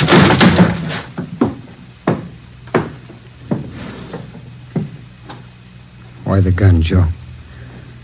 I never thought you'd take me with a gun. I never thought I'd have to kick down a door to get you. You've changed a lot, Max. How'd you find me, Dorothy tell you? Where is she? Outside. Your boy over there, Vance. He's sleeping. He's okay. Put out your hands.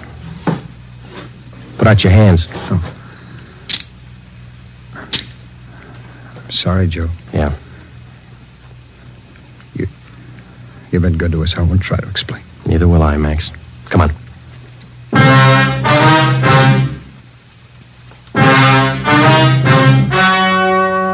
The story you have just heard was true. Only the names were changed to protect the innocent.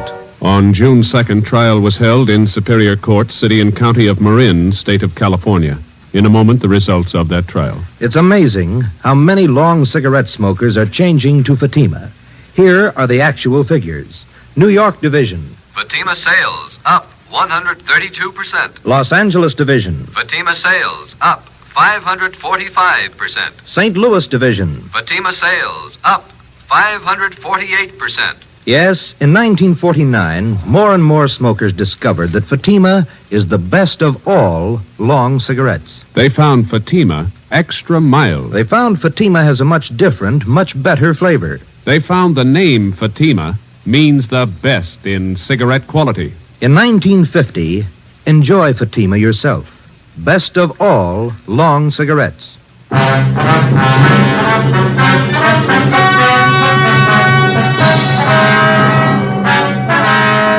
Max Tyler pleaded guilty to the charge of escape and was sentenced to the term as prescribed by law. He was returned to San Quentin and then transferred to Folsom Penitentiary, where he is now serving his sentence.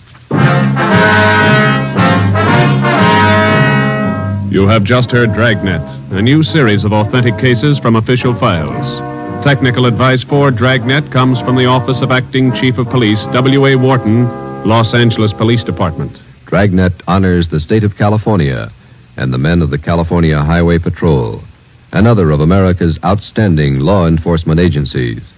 One of these men, Highway Patrol Commissioner Clifford E. Peterson, outstanding administrator and educator in the field of law enforcement, dedicates his life to making yours more secure. Fatima Cigarettes, best of all long cigarettes, has brought you Dragnet from Los Angeles. Be sure to hear Mr. and Mrs. Ronald Coleman in the Halls of Ivy starting tomorrow on NBC. Thanks for listening to HOJO Radio. We'll be back again very soon.